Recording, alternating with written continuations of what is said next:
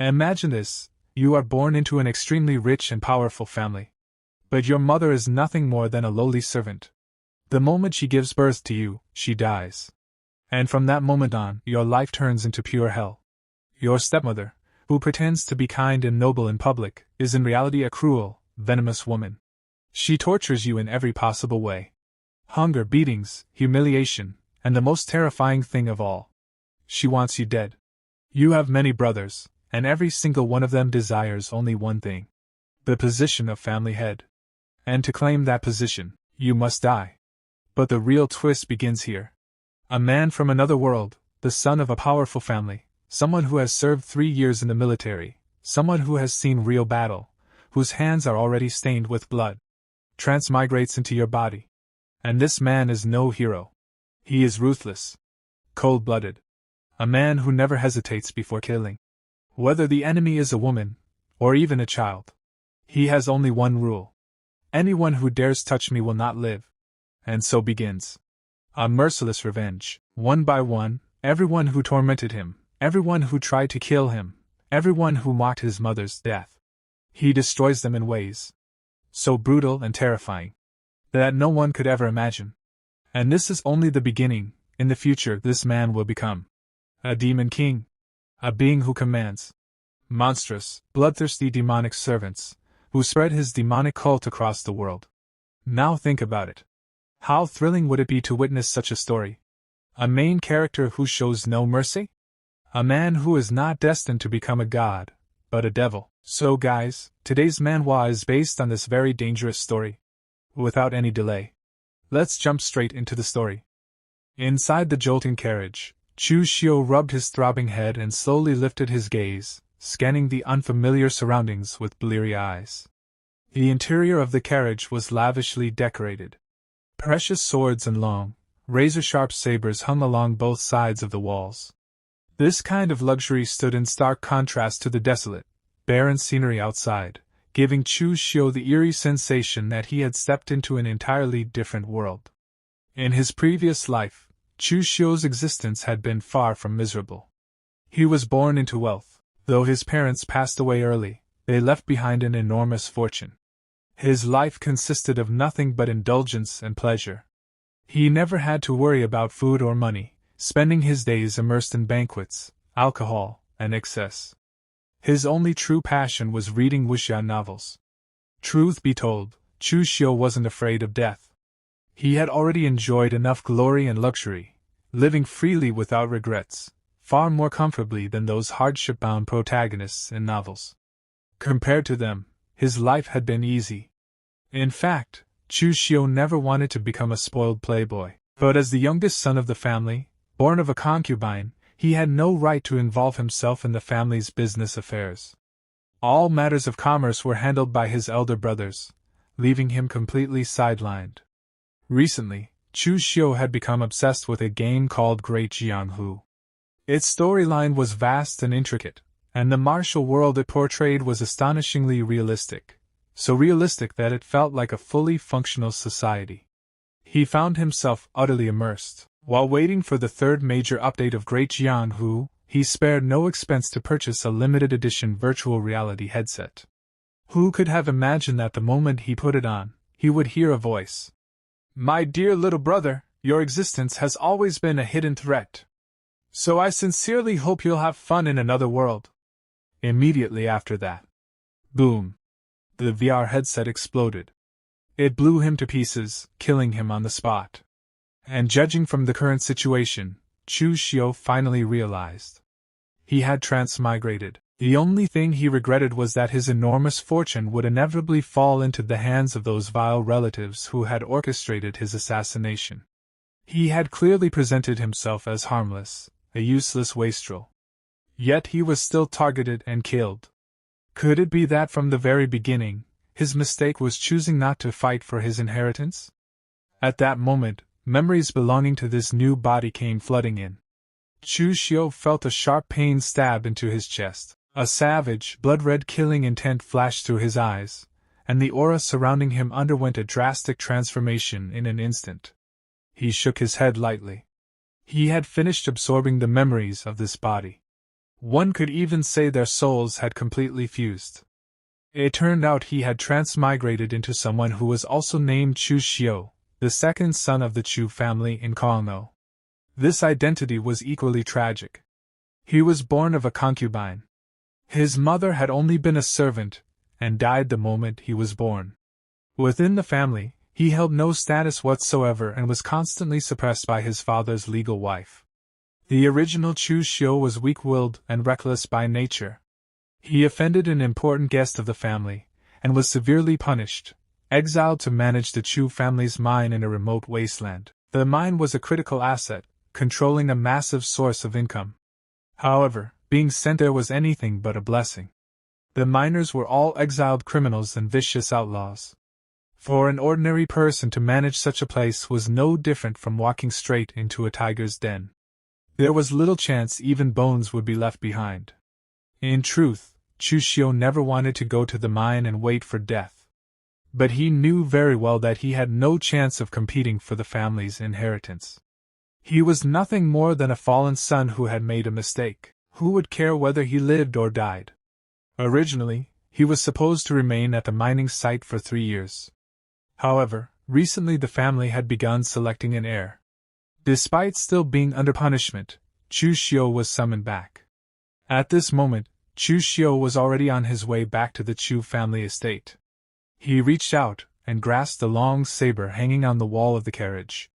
Pulling it from its sheath. Clang! A crisp metallic sound rang out. The gleaming blade reflected the face of a handsome young man. Yet between his brows lingered an unsettling softness, almost effeminate. He didn't like this expression very much. But since things had already come to this, Chu Xiu could only accept his new appearance.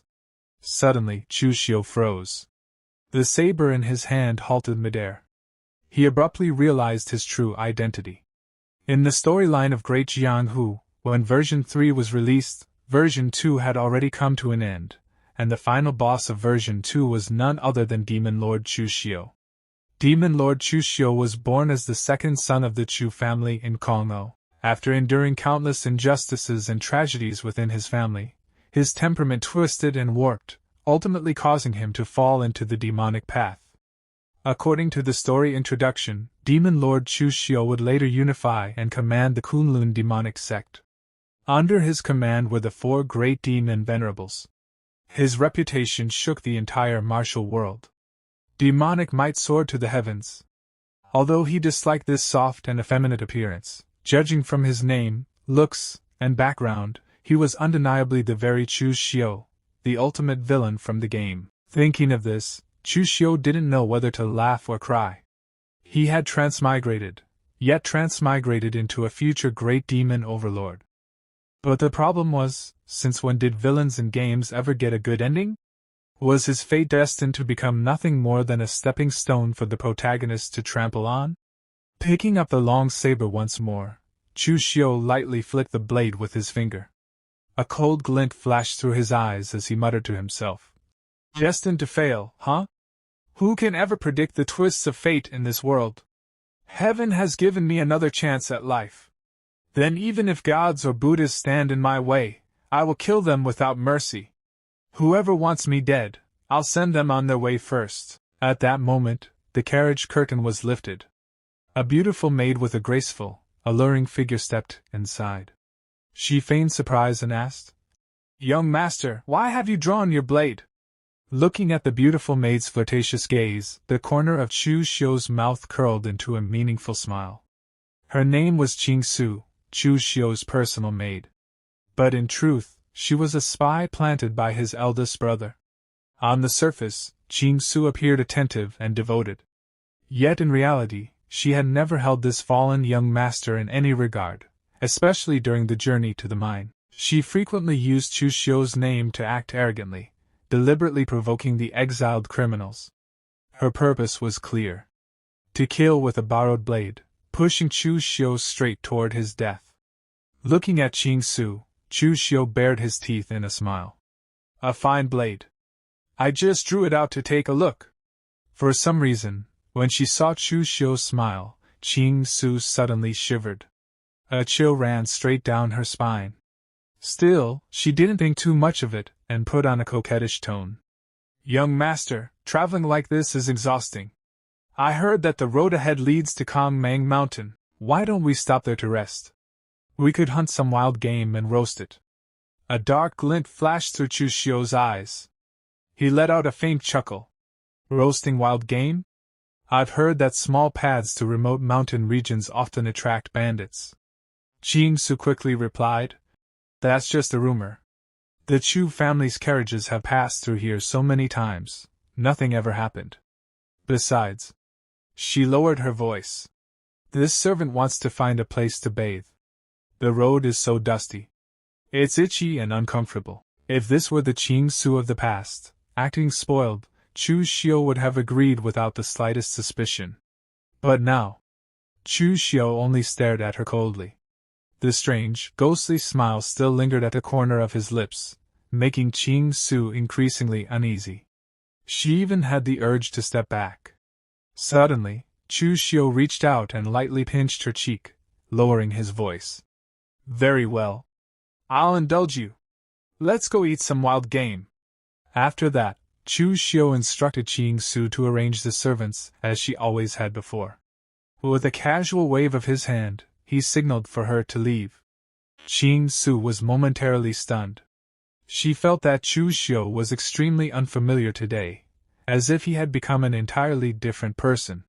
But when she thought of the generous reward the first madam had promised if the task was completed, Su quickly cast her doubts aside.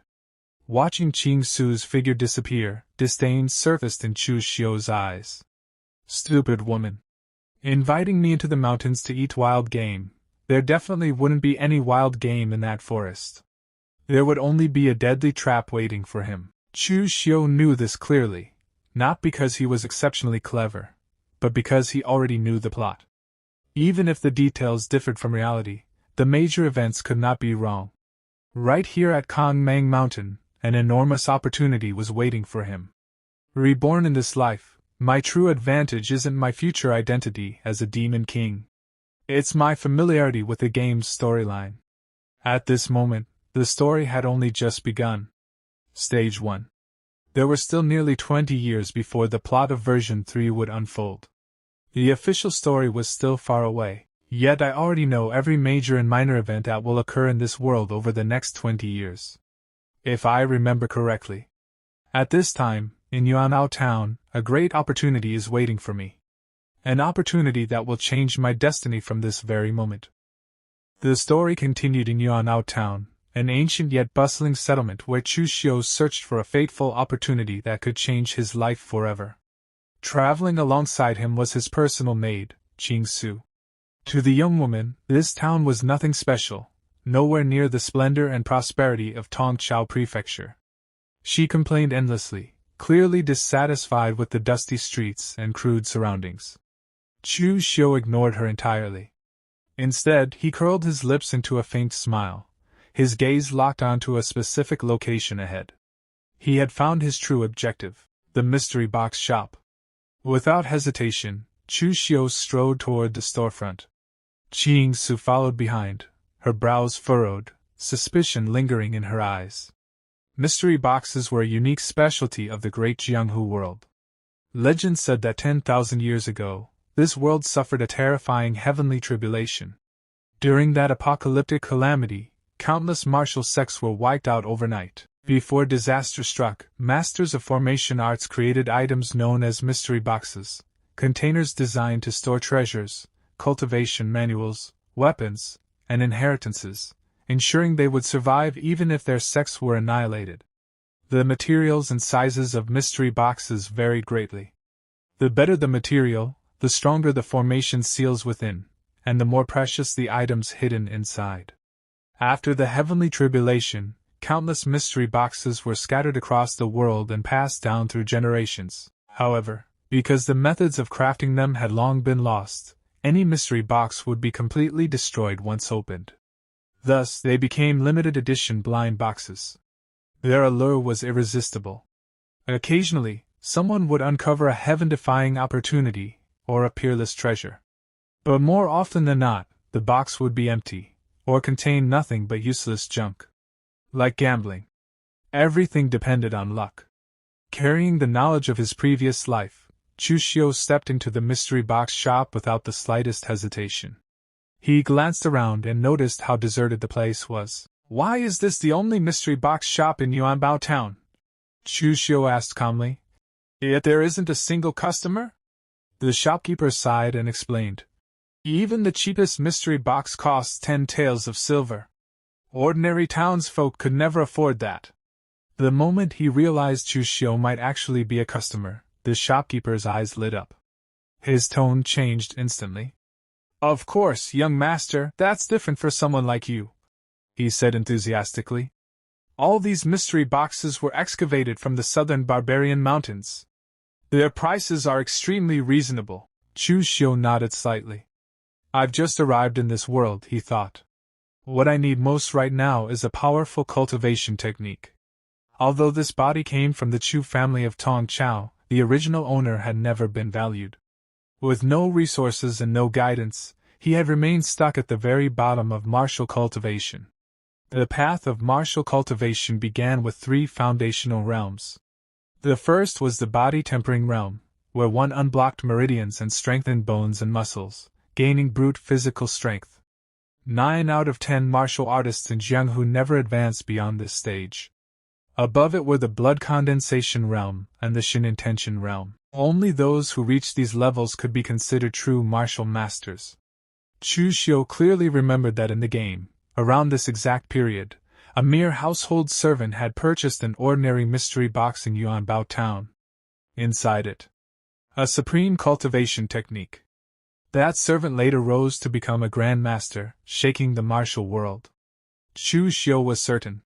This is my destined opportunity. Just then, the door burst open. A gorgeously dressed man with an arrogant, insolent expression strode in loudly. "Shopkeeper! Bring me 2 mystery boxes!" The shopkeeper recognized him immediately. Li Gang, a lackey of the Li family. Trying to be helpful, the shopkeeper advised him. "Li Gang, this is just gambling.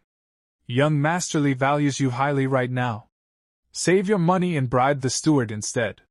You might earn a promotion." Li Gang sneered. "Even as a steward, I'd still be a servant for life. I'd rather gamble. If I open a peerless divine art, I'll soar to the heavens in a single step." The shopkeeper sighed helplessly. Peerless divine arts aren't so easily obtained. Still, he handed Li Gang 2 mystery boxes. One was a purple crystal sphere. The other, a golden box. Just as Li Gang reached out, another hand blocked his way. "Wait," Chu Xiu said coldly. "I want to buy all the mystery boxes here." With the memories of a gamer, Chu Xiu instantly recognized Li Gang. This man was the exact household servant who, in the original storyline, would obtain the supreme opportunity in Yuanbao town. That meant the strongest cultivation technique was hidden inside one of those 2 boxes. Li Gang spun around in fury. "Young master! I was the one who chose them first." The shopkeeper froze, trapped between 2 people he couldn't afford to offend. Facing Li Gang's rage, Chu Xiu simply asked in a calm, chilling voice. "Now that I say I want everything, do you have objections?" Overwhelmed by Chu Xiu's imposing presence, Li Gang hurriedly tried to intimidate him. "Don't think you can bully me just because I'm a servant.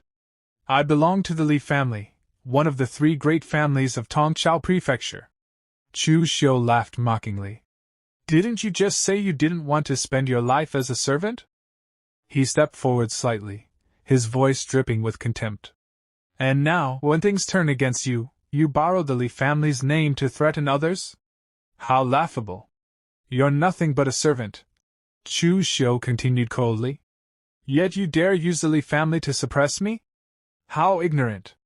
Li Gang's eyes burned with rage. Chu Xiu casually raised his hand. Immediately, his attendants moved in. Li Gang's heart sank. With his mere body-tempering realm cultivation, there was no way he could fight them all. Let's talk," he stammered. "We can discuss this calmly."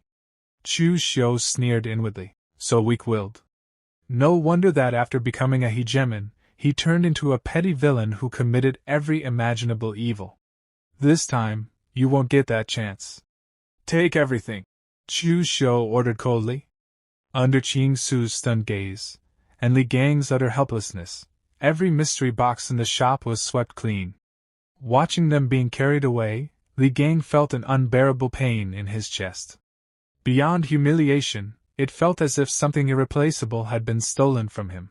He collapsed to his knees, staring at Chu Xiu's retreating figure, teeth grinding. This isn't over, he swore. Back at his lodgings, Chu Xiu began the next phase. He knew from the game that certain treasures required a special trigger. He took out a small knife and let a single drop of blood fall onto the purple crystal sphere. The instant the blood touched it, boom! Violent purple energy erupted. Chu Xiu was blasted backward as the crystal activated. His guess was correct. The shell shattered, revealing a glowing green jade slip. A triumphant smile spread across Chu Xiu's face. This is it. As he absorbed the contents, a torrent of energy surged around him. This was a Taoist classic, an innate skill, a supreme cultivation method. It could cultivate innate true qi, cure all diseases, regulate deficiencies, and ensure one's true qi would never decay. No wonder Li Gang rose so high in the original story. Normal cultivation techniques were divided into 9 revolutions. The first 3 were trash, barely enough for small sections. The middle 3 were treasures capable of founding sections.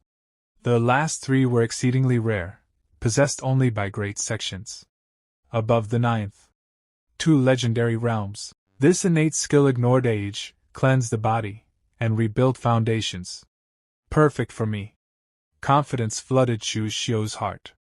And to his surprise, the jade slip also contained a bonus martial art. Azure Dragon in the sleeve. The blade is hidden. The intent concealed. One strike. Like a dragon emerging from the sea. At least a second revolution technique. Unexpected joy. Then, crash! A thunderous noise erupted downstairs. Where is Chu Xiu? You dare steal from my Li family? Get out here! Li Tong had arrived. A massive man, 7th Master Li, stormed in with his thugs, smashing furniture. Li Gang pointed upstairs. That's him. Chu Xiu appeared calmly, looking down at them. And if I refuse? He asked indifferently. Threats followed. Chu Xiu smiled. Then, power erupted. Green energy flooded the room. Pressure crushed down like a mountain. Azure Dragon in the sleeve, unleashed. A roaring dragon of energy manifested. Silence. Chu Xiu landed lightly, blade raised, eyes glowing purple. I hate being threatened the most. He looked around. Anyone else? Hidden behind the door, Qing Su witnessed Chu Xiu killing someone with her own eyes. Terror seized her heart instantly. She never would have imagined that a man rumored to be weak, timid, and cowardly would kill without the slightest hesitation. Blood splattered across the floor. Li Tong stared at Chu Xiu, his face drained of all color. Why you actually dare?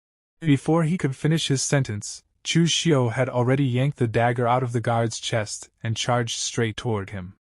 Li Tong instinctively raised his arms to block. But how could he possibly stop Chu Xiu? Seeing the blade about to take his life, Li Tong's legs went weak. In that moment, he was certain. I'm going to die. Yet. The dagger stopped. Right at his throat. The cold, blood-stained blade pressed lightly against his neck. Recalling Chu Xiu's ruthlessness just moments earlier, Li Tong's legs began trembling uncontrollably. Chu Xiu looked at him coldly. Trash of your caliber, he said darkly. And you still dare come looking for trouble with me? You really don't know your limits. It's true. I, Chu Xiu, am not favored in the Chu family. I'm only the son of a concubine, but the head of the Chu family is still my father. And what are you? A worthless playbill. Mediocre martial talent. Living off family scraps. Who gave you the courage to bring people here and provoke me? He leaned closer, voice icy. Believe it or not. Even if I kill you right here, the worst I'll get is a light punishment. Li Tong shuddered violently, cold sweat soaking his clothes. Only now did he understand. The rumors were lies. This man was not weak. He was terrifying. Chu Xiu withdrew the dagger and calmly handed the hilt to Li Tong. "Take it." Li Tong froze. "I said," Chu Xiu repeated, eyes sharp. "Take the dagger." Under that gaze, Li Tong trembled as he grabbed it. Suddenly, Chu Xiu seized Li Tong's wrist and forced the blade toward his own chest. His eyes turned bloodshot. "Didn't you come here to cause me trouble? The dagger's in your hand now. I'll give you a chance. Kill me." The room fell into dead silence. Li Tong and his subordinates stood there in shock, unable to believe what they were seeing. Li Tong shook his head frantically. How could he dare? Chu Xiu could kill him and walk away. But if he killed Chu Xiu, his entire family would be wiped out. Seeing his hesitation, Chu Xiu tightened his grip, pressing the blade harder against his chest. "I said, kill me!" Clang! The dagger fell to the ground. Li Tong's hands trembled so violently he couldn't even hold it. I don't dare. I was wrong." A mocking smile appeared on Chu Xiu's face. He reached out and patted Li Tong's cheek. "Useless trash. I gave you a chance, and you still didn't dare take it. You don't even dare kill someone while holding a blade. Who gave you the guts to provoke me?" Li Tong felt shame and fury burn through him, but he didn't dare speak. He turned and fled toward the door in panic. Behind him, Chu Xiu trembled violently. Is this really the Chu Xiu I once knew? The Li family hurriedly carried the corpse away. Only after reaching the inn's main hall did Li Gang cautiously approach. "Seventh Master." Before he could finish, bang! Li Tong slammed a punch into his face. "Damn it!" Li Tong roared. "This is all your fault, you idiot! You dragged me into this mess. Remember this, even if the third young master protects you, once I return to the Li family, I'll make sure you learn what real pain is." Night fell. The scene shifted to an ancient, time-worn structure bathed in moonlight. A towering mountain loomed in the distance, silent and oppressive. A man dressed in plain purple stepped forward and cupped his fists respectfully. "Young master, may I ask why you summoned me so late?" Chu Xiu studied him. This man was Gao Bai. He had entered the Chu family over 10 years ago. A nameless laborer. Average talent. Barely body-tempering realm. But he was honest, Chu Xiu asked coldly. "Gao Bai, I was falsely accused and exiled to the southern mines. Because of me, you were dragged along. Do you resent me?" Gao Bai immediately replied. "Never. To serve the second young master is my honor." Chu Xiu pressed on. "You've served the Chu family for over 10 years. 2 taels of silver a month. Others became stewards and managers. You truly feel no resentment?" Gao Bai lowered his head. "I am foolish and talentless. This is already enough." Chu Xiu laughed softly. "No. You are not satisfied. Even a dog fed meat for 10 years would never want to eat scraps again. Humans are no different." He placed a hand on Gao Bai's shoulder. "You followed me through hardship. In the future you'll share glory with me too." Gao Bai's eyes ignited. "This subordinate understands." Chu Xiu shook his head. "No.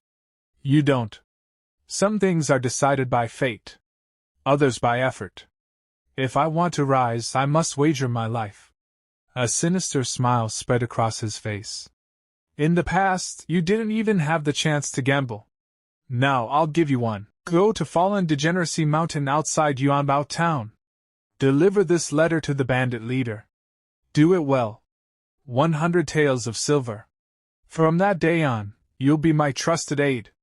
Gao Bai struggled internally. "If I refuse, my life will never change."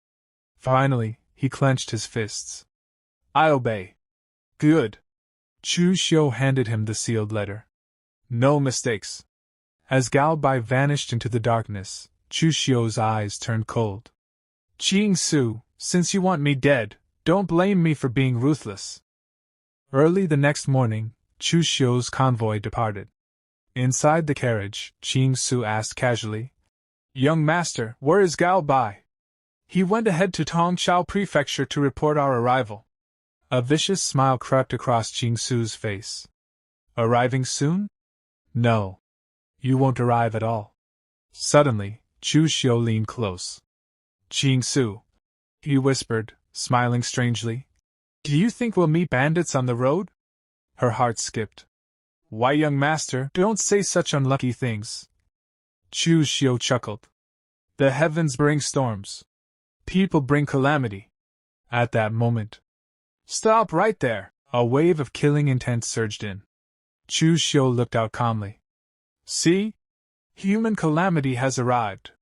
The convoy was blocked on a narrow forest path. Bandits. Their leader sat arrogantly on a tree branch. Qishan. Red hair. Scarred chest. Massive saber. "What are you waiting for?" he roared. "Get down here!" Chu Xiu stepped out unhurriedly. "If you want silver, I have thousands of taels." Qishan sneered. "Your life's worth more." "What if I want that instead?" Chu Xiu smiled faintly. "Name your price." Qishan laughed cruelly.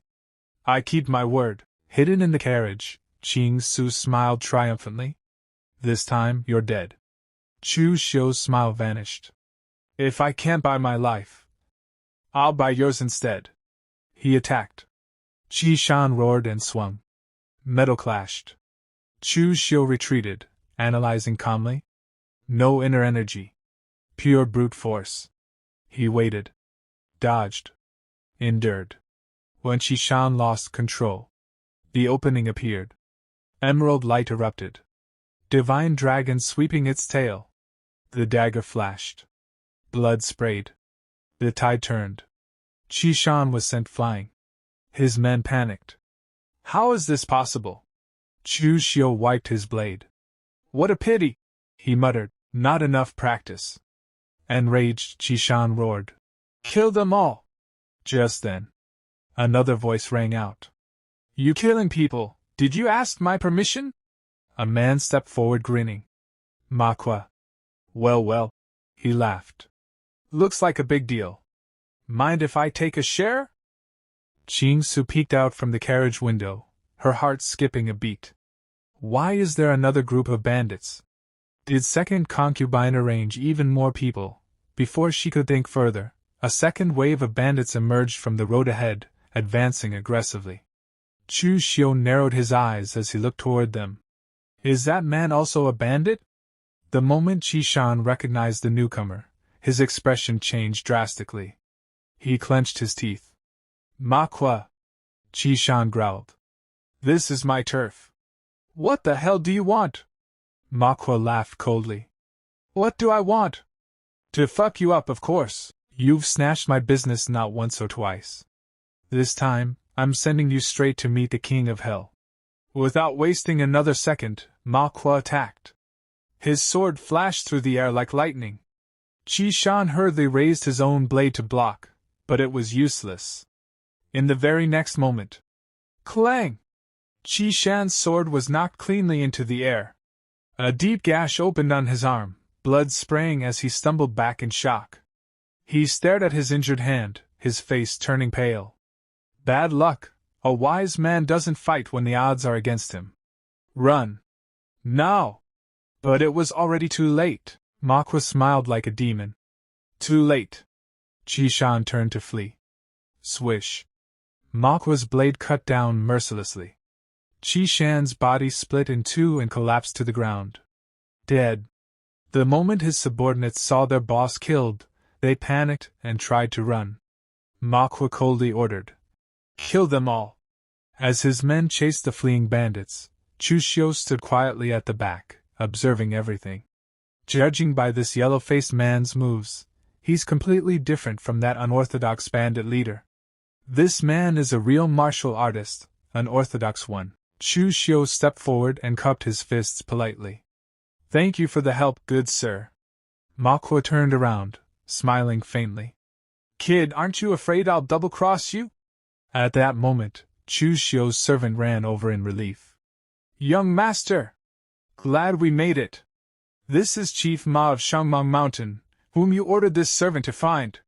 Chu Xiu nodded calmly. Chief Ma is a smart man. Since you received my letter, you should already know. Killing me will get you, at most, a few thousand taels of silver. But if you don't kill me, you'll get that batch of refined ore I promised. You can replace all that scrap copper and rotten iron your men are using. The choice should be obvious. Manhwa fell silent. Meanwhile, Chu Xiu thought coldly. Second concubine is vicious. She won't show mercy, even to an illegitimate son like me who barely has a chance to inherit. From the moment Chu Xiu suggested taking the small path, I knew. She bribed bandits, borrowing a knife to kill a man. If she can spend money to kill me, then I can use bandits to protect me. Manhwa finally spoke.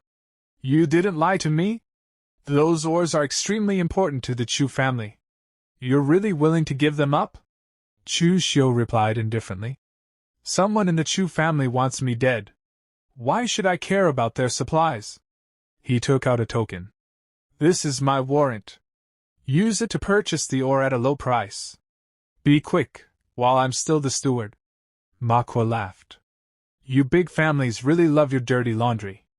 But you, kid, you're decisive. If there are deals like this in the future, come find me. I, Manhwa, am very efficient at killing. I'll even give you a discount for acquaintances. Satisfied, Manhwa left with his men. Chu Xiu watched from behind, eyes cold. Qilian, a bandit with martial arts heritage. I know who he is. Gao Bei got lucky. He actually hired someone with a background. Chu Xiu then looked toward the carriage. Inside, Chu Xiu was trembling violently, sweat pouring down her forehead. Why is it like this? Isn't Chu Xiu trash? How did he so easily seriously injure that bandit leader? Chu Xiu entered the carriage. The moment he stepped in, Chu Xiu collapsed to her knees, acting pitiful. Young master, were the bandits all repelled? Chu Xiu chuckled softly. Of course. They were all repelled. This slut is still pretending. He stepped closer, smiling faintly. I didn't die. You're very disappointed, aren't you? Why, young master is joking. Chu Xiu stammered. It's a good thing the bandits were repelled. How could this servant be disappointed? Snap. Chu Xiu grabbed her by the throat. His voice turned ice cold. Do you really take me for an idiot? Speak, how much silver did my good second mother spend to hire these bandits? Otherwise die. Chu Xiu couldn't breathe. Her face turned purple. I'll speak. I'll say everything. 10,000 taels of silver. Chu Xiu released her. 10,000 taels. What a generous hand. Does my second mother really hate me that much? Chu Xiu cried. Second concubine said you stubbornly supported eldest young master, and would ruin things sooner or later. She also won over fourth young master recently, so she wanted to eliminate future trouble.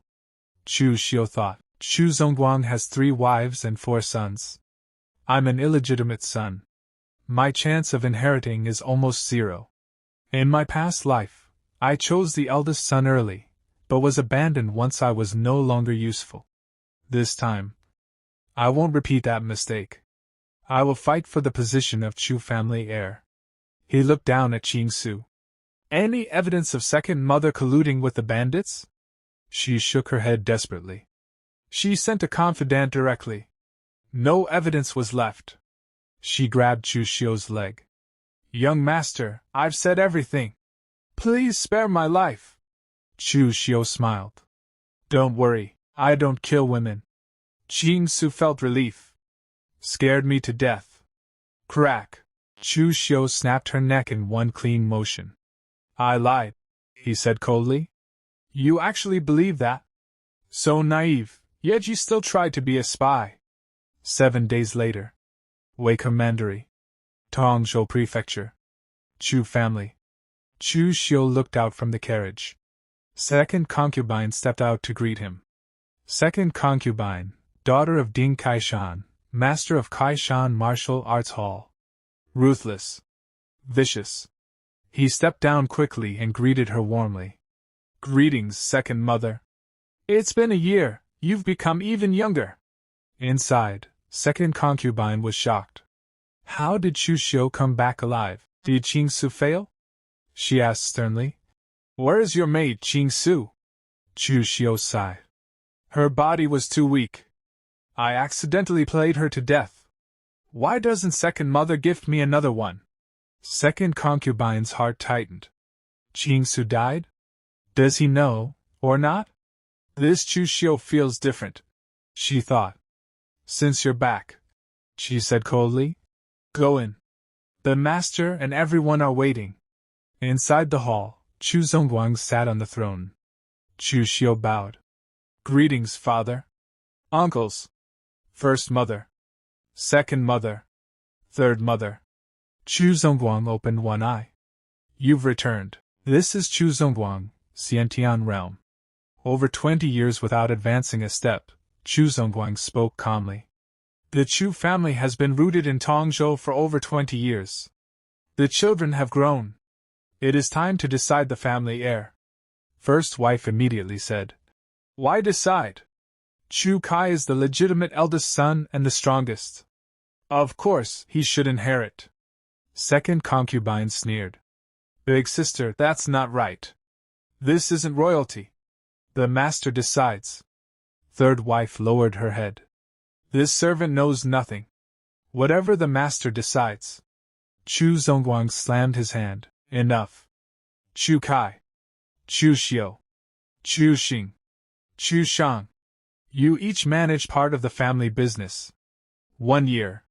Whoever makes the greatest progress will become the Chu family heir. Do you all agree?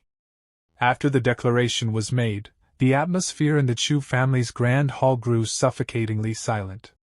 Patriarch Chu Zongguang sat high above, his presence alone radiating unquestionable authority. Below him, the wives and children stood in silence, each secretly calculating their next move in the inevitable battle for succession. Chu Xiu observed everything with cold detachment.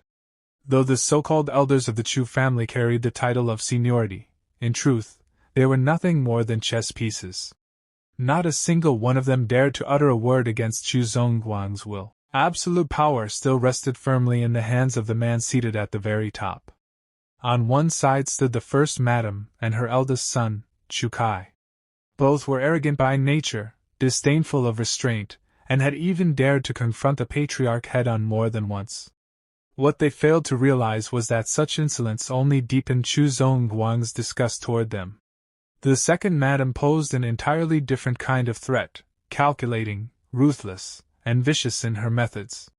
She had long coveted the position of heir for her own son. Unfortunately, Chu Shang was a man of brute courage with no talent for scheming, utterly incapable of concealing his ambitions. Among them all, the third madam was the most shrewd. On the surface, she appeared gentle and seemingly indifferent to power struggles. Yet it was precisely this carefully crafted facade of virtue that earned the patriarch's favor, allowing her son to become the most cherished child in the household. Having seen through the true intentions of every single person present, Chu Xiu nevertheless found Chu Zongguang the most puzzling of all. Though the patriarch had loudly proclaimed the selection of a successor, his eyes remained cold and detached, as if he truly did not care about the final outcome. At that moment, the first madam spoke up in opposition. She argued that a martial aristocratic family like the Chu clan should choose its successor based on genuine strength. As she spoke, she turned toward Chu Xiu with a mocking gaze and asked, Chu Xiu, don't you think what I'm saying makes sense?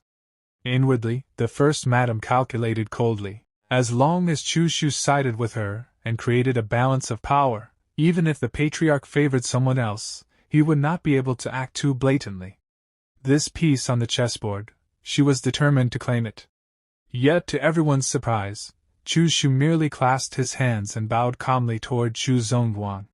Father must have his own reasons for doing this. This son has no objections. The moment those words fell, the atmosphere in the hall twisted strangely. The second madam stared in disbelief. How could the man she had secretly ordered assassinated stand here so calmly, as if nothing had ever happened? Meanwhile, the first madam burned with fury. This chess piece had dared to defy her will. Chu Kai finally lost his patience. He shouted that Chu Xiu was weak and spineless, demanding to know whether he even understood what he was saying. He gave him one last chance to state his true thoughts. What Chu Kai did not know was that behind that obedient exterior lurked a monster, silently waiting for the moment to erupt. Chu Xiu responded softly, merely reminding his elder brother that he was only following their father's wishes. With a thunderous slam of his palm, Chu Zongguang ended the pointless quarrel. The decision had already been made. Anyone who dared oppose it would be openly challenging the patriarch's authority. Under the crushing weight of his fury, the entire hall fell into absolute silence. But Chu Xiu was not finished. With an air of indifference, he calmly proposed that the patriarch grant him additional business assets to manage. He reasoned that the Nanshan mine was far too insignificant for him to earn merit or properly demonstrate his capabilities in front of everyone present. Chu Zongguang narrowed his eyes suspiciously. The son who had remained silent for so many years had finally begun to reveal his ambition. That piercing gaze seemed intent on seeing straight through Chu Xiu's thoughts. The wives were all stunned. So the display of weakness earlier had merely been an act. His true objective was to insert himself directly into the core industries of the Chu family. At that moment, Steward Lu spoke up with thinly veiled ridicule. He accused Chu Xiu of overstepping his bounds and sneered that all he needed to do was properly manage that single mine. For a mere servant to openly humiliate a young master in the Grand Hall, this alone was proof of just how low Chu Xiu's status had once been within the family. Yet Chu Xiu did not grow angry. He simply raised a finger and lightly beckoned, signaling for Steward Lu to step closer. That calm expression concealed a chilling killing intent, one that no one present had yet noticed. Steward Lu maintained his arrogant expression. As he walked closer, he sneered provocatively, assuming that since he had been standing too far away, Chu Xiu wanted him to come closer so he could hear those words more clearly. Crack! A dull, bone-shattering sound rang out. In the blink of an eye, Chu Xiu unleashed a brutal strike. The steward never had time to react. Fresh blood sprayed violently across the grand hall. Moments ago, the domineering steward now lay collapsed on the floor, barely clinging to life. Chu Xiu's terrifying speed and merciless precision froze everyone in place. Terror was etched across their faces. He did not stop there. With icy indifference, Chu Xiu stomped down hard on the wretched man's body. This was not an act of impulse, it was a declaration. A new order was being established. Anyone who dared show him disrespect would pay a heavy price. From the wives to the brothers, the entire Chu family stared in disbelief, unable to accept what they had just witnessed. A deathly silence swallowed the grand hall. The second madam trembled uncontrollably, fear flooding her heart. She wondered whether Chu Xiu had truly gone mad, or if this was the real monster that had been hiding in plain sight all along. With a furious slam of his palm, Chu Zongguang rose to his feet. Rage erupted like a violent storm as he roared, demanding to know what Chu Xiu thought he was doing, daring to commit such ruthless violence in front of the patriarch and so many senior members of the clan. Chu Xiu withdrew his hand and bowed calmly in apology. Yet his words were razor-sharp. He asserted that for a servant to interrupt his master's words was an act of extreme insolence, and that this punishment was merely a necessary measure to restore discipline and safeguard the dignity of the Chu family. Chu Xiu looked down at the man crawling on the floor, his gaze devoid of even a trace of pity. In a cold voice, he added that if someone like this were at the Nanshan mine, he would have long since been discarded and used as a sky lantern. His father might be merciful, but to Chu Xiu, a servant's disrespect was utterly unforgivable. Witnessing his son's brutality, yet undeniable logic, Chu Zongguang could not help but fall into contemplation. Deep down, he had to admit that Chu Xiu was right. Regardless of whose man the steward was, he was still nothing more than a servant. His own prolonged seclusion had allowed these subordinates to forget their place and disregard the hierarchy within the household. Nevertheless, in order to preserve the family's public dignity, Chu Zongguang chose to close the matter. He reminded everyone that this was the Chu family estate, not the Nanshan mine, and ordered that Chu Xiu be fined 3 months of his stipend to cover the steward's medical treatment, a light, symbolic punishment meant only as a warning. Chu Xiu lowered his head and calmly accepted the order. But he did not stop there. With calculated composure, he posed a pointed question to his father. Was he truly expected to guard that remote mine forever? If so, what meaning did this grand gathering to choose a successor even hold for him? Chu Zongguang fell silent, stroking his chin thoughtfully. Though he had never intended to let Chu Xiu inherit the family assets, standing before the entire clan, he understood that he could not treat a son who had just demonstrated such terrifying capability with blatant unfairness. The first madam, standing nearby, could no longer hide her agitation. She spoke sharply, accusing Chu Xiu of openly assaulting someone in the Grand Hall as a direct challenge to the patriarch's authority, insisting that the matter could not simply be brushed aside. However, Chu Zongguang had already reached his decision. He roared back, asking whether she expected Chu Xiu to pay with his life for the sake of a mere steward. Then he declared that once the merchant caravan from the Yan Kingdom returned, all managerial authority over it would be handed to Chu Xiu. Many thanks, father. Chu Xiu clasped his hands in salute, a faint, meaningful smile flickering across his lips. He had achieved the first objective of his plan, to reclaim his standing and expand his influence within the Chu family. Inwardly, Chu Xiu mocked the foolishness of the first madam and her son, Chu Kai. Born into a great clan, yet incapable of controlling their emotions, they always chose to clash head-on with Chu Zongguang. To him, a man so much older yet still scrambling to compete with his younger siblings for the position of heir was nothing more than a useless waste. The family meeting ended beneath a suffocating atmosphere. With a wave of his hand, Chu Zongguang dismissed everyone and stepped out of the grand hall. The second madam could not stop watching Chu Xiu's retreating figure. She had once believed her greatest enemies were only the first madam and her son. Never had she imagined that the once useless son of a lowly concubine would now possess such terrifying ambition and presence. The scene shifted to the second madam's private residence, a luxurious compound shrouded in silence, where sinister schemes were discussed behind closed doors. Inside the room, Chu Xiang could not hide his panic. He questioned his mother anxiously, asking why the assassins she had sent had failed, and how Chu Xiu had managed to survive and return alive. The second madam admitted bitterly that she had been careless. She had never expected that after just 1 year at the Nanshan mine, Chu Xiu would undergo such a drastic transformation. However, she quickly reassured her son. The Chu family, she insisted, would never allow a man who dared to strike in front of the patriarch, someone like Chu Xiu, to inherit the clan. Then she revealed her trump card. The managers within the merchant caravan assigned to Chu Xiu were all her people. They would ensure that he tasted utter failure. A vicious smile spread across her face. With the enormous sums she had spent to buy loyalty, she was confident that even if Chu Xiu held the title of caravan overseer, he would soon realize that he could not command a single subordinate. Meanwhile, Chu Xiu led Gao Bei straight toward the clan's medicine pavilion, the most important source of cultivation resources for the Chu family's descendants.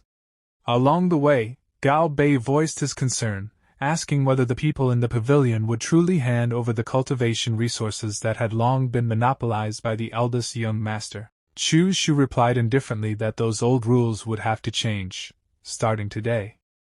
Upon entering the medicine pavilion, the fat steward, Steward Chu, greeted them with forced hospitality.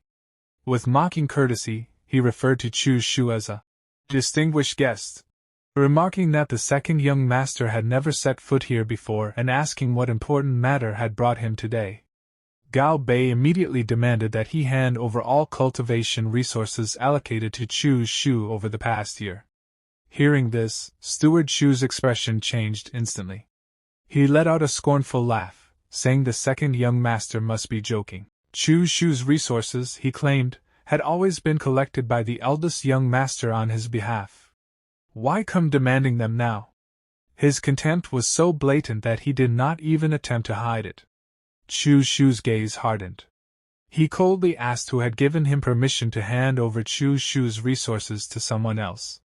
When neither Chu Xiu nor Chu Zhongguan had ever authorized such a thing, the fat steward remained stubborn, provoking him further and telling him to take the matter up with the eldest young master instead.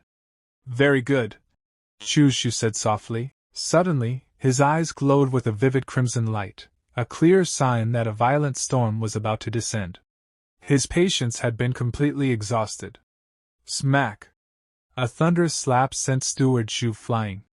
But the one who struck was not Chu Xiu.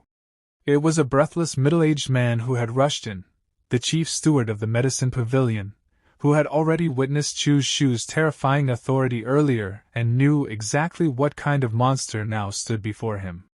The chief steward erupted in fury. He viciously berated his idiotic subordinate, cursing him for daring to spout nonsense in front of the second young master.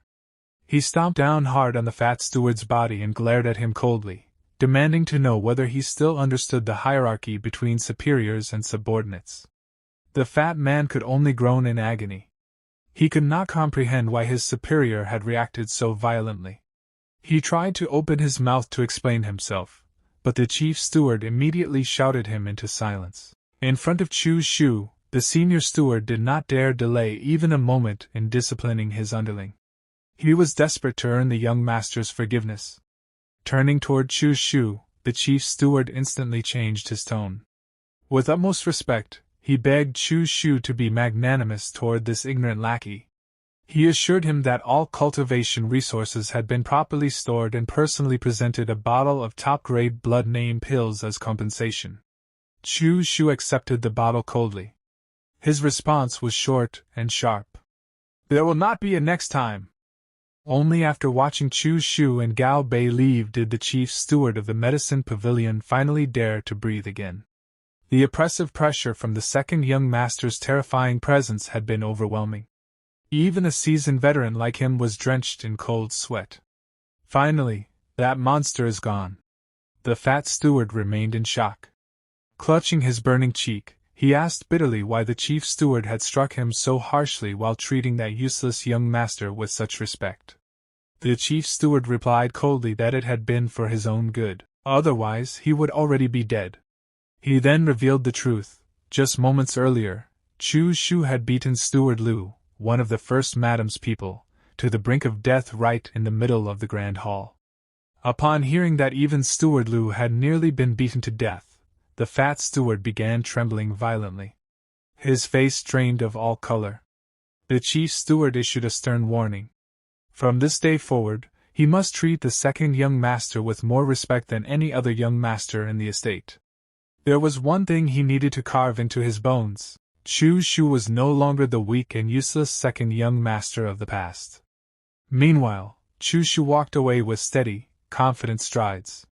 A faint, meaningful smile lingered on his lips as fear and reverence followed him wherever he went. With the cultivation resources reclaimed and his authority firmly established, the balance of power within the Chu family had officially begun to tilt, entirely according to his will. This part begins, and we see Chu Xiu's residence. Inside the room, Chu Xiu is sitting calmly in his chair, while his servant stands respectfully beside him. The servant speaks with admiration in his voice. Young master, you were truly imposing just now. Even the grand steward of the pharmacy was so polite to you. Chu Xiu replies indifferently, his tone cold and steady. That wasn't politeness. That was all. Evil cuts both ways. If you cannot be so kind that everyone respects you, then you must be so evil that everyone fears you. The servant scratches his head awkwardly and says, I understand. Chu Xiu glances at him and says flatly, Of course you don't. Otherwise you wouldn't have muddled along for so many years without even becoming a steward. Go find some wooden stakes and set them up in the courtyard. I want to practice my blade. After that, Chu Xiu's expression turns serious as he begins to think. The path of martial Tao is nothing more than talent, perseverance, opportunity, and comprehension. My talent is average. My comprehension is unknown. Opportunities require strength to seize. Therefore, for now, I can only put effort into perseverance. He continues calculating in his mind. 2 packs of Bukki powder per month. The Grand Steward gave 30 packs. 3 blood condensation pills per year. He gave 10, and of high quality. He certainly knows how to handle matters. Byoki powder is simple to concoct. It replenishes qi and strengthens the body, aiding cultivation. It is perfect for cultivating the Xiantian Gong. After that, Chu Xiu sits in his room and begins cultivating. As he circulates his energy, he thinks calmly. Taoist cultivation methods are moderate and peaceful. The more one cultivates, the more abundant one's energy becomes. In this aspect, it far surpasses other cultivation methods. An entire day passes while he remains immersed in cultivation. Finally, he slowly opens his eyes. A faint smile appears on his face. After a night of cultivation, the miraculous meridians run automatically, and the 8 veins are fully connected. My body already possesses the true qi of the Xiantian Gong. The results are not bad. Next, is practicing the blade. He walks into the courtyard to train. Wooden stakes stand firmly planted all around. He thinks to himself, my current blue dragon inside the sleeve only has the blade form but lacks the blade intent. So I must practice the most basic blade swings repeatedly. Without hesitation, he draws his blade. In one swift motion, his sword flashes like lightning. Slash! In a single strike, every wooden stake standing in the courtyard is cut cleanly and falls to the ground at once. At that moment, his servant arrives, carrying tea. Young master, I heard some news. The stewards leading the caravan that the master assigned to you are all the second concubine's people. They say that when the caravan returns, they intend to give you a display of severity to humble you. Chu Xiu calmly sheathes his sword. Did the other side spread this matter so blatantly? Yes, the servant replies. It was spread by one of the second concubine's maidservants. Chu Xiu's eyes turn cold as he thinks inwardly. That mother and son really don't take me seriously. What a pity, you all thought wrong. With me, people who do not listen are no different from dead people. He turns around and says, Gao Bei, come with me to Shangmang Mountain tomorrow morning. We are going to find that bandit leader Manhwa. Hearing this, Gao Bei's face turns pale with fear, but Chu Xiu smiles faintly. What are you afraid of? Bandits don't eat people. Moreover, he will become our greatest assistance. The next scene shifts to a meeting with the bandits. Chu Xiu sits calmly in a chair. Across from him stands the bandit leader, Chieftain Ma, surrounded by his men. Chu Xiu speaks first. Chieftain Ma, the matter I wish to discuss with you is somewhat significant. Could you ask your men to withdraw? Chieftain Ma waves his hand dismissively. No need. These are brothers with whom I share life and death bonds. There is nothing to hide from them. Chu Xiu nods slightly. Very well, then I will speak frankly. I want to talk to the person behind you. I know that you are not bandits. Chieftain Ma bursts into laughter. What a joke! If Laozi doesn't look like a bandit with this appearance, what else could I be? Chu Xiu's eyes sharpen. You are giant bandits. The remnants of the northern land's 36 giant bandits. The moment those words leave his mouth, the entire group of bandits is shocked. Suddenly, Chieftain Ma attacks. His blade slashes down and splits the table in front of Chu Xiu into pieces, but Chu Xiu retreats at the perfect moment. Without hesitation, he draws a dagger and lunges toward Chieftain Ma's neck. Chieftain Ma steps back quickly, narrowly avoiding the strike. However, Chu Xiu advances another step, pressing the dagger firmly against Chieftain Ma's throat. In a cold, serious tone, he says, Chieftain Ma, tell your men not to get agitated. If I truly wanted to make an issue of you, even if this place isn't governed by Northern Yan, once a wanted order came down, you would have been dealt with long ago. Chieftain Ma grits his teeth. How did you know our background? Chu Xiu replies calmly. I guessed. Chieftain Ma's kung fu is orthodox, and your troops' discipline is strict. Added to that, you mentioned the word Qilian. Therefore, aside from the Qilian iron cavalry among the northern land's 36 giant bandits, I really cannot think of anything else. Chieftain Ma curses under his breath. Damn it! Turns out it was Laozi who didn't watch his mouth. But in Chu Xiu's mind, he thinks further. However, what truly allowed me to confirm their identity was the original plot. Decades ago, Northern Yan was in great chaos. The 36 giant bandits emerged out of nowhere, daring even to plunder the Northern Yan imperial court. But later, Northern Yan rose again and joined forces with the major martial arts sect, Extreme North Floating Snow City, to crush the 36 giant bandits in one fell swoop. The various leaders were either killed or crippled, never to become a significant force again. In the original plot, there was news that remnants of the Northern Land's 36 giant bandits appeared in Wei Commandery, and now that plot has begun to move under his control. Slowly, Chu Xiu withdraws the dagger from Chieftain Ma's throat and says calmly, "Now Chieftain Ma should understand my sincerity, right?" Chieftain Ma narrows his eyes and replies, "What exactly do you want to trade with my boss? Telling me first is the same." Chu Xiu answers without hesitation. "I know the whereabouts of your Chilean Iron Cavalry's great chieftain, the red-faced heavenly king, Pang Hu. Is that information enough to trade?" The moment he hears this, Chieftain Ma's expression changes. "You really know the great chieftain's whereabouts? You aren't lying to me?" Chu Xiu says steadily. "Once you see the one behind you, the truth will naturally be revealed. Besides, once we are there, I wouldn't dare to lie." Hearing this, Chieftain Ma turns to leave. Before walking out, he says, "Fine. Then follow me. My boss is in North Shangmeng Mountain. It will take a few days to get there." A few days pass. We arrive at North Shangmeng Mountain. Chu Xiu has come to meet Chieftain Ma's superior. As they walk, Chieftain Ma explains, "After coming to Wei Commandery, my boss established a mountain stronghold here. Just in case, we built a small stronghold outside. Wait here a moment.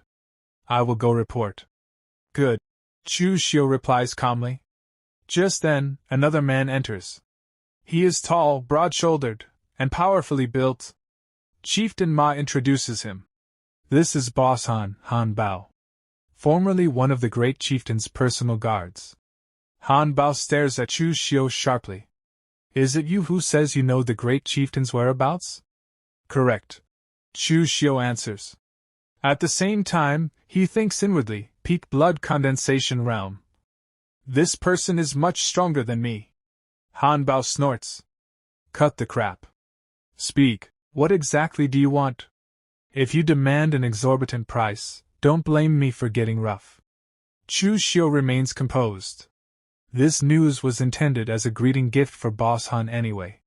According to what I know, after Great Chieftain Pang, who was heavily injured by the people of the Northern Yan Imperial Court, he is currently recovering his strength in the desolate mountains of Liaodong Commandery in the north.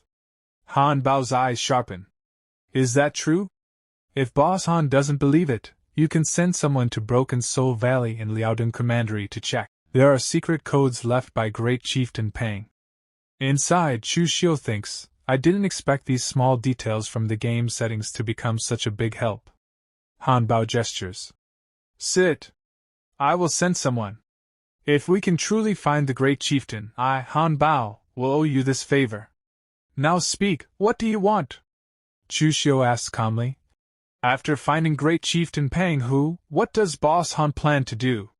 Han Bao sits back in his chair and says confidently, "Naturally, I will take the men of the stronghold to seek refuge with the Great Chieftain." Chu Xiu also sits down and shakes his head slightly. "That is incorrect. Great Chieftain Pang is currently resting and recuperating. Going to him now would not only be useless, but it would also increase the risk of exposure. He wouldn't allow you to follow him either. What you should do is accumulate money, provisions, and cultivation resources to prepare for his rise." Han Bao replies, "Those matters will be decided once the Great Chieftain is found. Speak clearly, what is your intention?" Chu Xiu says directly, "I want to cooperate with you to make money." Han Bao raises an eyebrow. "Such a good thing? Explain it in detail." Chu Xiu begins calmly. "There are many bandits in Shangmeng Mountain who frequently rob caravans and kill for money. Because of this, more and more caravans are switching to the time-consuming main roads or arranging large numbers of guards. Your business is becoming scarcer, right?" Han Bao nods. Correct. So what should be done? Chu Xiu's eyes gleam. Nothing can be accomplished without rules. If there are no rules, we will set the rules. As long as caravans hand over a portion of their wealth, they can be escorted safely across the mountain. This way, both the caravans and Boss Han benefit. Han Bao crosses his arms tightly. Then wouldn't I be making enemies of all the bandits in Shangmeng Mountain? Chu Xiu smiles faintly. One voice in the entire Shangmeng Mountain is enough. Does Boss Han lack the confidence to deal with those disorganized mobs? Han Bao suddenly laughs. Of course I have it. If not for my injuries remaining unhealed, I would have resolved that bunch of trash long ago. Chu Xiu is slightly surprised. Unexpectedly, this guy was actually a Xiantian expert before. I misjudged him, Han Bao then asks. By the way, Chu Xiu kid, you gave me such a good idea. What exactly do you want? Very simple, Chu Xiu replies. I also have a caravan in the Chu family. I hope it can enter and exit Shangmeng Mountain without obstruction. Additionally, I hope Boss Han can help me kill people. Han Bao grins. The first condition is no problem. But for the second one, wanting me, Han Bao, to act as a hired thug, just this piece of news isn't enough. Chu Xiu nods calmly. Of course. What I can give Boss Han is more than just this. I will inform you in advance about passing caravans. This way, you won't have to worry about wasted trips. Han Bao laughs loudly. That does sound pretty good. Chu Xiu adds casually. By the way, I will soon transmit news of a Chu family caravan to you, Boss Han. Consider it a greeting gift. Han Bao's expression changes. Rob your own caravan? What is the meaning of this? Chu Xiu's lips curl slightly. That is the Chu family's caravan, not my caravan. Hearing Chu Xiu's words, Han Bao breaks into a satisfied smile. Good. At the same time, he cannot help thinking to himself, when it comes to viciousness, we really can't compare to these disciples of aristocratic families. They are actually so ruthless even to their own people. Chu Xiu stands up calmly. Pleasure doing business. If there's news, I will send a carrier pigeon to you. The scene shifts. Outside Chu Xiu's residence, a carriage is being loaded with goods. Boxes and crates are packed tightly as servants move quickly. Everyone looks sharp. The merchant caravan is about to set off. Just then, Chu Xiu appears and shouts coldly. Who told you to go?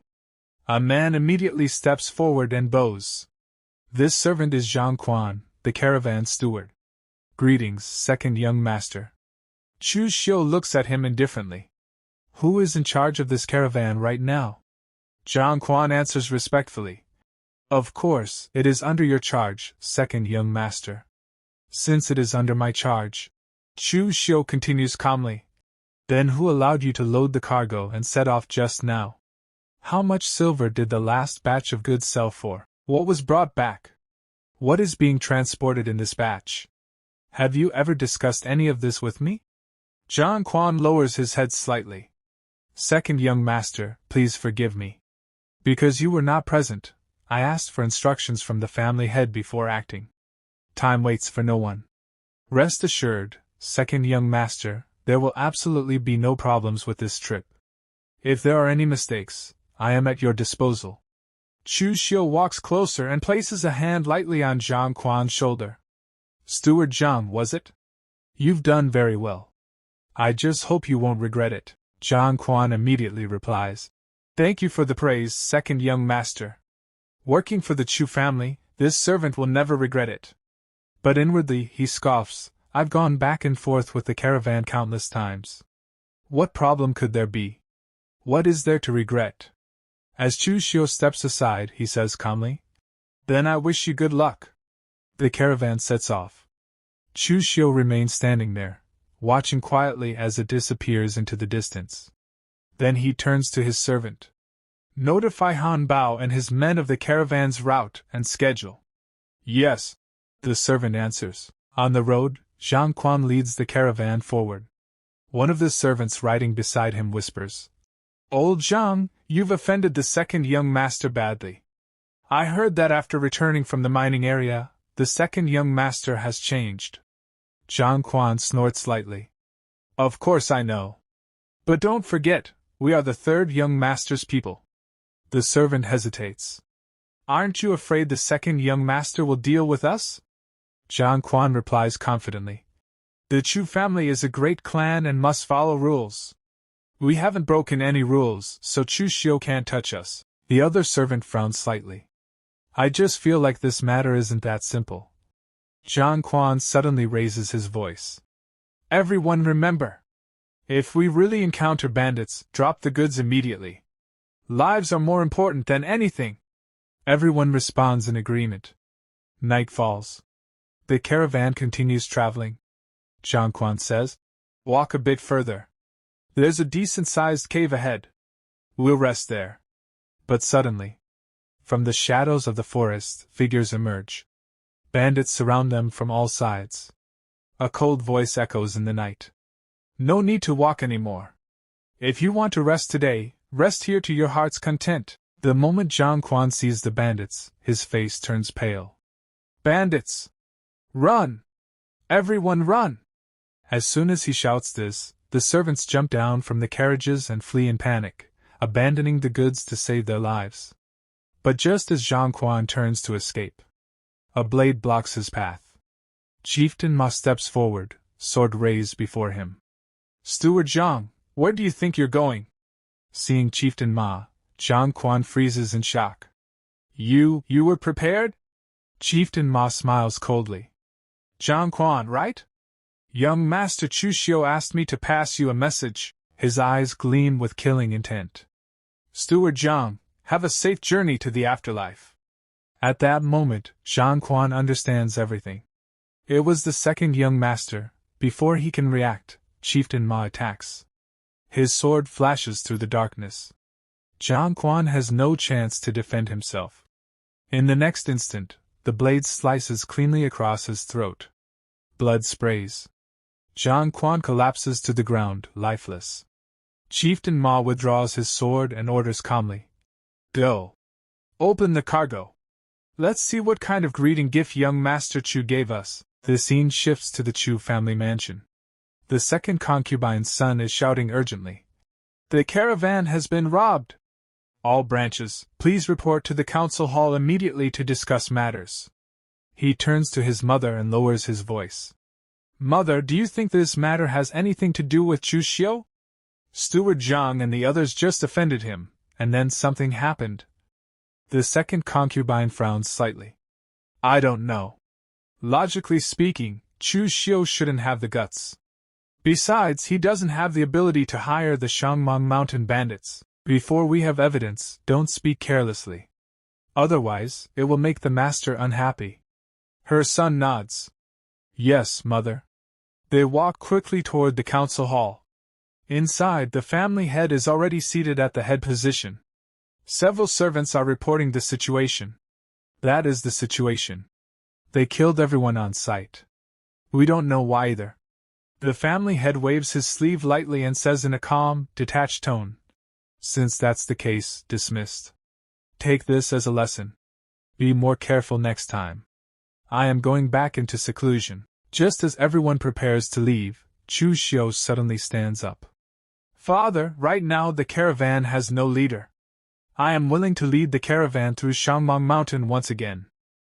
The moment he says this, his stepmother and stepbrother stare at him in shock. Their mouths hang open, utterly stunned. The family head frowns. Caravan transport has always been the most dangerous task. Family disciples have never led the team before. What kind of trouble are you adding? You have no experience at all. Do you want to die? Chu Xiu answers steadily. Right now, the caravan is in a state of panic. If there isn't someone of sufficient weight to lead, it will be difficult to set off. Especially the pharmacy goods, they cannot be delayed. As a direct descendant of the Chu family, I should lead the charge and boost morale. I ask Father for permission. The family head looks at him thoughtfully. I didn't expect Chu Xiu's awareness to be this high. However, the caravan indeed cannot be delayed. After a brief pause, he says, Then you go. Be careful. Chu Xiu bows slightly. Thank you for your concern, father. His stepbrother, however, thinks coldly. To actually snatch up this thankless and dangerous task. Is Chu Xiu's brain broken? The scene shifts. Under the moonlight, several servants stand in the courtyard whispering among themselves. One of them says bitterly, "Can't blame them for pointing fingers at us. This time the goods weren't saved, and quite a few people died." Another servant shivers. "Yeah, this time was too scary." Suddenly, the door swings open. Chu Xiu steps out and shouts sharply, "Pack up, everyone. The caravan is setting off again, heading to the state of Yen." The servants freeze in shock. "Second young master," one of them says nervously, "we just had an incident. No matter what, we should rest for a period of time." Another quickly adds, "Yes. Let's think of a countermeasure before leaving. What if we enter the mountain and get robbed by bandits again?" Hearing them, Chu Xiu thinks coldly, that cheap old dad really doesn't care about the Chu family's affairs. Look at how spoiled these servants have become, and he doesn't even manage them. He speaks firmly. "Rest for a while? Think of a countermeasure? What a joke. The ones who died weren't you. You didn't even suffer a scratch. What are you resting for?" The servants fall silent, but fear still lingers on their pale faces. Chu Xiu steps forward again, his voice sharper. "Did you think staying silent would solve anything? In the Chu family business, caravan treatment is the best, 10 times that of general labor, even more. Since you are afraid of death and don't want to go, there are plenty of people who do." He calls out loudly, "Gao Bei." From behind him, his servant answers immediately. "This servant is here." A faint smile appears on Chu Xiu's lips. "Go. Tell the general laborers, those who dare to risk their lives may join the caravan. Monthly pay will be at least 10 taels. If they return smoothly, 0.5% of the profit will be their reward. As for these people, go find Steward Liu for reassignment." With that, Chu Xiu turns to leave. The servants panic instantly. "Second young master. Just now I was blinded by foolishness. Please give me another chance." Another drops to his knees. "Yes. We were wrong." But Chu Xiu does not turn back. "There is only one opportunity. Those who want to stay follow me." Soon, under the cover of night, Chu Xiu and the caravan depart once more. They move through the dark forest. Suddenly, figures emerge ahead. Bandits block the road. A fat man steps forward and shouts, "Little ones, come out! Business is here! Kill the people, leave the goods!" These are Han Bao's subordinates, led by Feng Yidao. The moment the servants see the bandits, their faces turn pale. "Damn it! Again?" one of them curses. "If I had known earlier, I wouldn't have stayed." Another mutters nervously, "Yeah. I'm regretting it too. I just hope we can survive and make it back this time." But on Chu Xiu's face, there is a strange smile. In his heart, he thinks calmly, finally, it's showtime. This part begins with Chu Xiu saying to his servant Gao Bei, "Gao Bei, get the fire oil. Prepare to light it." Gao Bei immediately obeys. He lights a torch and pulls down the curtain hanging on the carriage. Chu Xiu dismounts from his horse, steps forward, and faces the bandits directly. In a firm voice he declares, "Everyone, I will not let myself be slaughtered. If you dare to use force, I will burn the goods and fight to the death. Don't dream of getting anything." Hearing this, one servant looks confused and says, "Huh, who would have thought the second young master actually had such a move?" Another servant nervously adds, "However, what if they decide to kill us even without the goods?" At that moment, a fat bandit steps forward with a smile on his face and says, "You're still a bit too tender to play this game with your grandpa. Do you really believe I would rather kill you all than take these goods?" Chu Xiu stands calmly in front of him and replies, "Why go through all this trouble? How about this, you and I compete in a duel. If I lose, I am at your disposal. If I win, you let us leave. How about it?" The bandit bursts out laughing. "A weak young master who can't even trust a chicken wants to fight me? Since you want to die, I'll fulfill your wish. One frightened servant whispers. Only the eldest young master of the Chu family has reached the blood condensation realm. Can the second young master really do this?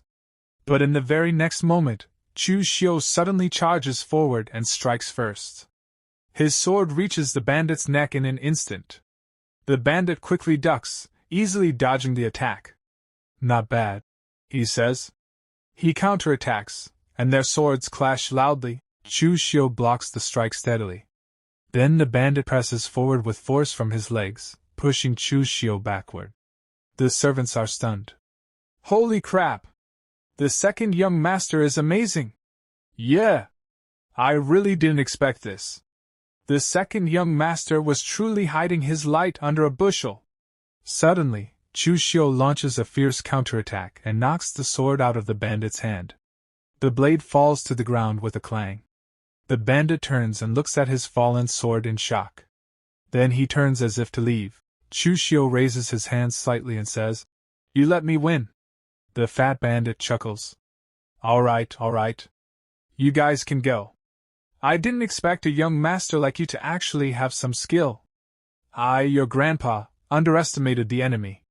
When the servants realize that Chu Xiu has defeated the powerful bandit, they become extremely excited. But then Chu Xiu calls out to the bandit respectfully. "Hero, please wait." The bandit stops, slightly surprised. "What else do you want, kid?" Chu Xiu says calmly. "I don't know how many more bandits lie ahead. Therefore, I would like to offer 1,000 taels to hire you, hero, to escort us through the mountain." Hearing this, the bandit grins widely. "You kid, that's actually a pretty good idea. Interesting. I agree." The bandit and his men join them as escorts. The servants begin whispering among themselves. This actually seems pretty good. Why didn't we think of this before? Exactly. If we had taken the main road, it would have taken an extra month, and the cost would have been much higher than this. Another servant nods in admiration. This move by the second young master is absolutely brilliant. After that, the group safely reaches their destination. 10 days later, at the Chu family mansion, the family head is seated in the main hall while Old Chen stands before him, giving a full report. Just like that, Old Chen says respectfully. The second young master made a round trip from the Yen Kingdom in 10 days. The family head frowned slightly. This kid is too adventurous. What if the bandits hadn't responded to either soft or hard tactics? And what if that group of bandits didn't have the strength to escort them? Old Chen replies calmly. The second young master's luck is not bad. The bandits who robbed him were actually very strong. It is said that because of the second young master's incident, a new rule has been established. People can now hire escorts to pass through the mountain. Actually, all 4 young masters are very capable. If the family master were willing to give up researching that thing and personally teach them, the Chu family could definitely stand shoulder to shoulder with the Shen family. The family head's expression turns cold. Old Shen, do not speak nonsense. You know exactly what price I paid for that. I will absolutely not give up. Old Chen lowers his head and withdraws from the room. The scene shifts. In his courtyard, Chu Xiu is practicing his blade relentlessly. Sweat drips down his face as he swings again and again with fierce determination. Gao Bei stands nearby, holding a bowl of water. He watches Chu Xiu train and smiles faintly, thinking to himself. After the second young master returned from the Yen Kingdom, he has been practicing the blade desperately, forgetting to eat and sleep. He wasn't this kind of person before, was he? Meanwhile, Chu Xiu continues training, his thoughts cold and focused. In the original plot, after Chu Xiu experienced the family incident, he left Tongzhou Prefecture and entered the Jianghu, his temperament changing drastically. But I still don't know what this family incident is. Before that happens, I must step into the blood condensation realm. I need enough power to protect myself. Unbeknownst to him, someone is secretly watching from the shadows. It is his half-brother. He narrows his eyes and thinks bitterly. Chu Xiu suddenly rose up and took control of the caravan. Not only are the profits considerable, but he's also established prestige. If this continues, within a year, I will definitely lose. Just then, the second concubine enters the scene. Chu Sheng, what are you doing? She asks. Her son remains silent for a moment, then turns to her. Mother, the caravan cannot remain in Chu Xiu's hands. The second concubine sighs. You want that caravan? It's not that easy. The master will never hand it over to you. A faint smile slowly appears on Chu Xing's face. I know father won't give it to me. But what if fourth brother wants it? Will he give it to fourth brother? The second concubine's eyes light up. That's right. The one the master dotes on most these days is Chu Xiu. That might actually work. I'll go try. A short while later, at the third wife's residence. The second concubine arrives for a visit. The third wife greets her warmly. Sister came to my place today? Why didn't you send word in advance? Her son steps forward politely. Greetings, second concubine. The second concubine smiles. We're just chatting. Why would I need to announce it in advance? By the way, Shang's shops are doing quite well, aren't they? The third wife replies modestly. Well, Shang's shops don't earn much silver. But Shang never planned to compete for the position of family master anyway, so this little income is just right. The second concubine waves her hand lightly. Sister has misunderstood. I know Shang doesn't want to fight for the position of family master. But it's still better to have a business with larger returns. Both mother and son freeze slightly when they hear that. The third wife hesitates. But the Chu family only has so much business. The shops have already been distributed. Asking for more would seem ungrateful. The second concubine smiles cunningly. I'm not asking for more, we can simply swap. She leans forward slightly. Right now, the profits of Chu Xiu's caravan have more than doubled. Hearing this, Lin Qian's eyes shine with excitement. More than doubled? The next day, the family head summons Chu Xiu. Chu Xiu, he says calmly. Your caravan has developed very well during this period. Even if you cannot become the heir, you will definitely be a pillar of the Chu family. So between you brothers, you must be harmonious and help each other. Chu Xiu lowers his head slightly. What father says is correct. But inside, his eyes turn sharp. What does he mean by this? He knows clearly what the situation between us brothers is. Harmonious? We're just short of stabbing each other face to face. The family head continues. It's good that you can think this way. I want to give Chu Shang some experience. So I plan to swap your caravan with the shops under Chu Shang's name. Do you agree? Inside, Chu Xiu sneers. Hee, sure. When the caravan was dangerous, Chu Shang didn't go.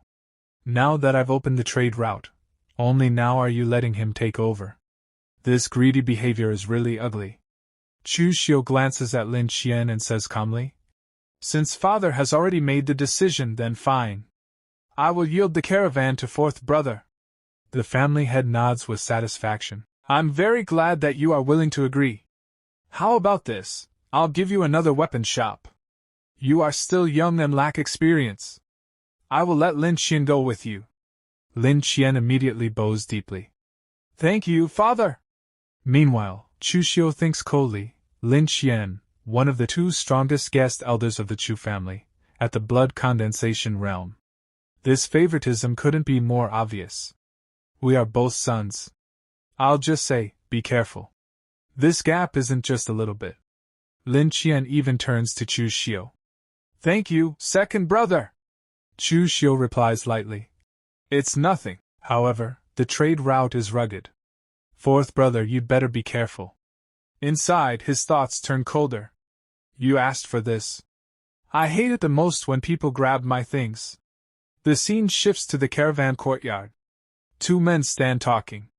Brother Lu, I heard the caravan will be under the fourth young master's management from now on. What do you think? Brother Lu sighs. Don't ask what shouldn't be asked. The second young master treats us well, but can we really go against the fourth young master? At that moment, Lin Qian walks in. Is everyone from the caravan here?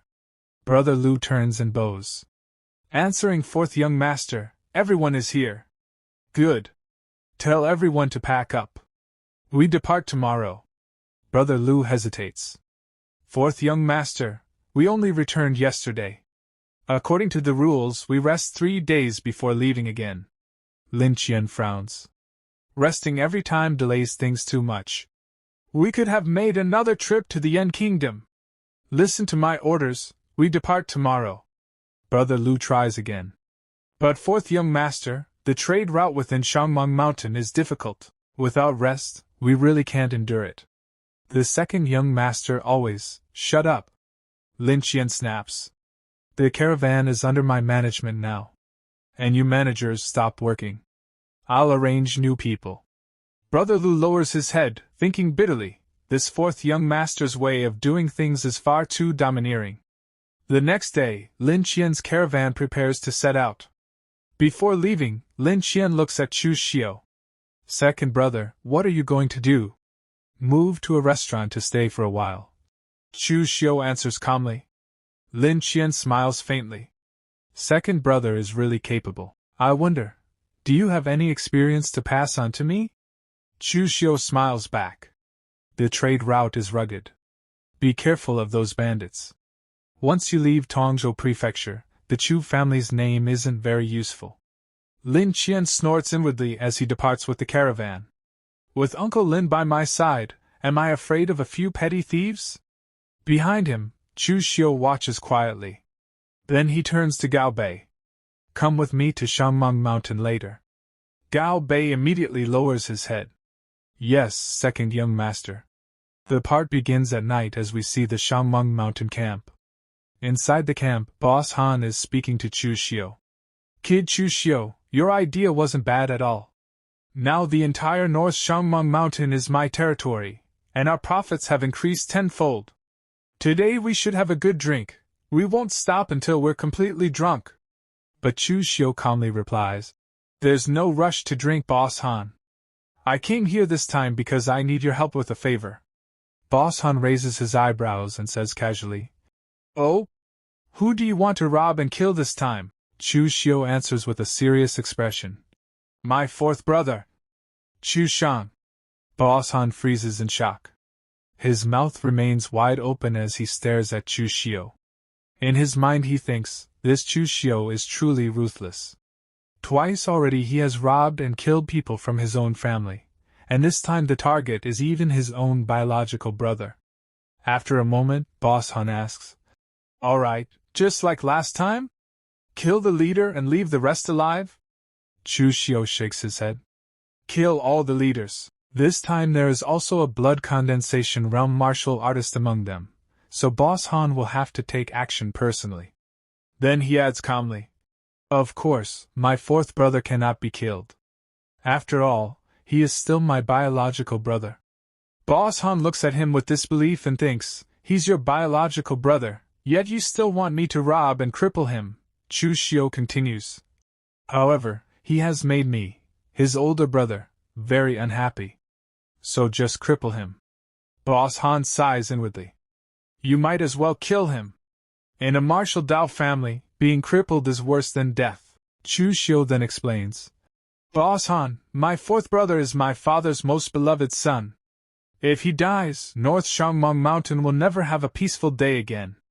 Boss Han's eyes suddenly turn red with pride as he replies, Kid Chu Xiu, I'm not trying to slander your Chu family, but with your father's meager strength, he's simply not worth mentioning.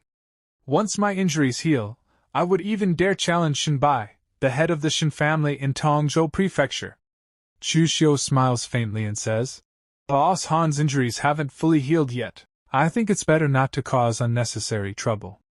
Then he adds, Besides, I would also like to invite Brother Ma and his subordinates to come to Tongzhou Prefecture and help me. Rest assured, the payment in silver will definitely be generous. However, inside his mind Chu Xiu thinks seriously, right now I don't have anyone truly capable under my command. Gao Bei is loyal, but far too cowardly. Manhwa may look rough on the outside, but he's meticulous. He will definitely become a great helper. Boss Han thinks for a moment and asks, Aren't you afraid people will find out that you're colluding with bandits? Chu Xiu answers calmly, It doesn't matter. Brother Ma has only acted a few times in South Shangmeng Mountain. No one in Tongzhou Prefecture has seen him before. I'll recruit them gradually so it won't raise suspicion. Boss Han then turns to Manhwa and asks, "What do you think?" Manhwa smiles and replies, "Of course, there's no problem. I've been idling in this stronghold all day to the point of getting rusty. This is a perfect chance to stretch my limbs." Boss Han then asks Chu Xiu, "When do you plan to attack your brother's merchant caravan?" Chu Xiu answers, "Wait until their return journey. If they get robbed right after setting out, it would look too suspicious." Boss Han immediately stands up and laughs. "In that case, I'll have someone prepare a banquet. Tonight we won't return until we're drunk." This time, Chu Xiu finally nods in agreement. The next morning. Early in the morning, Chu Xiu sets out, with Manhwa following behind him. The two of them travel through a forest path toward their destination. Suddenly, they run into a fat bandit in the forest. His name is Chief Feng. Chief Feng looks at Manhwa and asks, "Manhwa, what are you dressed like that for?" Manhwa replies, "Young Master Chu needs some people on his side, so he hired us to help." "Has your side not started business yet?" Chief Feng answers, "According to young Master Chu's intelligence, a Luo family merchant caravan will be returning from the state of Yen. But we arrived a little too early." Hearing this, Chu Xiu asks, "Chief Feng, the Luo family you mentioned, is it the small Luo family from Shuangfeng town?" Chief Feng nods. "Yes, that's the one. The intelligence was provided by you, young Master Chu. Don't tell me you didn't know." Chu Xiu calmly replies, "My subordinates collected the information. I didn't personally check each report." Then he adds, "Chief Feng, I actually have another matter I'd like to ask your help with." Chief Feng immediately says respectfully, "Young Master Chu, please go ahead." Chu Xiu explains, "The Luo family currently has some items that have caught my interest. Please help me seize them. Of course, don't break the rules too much, just handle it tactfully." Chief Feng turns around and begins to leave while saying confidently, "Rest assured, young Master Chu. Just leave it to me." Seeing this, a faint smile appears on Chu Xiu's face. Inside his mind, he thinks, in the original plot, the Luo family obtained a batch of secret boxes from merchants of the state of Yen. No one expected that two extremely valuable treasures would actually be hidden inside those boxes. But the news eventually leaked, and the Luo family was wiped out by the combined forces of several surrounding families. Chu Xiu then smirks to himself. "I guess this can be considered doing a good deed. After all, without those treasures, the Luo family will never face extermination." The scene then shifts to the Luo family merchant caravan. The servant leading the caravan shouts loudly, "Be quick about it. We'll rest once we get out of Shangmeng Mountain and pass through Tongzhou Prefecture." But just then, Chief Feng suddenly appears right in their path. With a grin on his face, he slowly walks toward them while holding his massive sword. The moment the caravan members realize that bandits are blocking the road, panic spreads among them. Soon, a man steps forward. He is the steward of the Luo family merchant caravan. The steward quickly approaches Chief Feng with a respectful smile and offers him a pouch filled with silver. "Heroes of Shangmeng Mountain, here is a 10% toll fee. Please take it and enjoy some drinks, heroes." But Chief Feng suddenly slaps the pouch away and smacks the steward across the face. "You think 10% is enough to dismiss us?" he roars angrily. "You made your grandfather here wait with his men all morning. Leave all the goods behind." The steward's face turns pale with fear. Standing in front of him is Chief Feng, holding a huge sword that looks terrifying. Chief Feng glares at him and asks coldly, "So, do you still have a problem with that?" Hearing those words, everyone in the caravan becomes terrified. In their panic, they abandon all the goods and run away. After they flee, Chu Xiu and Manhwa step out from behind the bushes. Chief Feng smiles as he looks at them. "Young Master Chu, whatever items have caught your eye, just take them." Chu Xiu points towards several secret boxes and says calmly, "Chief Feng, I only want these secret boxes. The remaining goods are all yours to deal with." As he says this, Chu Xiu smiles to himself and thinks, I wonder what kind of good items I'll open this time. A short while later, the scene shifts to Chu Xiu's residence. Chu Xiu is sitting alone in his room, examining the items he obtained from the secret boxes. He picks up a book and studies it carefully. Then he murmurs to himself, Not bad, to think I actually drew the Blood Blade Sutra. He continues thinking, if I remember correctly, in the original world this cultivation technique was ranked at the 3rd transformation level. It isn't considered top tier, but it's definitely not low either.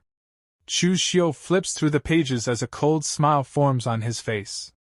What a wicked and ruthless blade technique. The angles of its strikes are incredibly bizarre, making them almost impossible to defend against. Nearly every move is a killing strike. An extremely demonic cultivation technique, but it perfectly suits my taste. Then he looks at another item. Thousand Leaf Plume. He recalls its origin.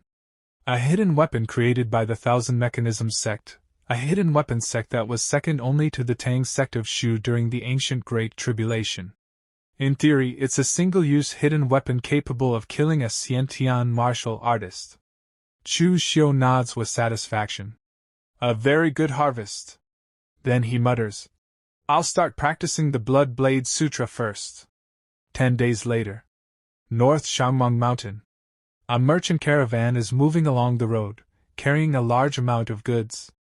Leading the caravan is Chu Xiu. As he rides forward, a smug smile appears on his face. Hee. Suggesting to father that we swap merchant caravans with Chu Xiu this time turned out to be a huge profit. But suddenly, his smile disappears. Because Chief Feng has appeared in front of the caravan, blocking the road. It's clear that his plan is to rob Chu Xiu's caravan. At that moment, one of the servants quickly steps forward. Nervously smiling, he takes out several papers and says, Chief Feng, we already have the pass. Please let us go. Chief Feng takes the papers, glances at them briefly, and then snorts. Only 400 taels? Why is it so little? Then he waves his hand. Boys, go search the caravan. His eyes glow with a faint red killing intent. The servant looks shocked and hurriedly says, Chief Feng, our Chu family knows the rules. This toll fee will absolutely not be short. But Chief Feng clearly has another plan in mind. With a sly smile, he says, You don't get to dictate the rules. If you won't let us search, could there be something fishy going on? The moment Chu Xiu hears this, he becomes furious and steps forward, ready to fight. But one of the servants quickly stops him and says, Fourth young master! Don't be impulsive. This is Shangmeng Mountain. Just let them search. We haven't played any tricks anyway. Realizing the situation, Chu Xiu suppresses his anger and says coldly, Fine. Let them search. As soon as the bandits receive permission, they begin thoroughly searching the entire caravan, determined to find something suspicious. After a while, one of the bandits approaches Chief Feng and whispers something in his ear. Hearing this, Chief Feng slowly starts to smile. And you said there was nothing fishy. Your goods are worth 6,000 taels, so the toll fee should be 600 taels. The moment Chu Xiu hears this, he immediately explodes in anger. You're clearly picking a fight on purpose. What do a bunch of bandits know about prices? If you can sell these goods for 6,000 taels, then you can take all of them. Standing beside him, one of the servants turns pale and thinks nervously, oh no. Fourth young master is far too reckless. We could have just paid an extra 200 taels to buy peace. Why provoke them like this?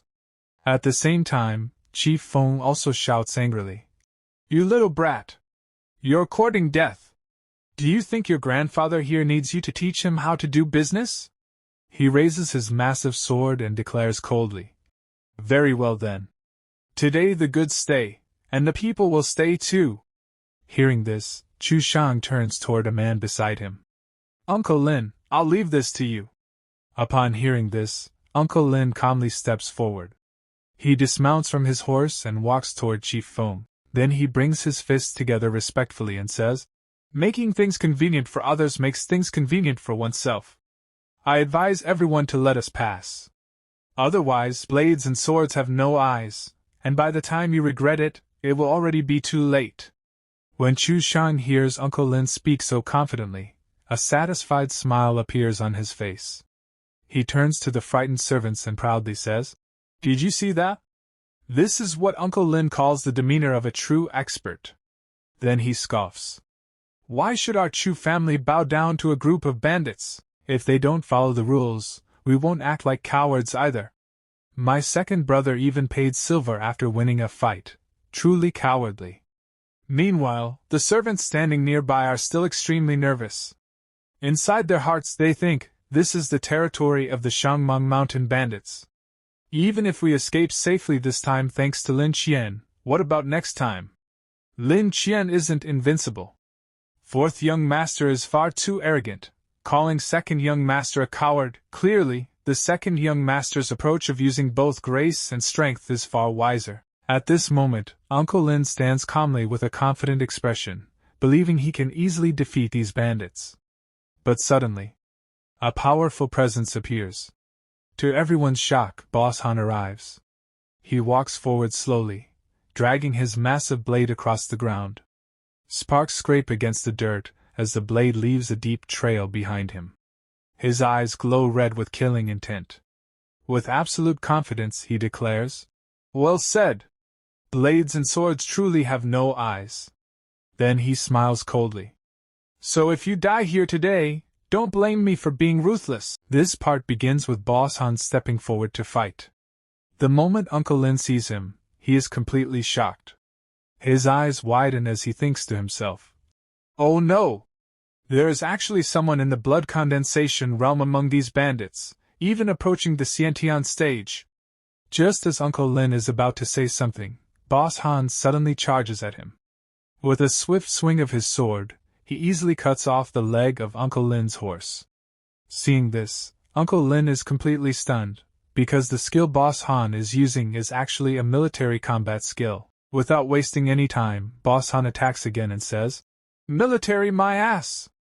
I hate the Imperial Court the most." To block the attack, Uncle Lin quickly draws his sword from its sheath and holds it in front of him. But the moment his sword collides with Boss Han's large blade, his sword begins to crack and split. Somehow, he manages to block the attack and slides backward. However, Boss Han immediately charges forward again. Uncle Lin has barely regained his balance when a sinister smile appears on Boss Han's face. The moment Uncle Lin sees that smile, he becomes even more shocked. In the next instant, Boss Han swings his sword again, cutting Uncle Lin's sword in half and slicing off his arm at the same time. Severely injured, Uncle Lin collapses onto the ground right in front of him. When Chu Xiu witnesses this terrifying scene with his own eyes, he becomes extremely frightened. His heart starts racing with panic, and he thinks, "Phew! If the steward dies, so be it, as long as I am fine." Meanwhile, Boss Han walks toward the remaining people and says, "They just died like this." At this point, Chu Xiu is completely terrified. He quickly shouts, "Good heroes, please hold your hands. I am from the Chu family of Tongzhou Prefecture." Standing beside him, his servant thinks to himself, "In Shangmeng Mountain, bringing up the Chu family is utterly useless." But Boss Han says, "All right then, I will give the Chu family some face and spare your life. Go back and deliver a message. Kill all the stewards. Leave the goods. The rest of you go back and deliver a message." Breaking the rules of Shangmeng Mountain results in this outcome. At that very moment, another attack lands on the servant standing beside Chu Xiu, and he is ruthlessly killed. When Chu Xiu sees this, he becomes even more terrified and thinks again, "Phew! If the steward dies, so be it, as long as I am fine." But before he can react to anything else, Boss Han grabs him by the collar. Chu Xiu is now completely terrified. Then Boss Han throws him off his horse onto the ground. Trembling in fear, Chu Xiu asks what he plans to do with him. Without hesitation, Boss Han kicks directly at his knees and says, "I only said I wouldn't kill you, but I never said I wouldn't cripple your limbs. Hope you reincarnate better in your next life." 3 days later, Chu Xiu is training in his courtyard. Manhua is watching him practice and then says, "Young Master Chu, Where did you obtain such a wicked blade technique? It is truly extremely wicked, definitely not a technique of the righteous path. Chu Xiu calmly replies, martial arts were originally meant for killing anyway. Who cares if it is righteous or wicked, as long as it can kill? Hearing this, Manhwa smiles and thinks to himself, Chu Xiu's strength has improved far too quickly. I remember the first time I saw him, he could only wound the unranked Lian Laosan. It has only been 2 months, yet I am completely no longer his match. Truly terrifying. At that moment, a servant rushes in and reports, Young master, the 4th young master has been carried back completely crippled. Lin Qian and several caravan stewards are also dead. Chu Xiu calmly says, My dear father must be quite heartbroken right now, no? Let's go and take a look. After that, the scene shifts to the family hall.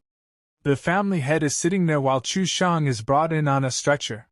His condition is extremely terrible, and he is screaming in pain. Meanwhile, Chu Xiu is sitting calmly at the side, enjoying his tea.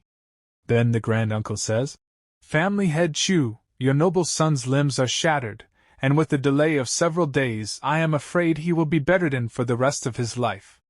The family head is extremely furious, but he still manages to control his anger.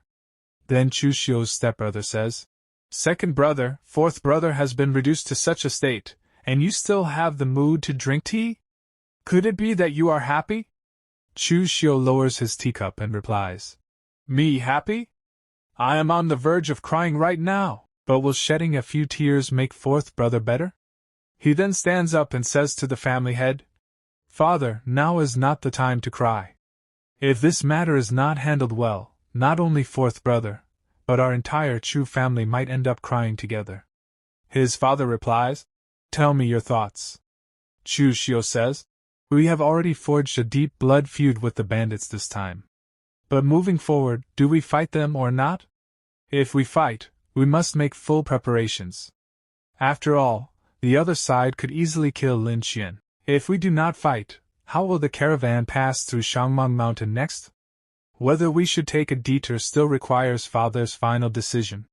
Hearing this, his father begins to think, If we really fight, the Chu family has very few martial artists who can actually fight besides me, and the bandit leader's strength is also unknown. It would not be wise. Then another son says, Father, it is better to discuss this matter at length. Even the government troops cannot do anything about those bandits. Another son adds, Eldest brother is right. It is better to be cautious in this matter. Besides, 4th brother was also too reckless this time.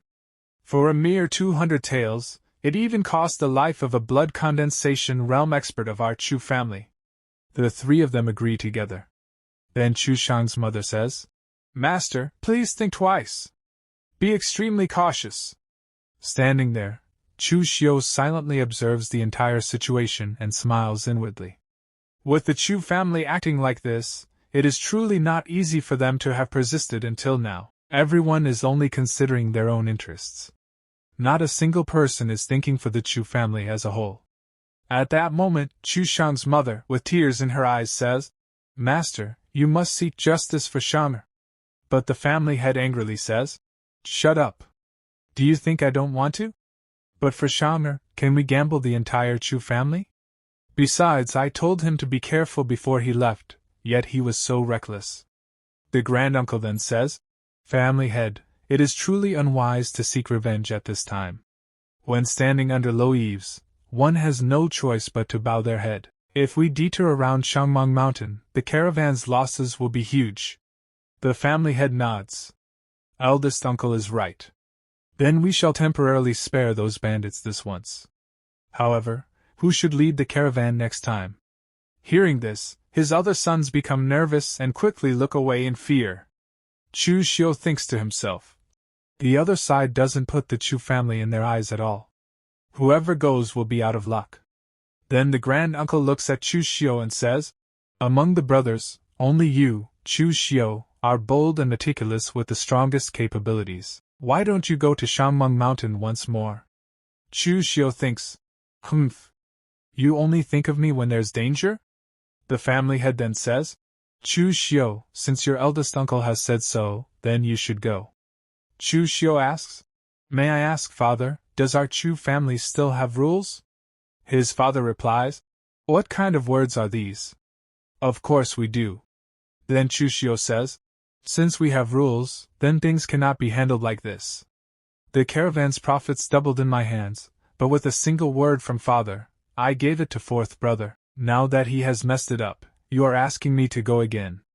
Whose caravan is it anyway? With everything being so muddled, this child refuses to accept it. Hearing this, his stepmother and stepbrother are completely shocked.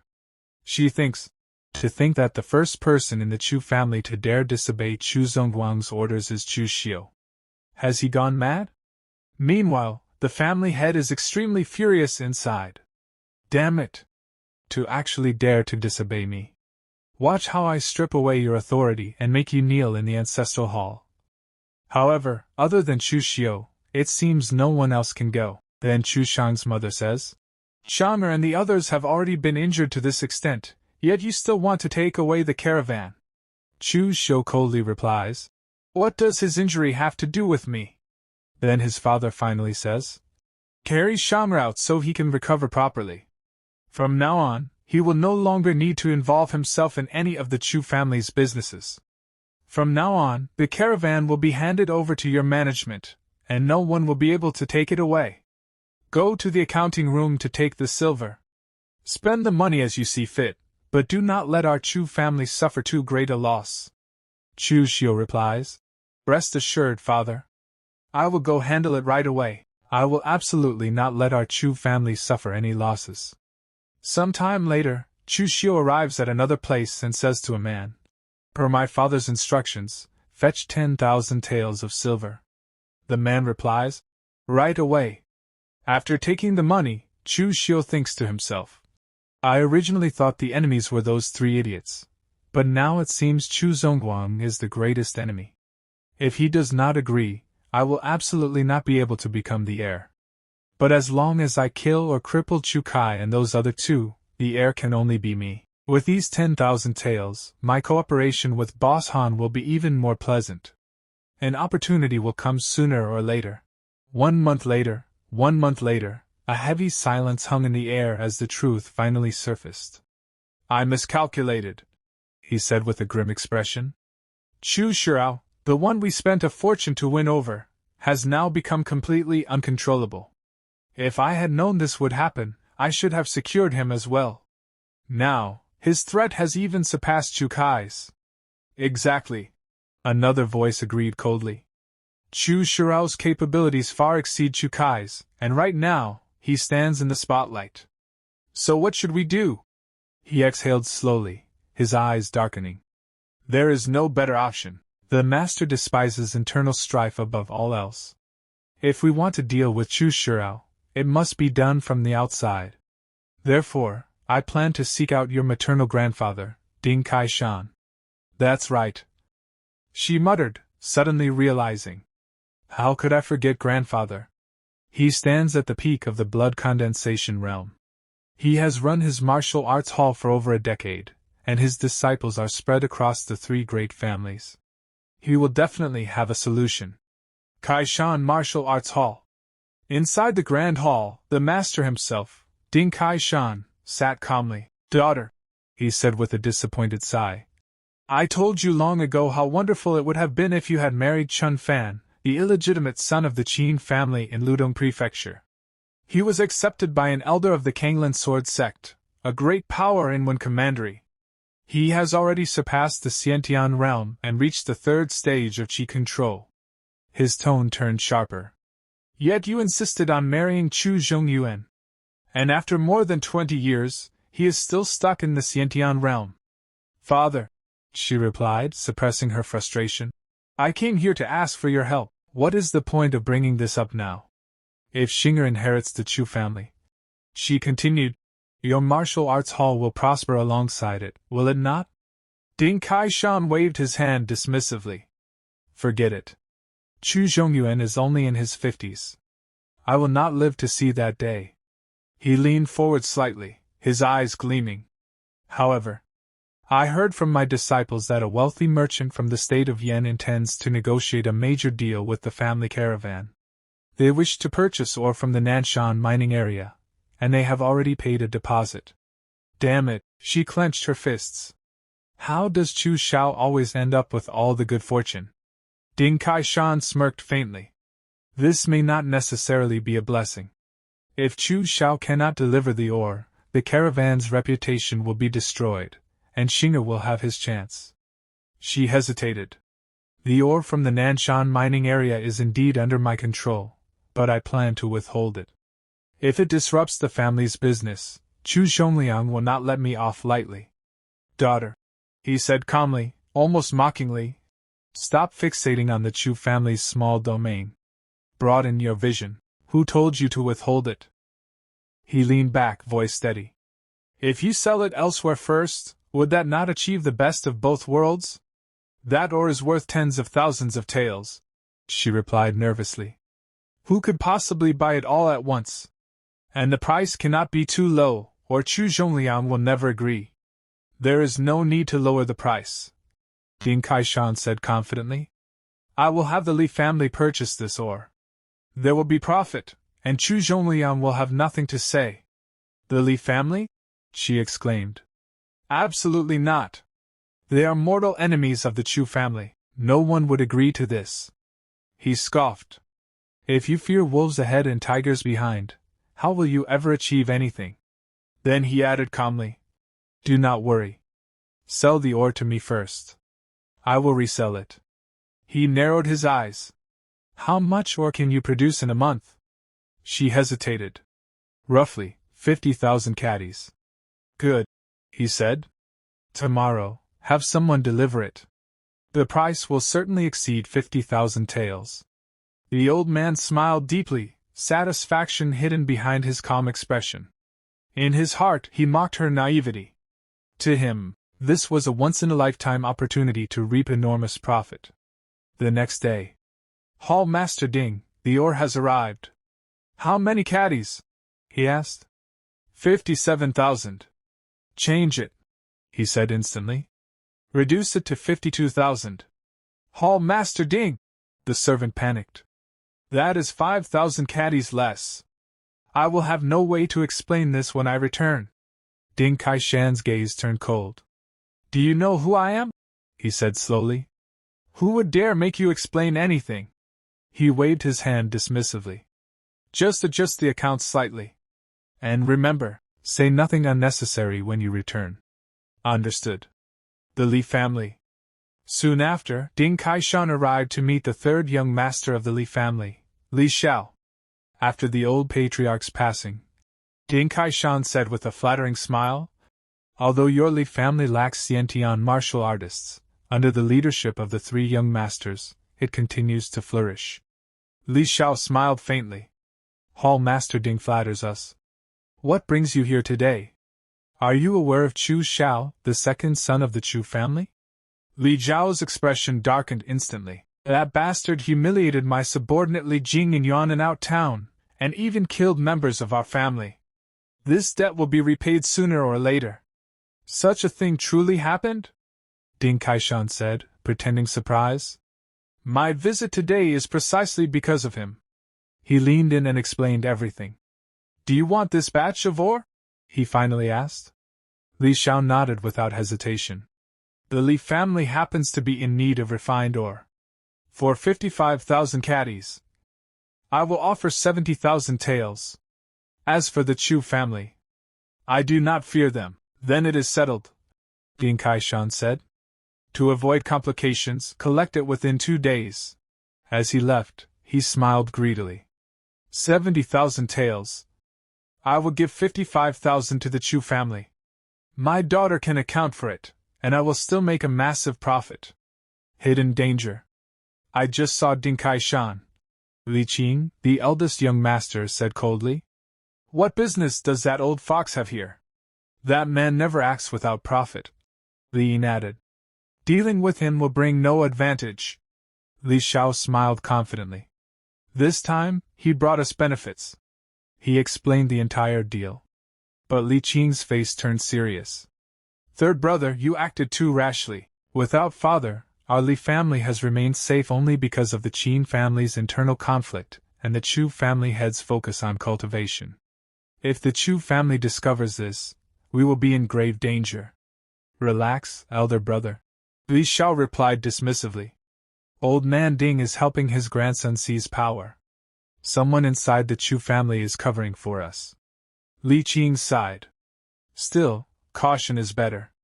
Tomorrow, he ordered, personally lead a team to deliver the ore to Qingyuan town and have it forged into weapons. Li Xiao waved him off. You worry too much. What could possibly go wrong? The truth explodes. The next day. Second young master. Something terrible has happened. What is it? Chu Xiu asked coldly. A batch of ore that had already received a deposit has been secretly sold by someone within the family. Speak clearly. Yes, the ore meant for a noble family from the state of Yan was sold by the second madam to her father, Ding Kai-shan. Chu Zhao's eyes narrowed. If we cannot supply new ore, the caravan will lose its trade in Qingyuan town. The servant continued nervously. And Ding Kai-shan has already resold the ore to the Li family. Early this morning, the Li family's third young master took men to retrieve it. The Li family. Chu Xiao muttered coldly. Very well. He turned sharply. Manhwa, gather the men. We are heading to Kaishan Martial Arts Hall. Understood. Clash at Kaishan Hall. The courtyard trembled as Chu Xiao arrived. Taking my goods, and thinking you can walk away so easily? He said coldly. Third young master Li, are you not being far too naive? Li Xiao stepped forward, anger blazing. Chu Xiao. Your arrogance knows no bounds. I purchased this ore from Hall Master Ding. What does it have to do with you? Chu Zhao's gaze turned icy. Li Xiao, there are matters you should not interfere in. Are you truly willing to become my enemy over this batch of ore? Li Xiao sneered. Become your enemy?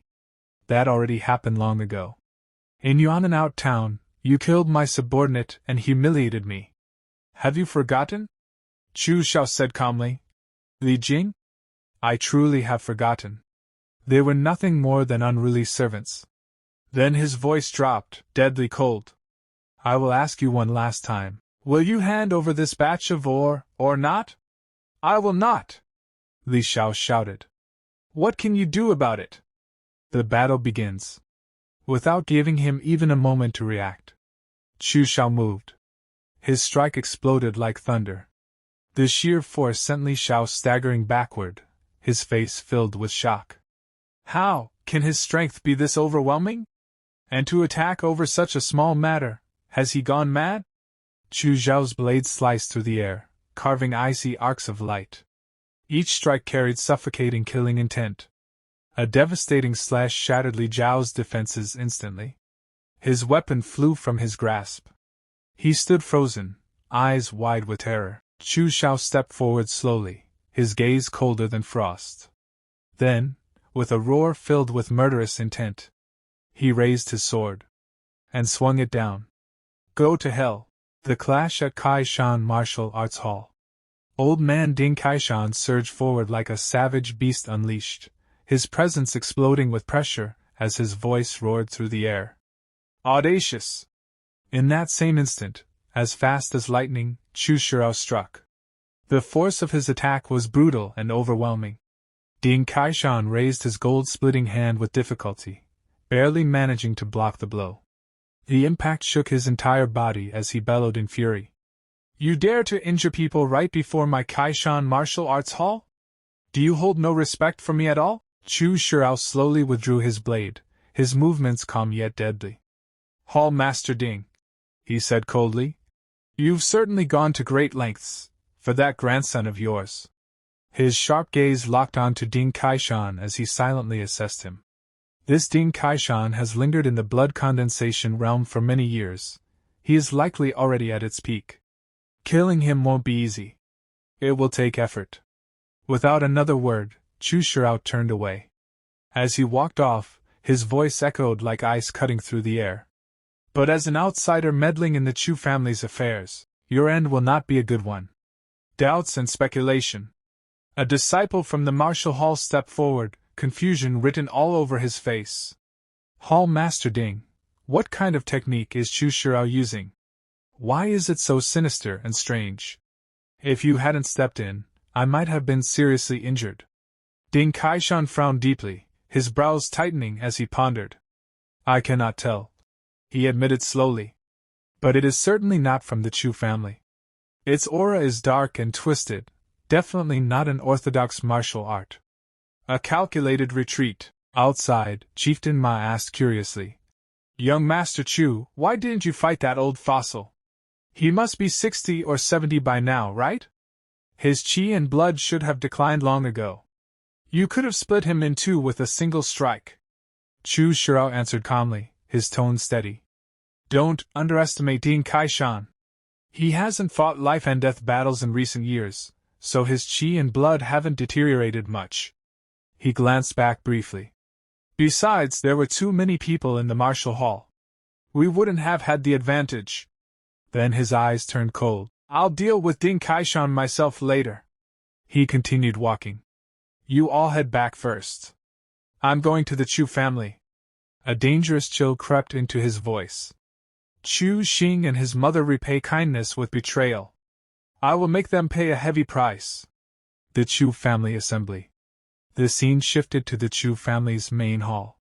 A tense and oppressive atmosphere filled the room. Chu Zhongliang sat firmly at the head seat, his authority dominating the entire hall. Chu Xiu stepped forward, cupping his hands. Father! Elders! This is the situation. Our Chu family endured the Li family's suppression to establish ourselves in Tongzhou Prefecture. Selling or to the Li family is no different from forgetting our roots. Chu Zhongliang turned his gaze toward the second madam. Did you truly do this?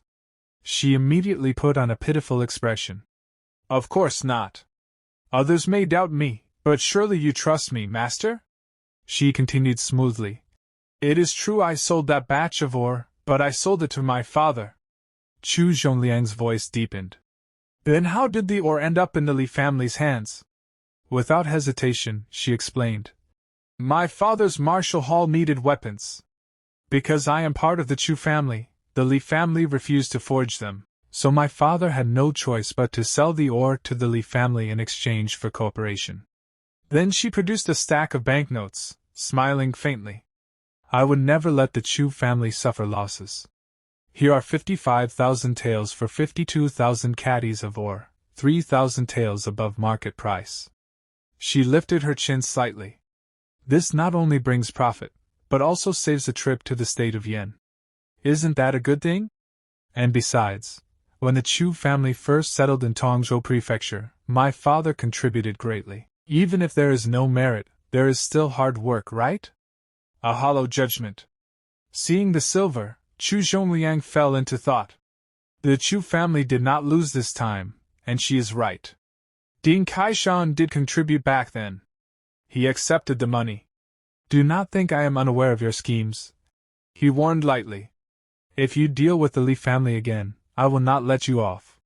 Then he waved his hand. This matter ends here. Chu Xiu, there is no need for you to pursue it further. All of you, dismissed. A son's realization. Chu Xiu stood there silently, staring at his father with cold, unreadable eyes. At that moment, he understood. In his father's heart, stood above all else. Justice, and even blood ties, came only after. A new decision. Outside, Chieftain Ma asked anxiously, Young Master Chu, did you severely punish that mother and son? Chu Xiu replied with a single word. No. Chieftain Ma frowned. Your father just ignores something like this? What is he even thinking? Chu Xiu's voice turned thoughtful yet cold. Whatever he thinks, this matter is far from over. He turned sharply. Prepare the men. I'm going after Li Jiao. This time, we handle it ourselves. His eyes gleamed with cold ambition. I will force the Chu family's hand, and make them see clearly who is the most suitable heir. A new pawn. Chieftain Ma hesitated. Should we call Boss Han for help? Chu Xiu shook his head, a faint smile forming. No need. Li Jiao has reminded me of someone far more suitable. Someone who can help me wipe out the Li family entirely. The trap is set. On a quiet street corner, Li Jing sat alone, sipping tea, resentment burning inside him. I finally earned third young Master Li's favor, yet Chu Xiu destroyed everything. Suddenly, an arm dropped over his shoulder. Chieftain Ma. Li Jing, he said casually. My young master invites you. Keep your voice down. All right. Temptation and betrayal. Inside the room, Li Jing froze when he saw Chu Xiu calmly drinking tea. Chu Xiu, it's you. Chu Xiu gestured for him to sit. Do you hate me right now? Li Jing trembled. What is he planning? He wouldn't kill me, right? Seeing through him completely, Chu Xiu laid out his bait. This is the Chu family's secret technique, barbarian bull might. It tempers muscles, bones, qi, and blood, allowing entry into the martial Dao. He placed items on the table. 10 portions of Buki powder. With your allowance in the Li family, you could only afford 1 per year. 3 blood condensation pills. Things you couldn't obtain, even with money. Li Jing's eyes locked onto them. Young master, what do you want? Chu Xiu answered calmly. I want Li Jiao's route for his next business trip. And the strength of his escort. The more detailed, the better. You will inform me 1 day before he departs. Cold sweat ran down Li Jing's back. He hesitated. Chu Xiu suddenly slammed his blade onto the table. Clang! No hesitation, he said coldly. There is only one chance, and only one choice. Human greed. Li Jing laughed, clutching the pills and manual. His body trembled.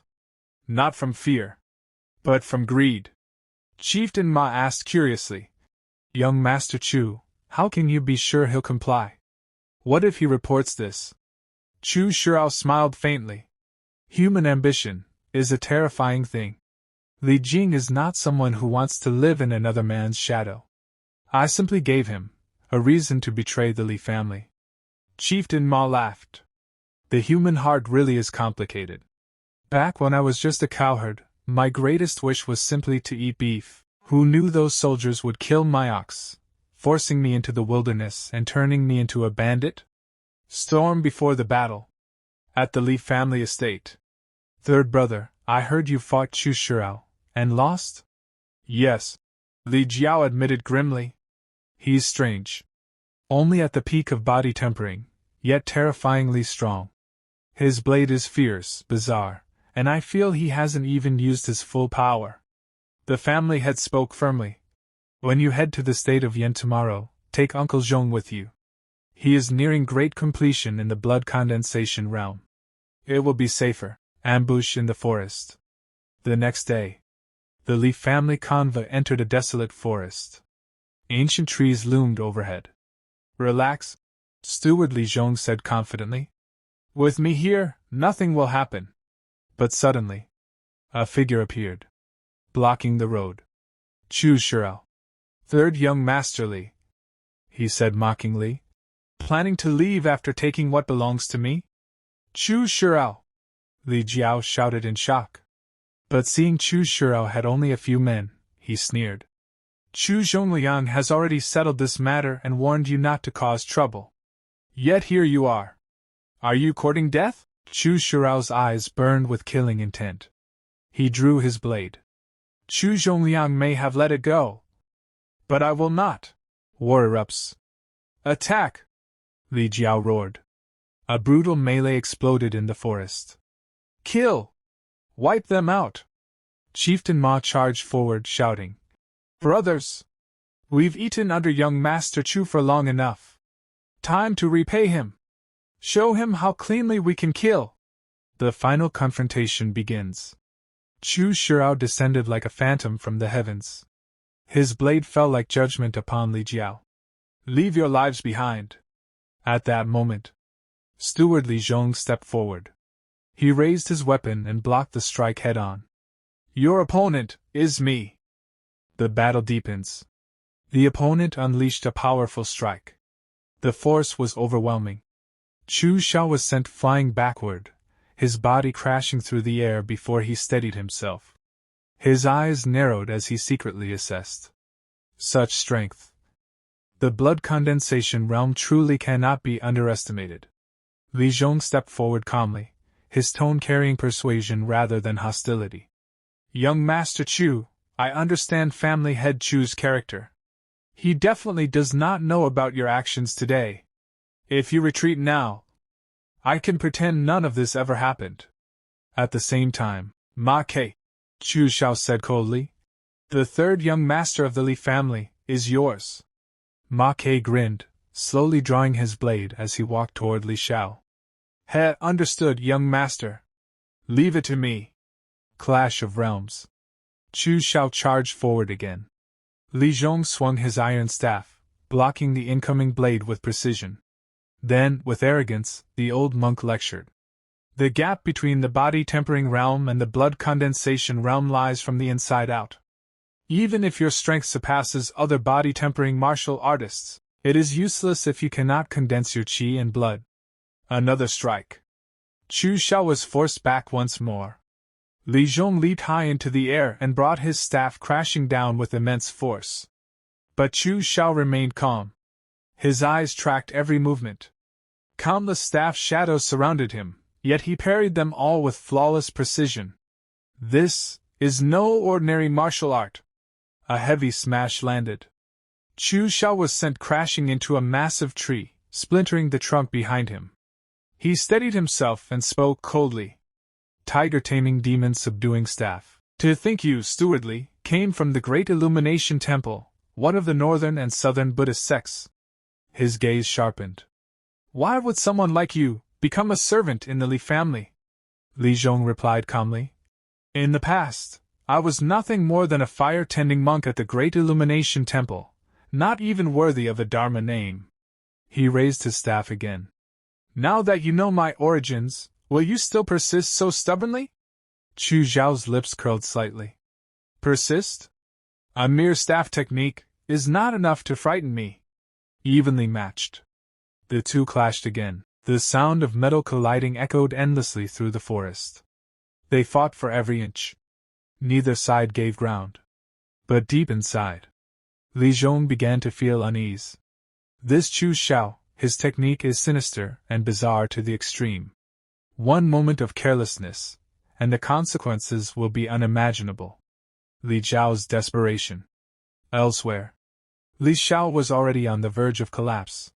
He struggled desperately, but he was completely overwhelmed. Ma Ke laughed as his blade flashed. A slash cut toward Li Dao's right arm. Hee, brat, leave your life behind, finding the opening. Back in the main battle, Chu Xiu kept moving, constantly searching for an opening. Li Zhong pressed forward relentlessly. His staff struck again and again, each blow carrying the crushing force of the blood condensation realm. One strike shattered the ground. Debris exploded outward. A massive crater appeared where Chu Xiu had just been standing. But in that instant, Chu Xiu leaped high into the air. His blade flashed downward. He had found it. The opening. The strike aimed directly at the hand holding the staff. Li Zhong reacted instantly. He released the staff. His right hand clenched into a fist. And in the same moment, his fist slammed directly into Chu Xiao's chest. At the same time, Chu Xiao's blade completed its arc. A deep cut tore across Li Zhong's neck. The fall of a master. The old monk froze. Shock filled his eyes. Then, he collapsed. Dead. Aftermath. Chu Xiu stood beside the corpse, breathing heavily. He let out a slow breath. This battle had drained him greatly. He looked down at his trembling hand. Several bones are probably already broken. I thought he was just an ordinary martial artist. Who would have thought he was a disciple of the Great Illumination Temple? He exhaled again. Fortunately, he switched from defense to offense at the last moment. Otherwise, this would not have ended so easily. His gaze sharpened. After this battle, I am no longer far from the blood condensation realm. Victory secured.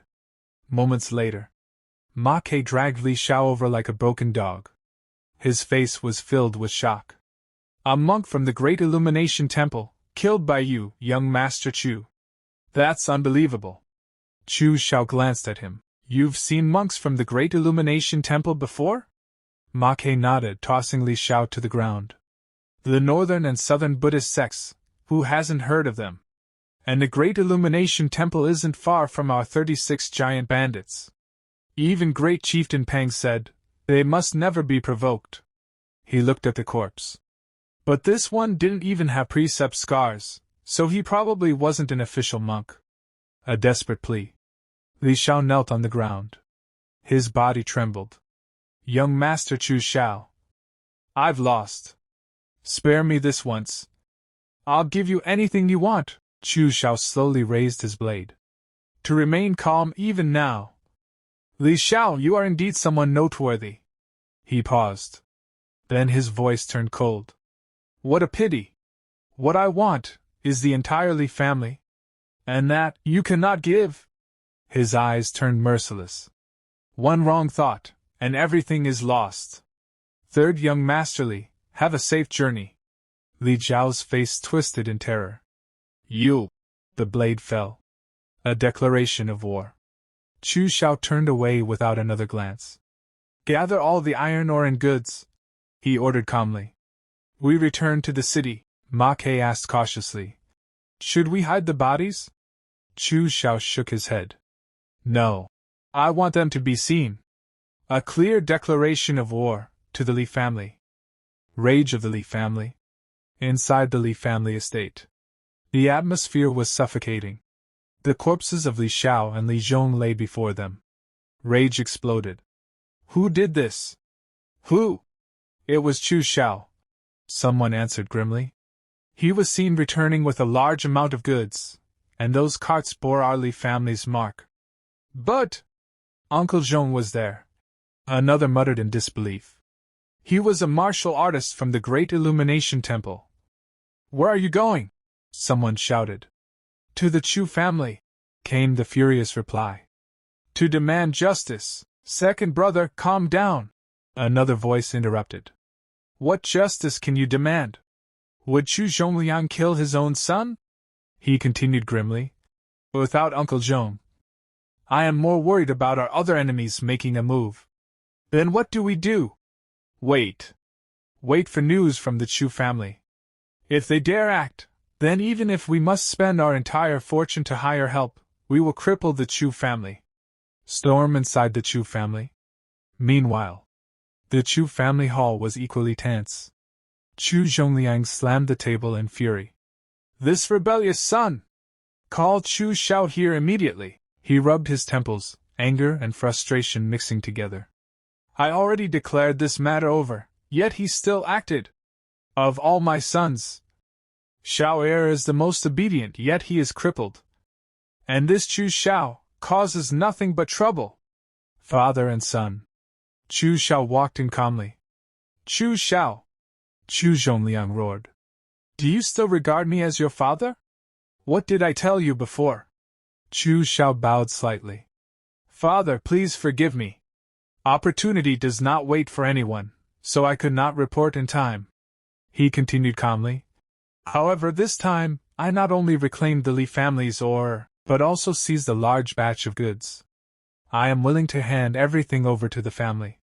An elder nearby silently evaluated.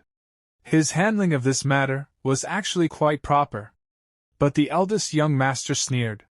Second brother, I don't mean to criticize you, but Tongzhou Prefecture is small. Our Chu family is not the strongest. Pull one hair, and the whole body moves. You are far too reckless. Chu Xiao looked at him coldly. Then what do you suggest? Should I return everything? Or repay Li Zhao's life, with my own? You! Enough! Chu Zhongliang shouted, cutting them off. This will be an exception. But next time, you will report to me or Steward Qin first. Chu Xiao lowered his head. I will obey father's teachings. A half-truth. Chu Zhongliang narrowed his eyes. How did you kill Li Zhong? Chu Xiao answered calmly. Although Li Zhong was in the blood condensation realm, he was already old. My subordinate captured Li Xiao in a sneak attack, which affected his mental state. That is how I managed to kill him. Chu Zhongliang nodded slowly. Very well. This matter ends here. Dismiss. Ambition ignored. But Chu Xiao spoke again. Father, with Li Zhong dead, the Li family's morale is shaken. This is the perfect opportunity to attack. You need not act personally. Just hand over the guest elders to me. I guarantee I can take down the Li family within 3 days. The elders murmured in agreement. This is feasible. A rare opportunity. But Chu Zhongliang's expression darkened. Stop thinking about causing trouble. Annihilating a family is not so simple. Without my permission, no one is to act against the Li family. Dismiss. Hidden motives. After everyone left, Chu Zhongliang spoke quietly to an elder. Old Qin, I understand your thoughts. If I wanted to destroy the Li family, I could have done so long ago. But the research on that thing has reached a critical stage. I cannot risk any accidents. A dangerous discovery. Outside, a subordinate hurried over. Young master, you're back. For those 57,000 caddies of ore, should we complete the transaction first, then split the money with the Chu family? Chu Xiao nodded casually. Handle it. Then. He suddenly stopped. Wait, how much ore did you say there was? 57,000 caddies. A dangerous smile slowly formed on Chu Xiao's lips. Back then, Second Madam said she gave Ding Kaishan 52,000 caddies, but now, 57,000 have appeared. His eyes turned cold. And she still dares to claim she wasn't betraying us. Second Madam. His voice was barely above a whisper. I'd like to see what you say this time. Then Chu Xiu said calmly. Send the ore to the Chu family first. Find someone to register and record it. Get a few more people to inspect it, and then bring it to the merchant caravan. The other person replied casually. We are all family, why go to so much trouble? Chu Xiu answered coldly. To keep evidence, of course. I'm going into secluded cultivation. Everything else can wait until I come out. 12 days later, Ma Ku was practicing in the courtyard. At that moment, the door opened, and Chu Xiu walked in. He had already stepped into the blood condensation realm. The moment Ma Ku saw him, he exclaimed, Young Master Chu, you've already reached the blood condensation realm. This cultivation speed is truly enviable. Chu Xiu replied indifferently. It's all right. Did anything major happen during this time? Ma Ku scratched his head and said, Major? Even after people died, the Li family didn't jump out to cause trouble. What else could be considered major? Chu Xiu narrowed his eyes and said, It's not that the Li family doesn't want to cause trouble, they don't dare. But they probably won't just let this matter drop. The scene shifted. Inside the Li family, 2 brothers were talking. Li Yun said angrily, Eldest brother, third brother is dead. Are we just going to leave it at that? Li Qing calmly held his teacup and replied, Of course not. But we need to think carefully about what to do next. It's already very fortunate that the Chu family didn't take this opportunity to attack us. At that moment, another person walked in, the 4th son of the Li family, Li Zhe. He said respectfully, Eldest brother, second brother, third brother is gone, and the family is lacking manpower. I want to step up and take responsibility, to lead the merchant caravan to the state of Yan once. Li Cheng shook his head. Ace, you are still young. The best way you can help us is by improving your cultivation. Go back and train. Don't worry, the Li family won't collapse. Li Zhe lowered his head slightly. Then eldest brother, second brother, I'll take my leave. As he walked away, he thought bitterly. Back then, didn't third brother Li Zhao also lead the caravan at 18 or 19? Is it because I was born of a concubine, while they share the same mother, that I'm ostracized? Behind him, Li Yun sneered. What the hell? Does he think he can replace third brother just because third brother is dead? Among the 3 tigers of the Li family, There will never be a place for him. Li Qing frowned. Don't talk nonsense. No matter what, A's is still our fourth brother. Li Yin scoffed. I don't acknowledge him. Third brother just died, and he jumps out asking for power. He really thinks too highly of himself. Li Qing waved his hand. Enough. Say less. What are your thoughts on avenging third brother and Uncle Zhong? Li Yin clenched his fists. Of course we must avenge them. But I can't think of a way. I'll listen to you, eldest brother. Li Cheng's eyes turned cold. Right now, the Chu family is in internal conflict, and Chu Xiu is living outside. As long as the second madam of the Chu family helps us stall the messengers, with the two of us and the entire Li family, could it be that we can't kill a single Chu Xiu? Li Yun's eyes lit up. That's right. Why didn't I think of that? Li Qing stood up. Go find Ding Kaishan and pass a message to the second madam of the Chu family. I'll make a trip to the Shen family. Li Yun asked. What are you going there for? Li Cheng replied. Once we kill Chu Xiu, the Chu family will definitely not let us off. The only ones who can protect us are the Shen family. Even if we have to give up half of our family fortune, we must gain their protection. Li Yun lowered his head, his expression bitter. I didn't expect our Li family to fall to this point. Li Qing said firmly. Enough. Delay will only bring trouble. Let's move. The two of them left. Hidden in the shadows, Li Zhe watched them leave. His eyes were cold as he thought. So you don't treat me as family, huh? Then just wait.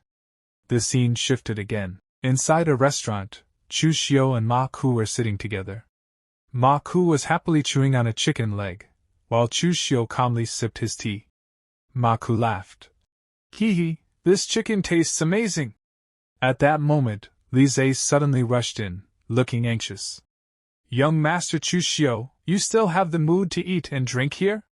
Do you know that a disaster is about to fall upon you? Chu Xiu glanced at him coldly. Acting mysterious without the strength to back it up is just courting death. Li Zhe took a deep breath. I am Li Zhe, the fourth son of the Li family. I came here specifically to deliver a message. My eldest brother and second brother are planning to kill you. Chu Xiu raised an eyebrow. Oh? And so what? Or rather, Li Zhe, what do you want? Li Zhe's eyes burned with resentment. They have never treated me as family. I just want to take back what belongs to me. They want to deal with you, so let's join forces and eliminate them. After that, you help me become the head of the Li family, and I'll give you half of the Li family's property. How about it? Chu Xiu smirked. Are you that confident I can kill your two brothers? A sinister smile appeared on Li Zhe's face. I'm not trusting you. I'm trusting myself. I've been waiting for this day. Chu Xiu chuckled.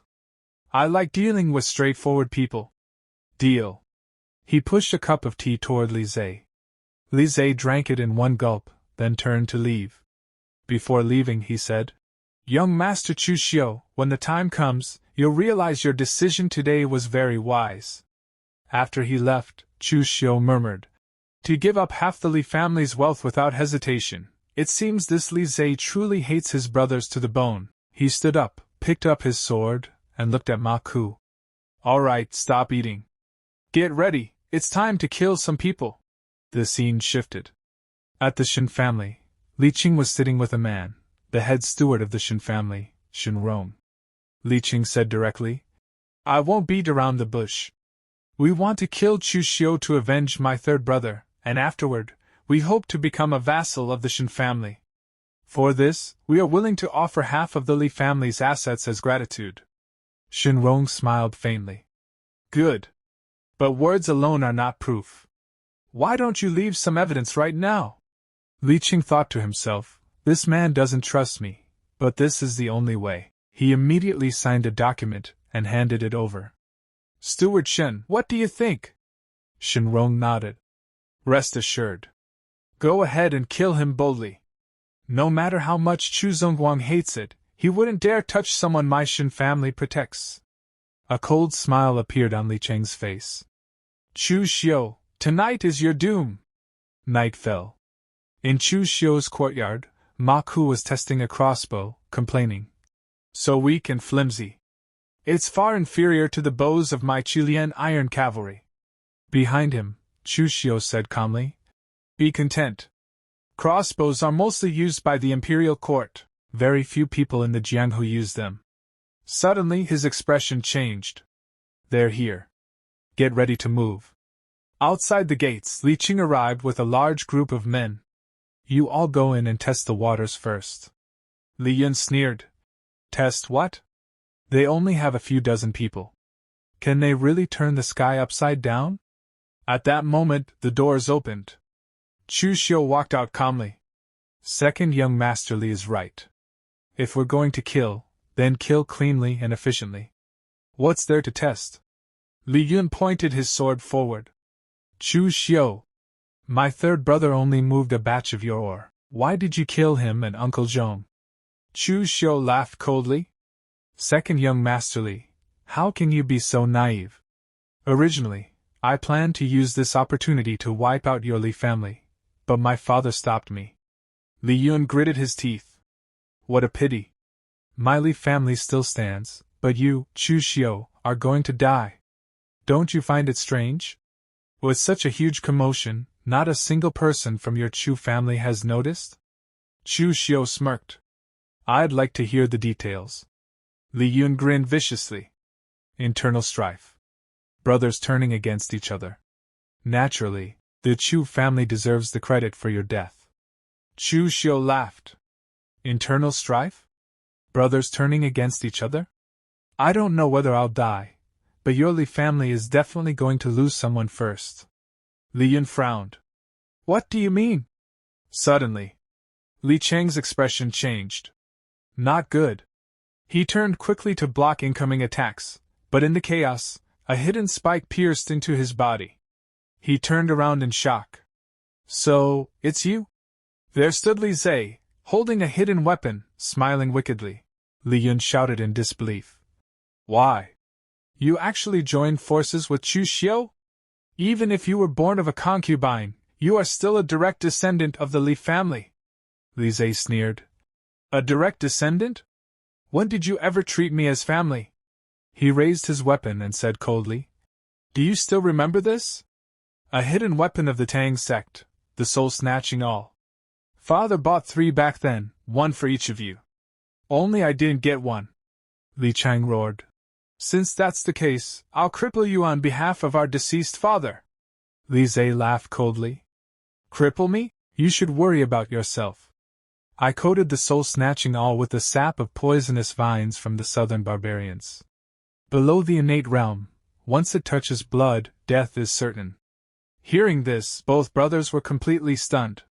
Their faces turned pale, their mouths hanging open in shock. Not far away, Chu Xiu watched everything unfold with a faint smile. This Li Zhe is truly a ruthless character. Li Qing and Li Yun are both completely trapped, and Li Qing is preparing one of his attacks. But suddenly he coughs up blood. Blood starts coming out of his mouth, and he collapses to the ground with a thud.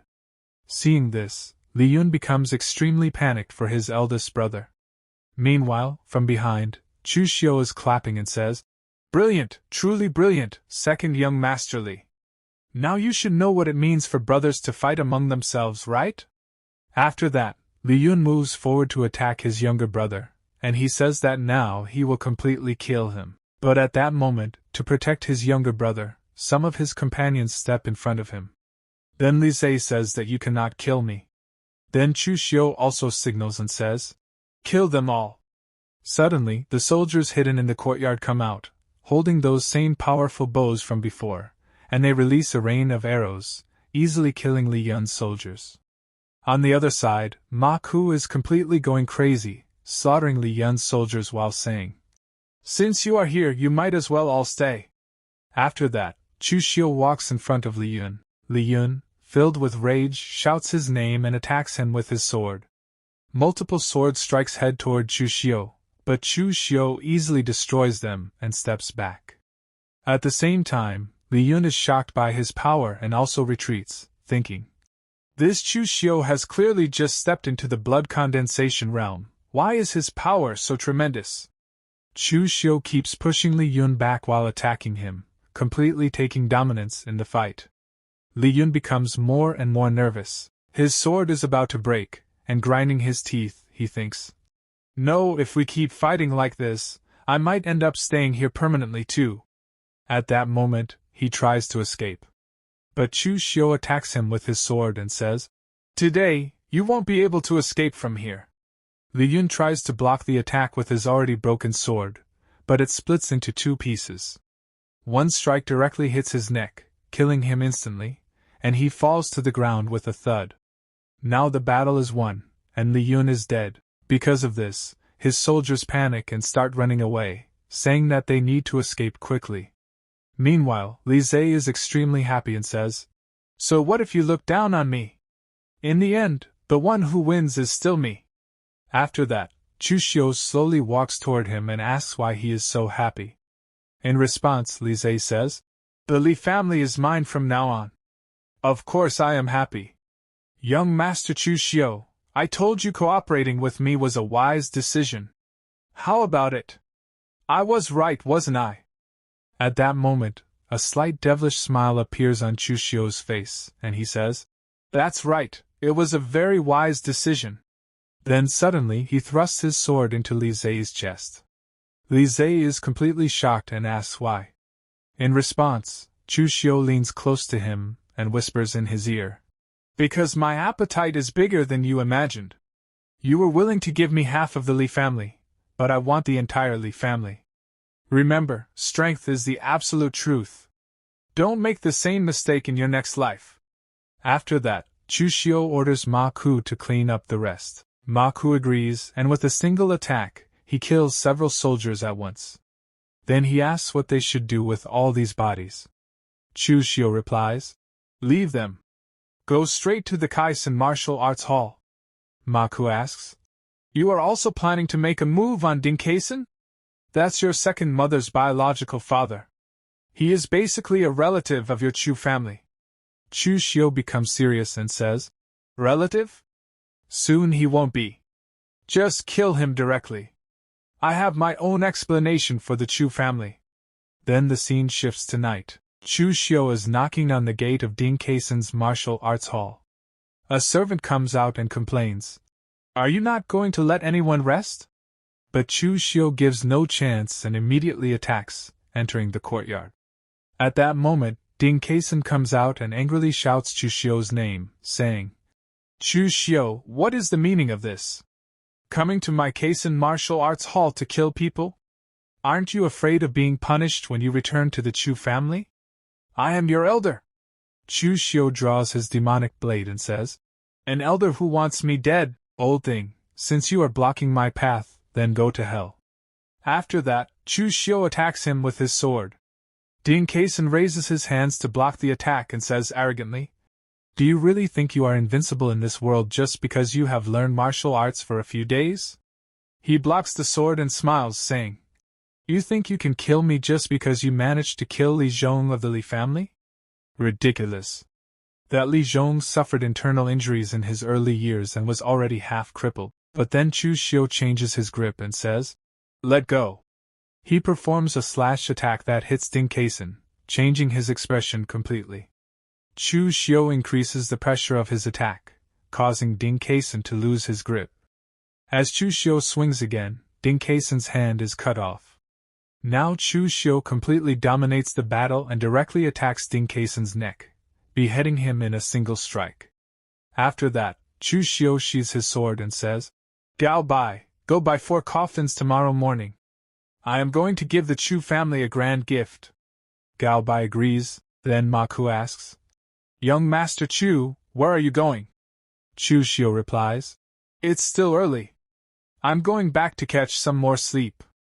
The next day, at the Chu family, the leader is sitting while his 3 wives are around him. A minister arrives and says that another council meeting has been called. Chu Xiu better have a good reason, otherwise he definitely won't be let off lightly this time. At that moment, Chu Xiu arrives, and his soldiers carry in 4 coffins. Chu Xiu says, "Father, your son has a few gifts that he would like to present to you." And his father says, Someone reported this morning that many elites of the Li family are dead in front of your courtyard. Did you do this? To this, Chu Xiu replies, Yes, I did. Then his father becomes slightly serious and says, Last time I told you not to make a move against the Li family for now. Did you treat your father's words like the wind passing by your ears? To this, Chu Xiu replies, Father, I would not provoke the Li family. They were the ones who attacked me first. It could not possibly be that I went to the Li family, killed everyone, and then dragged them in front of my residence.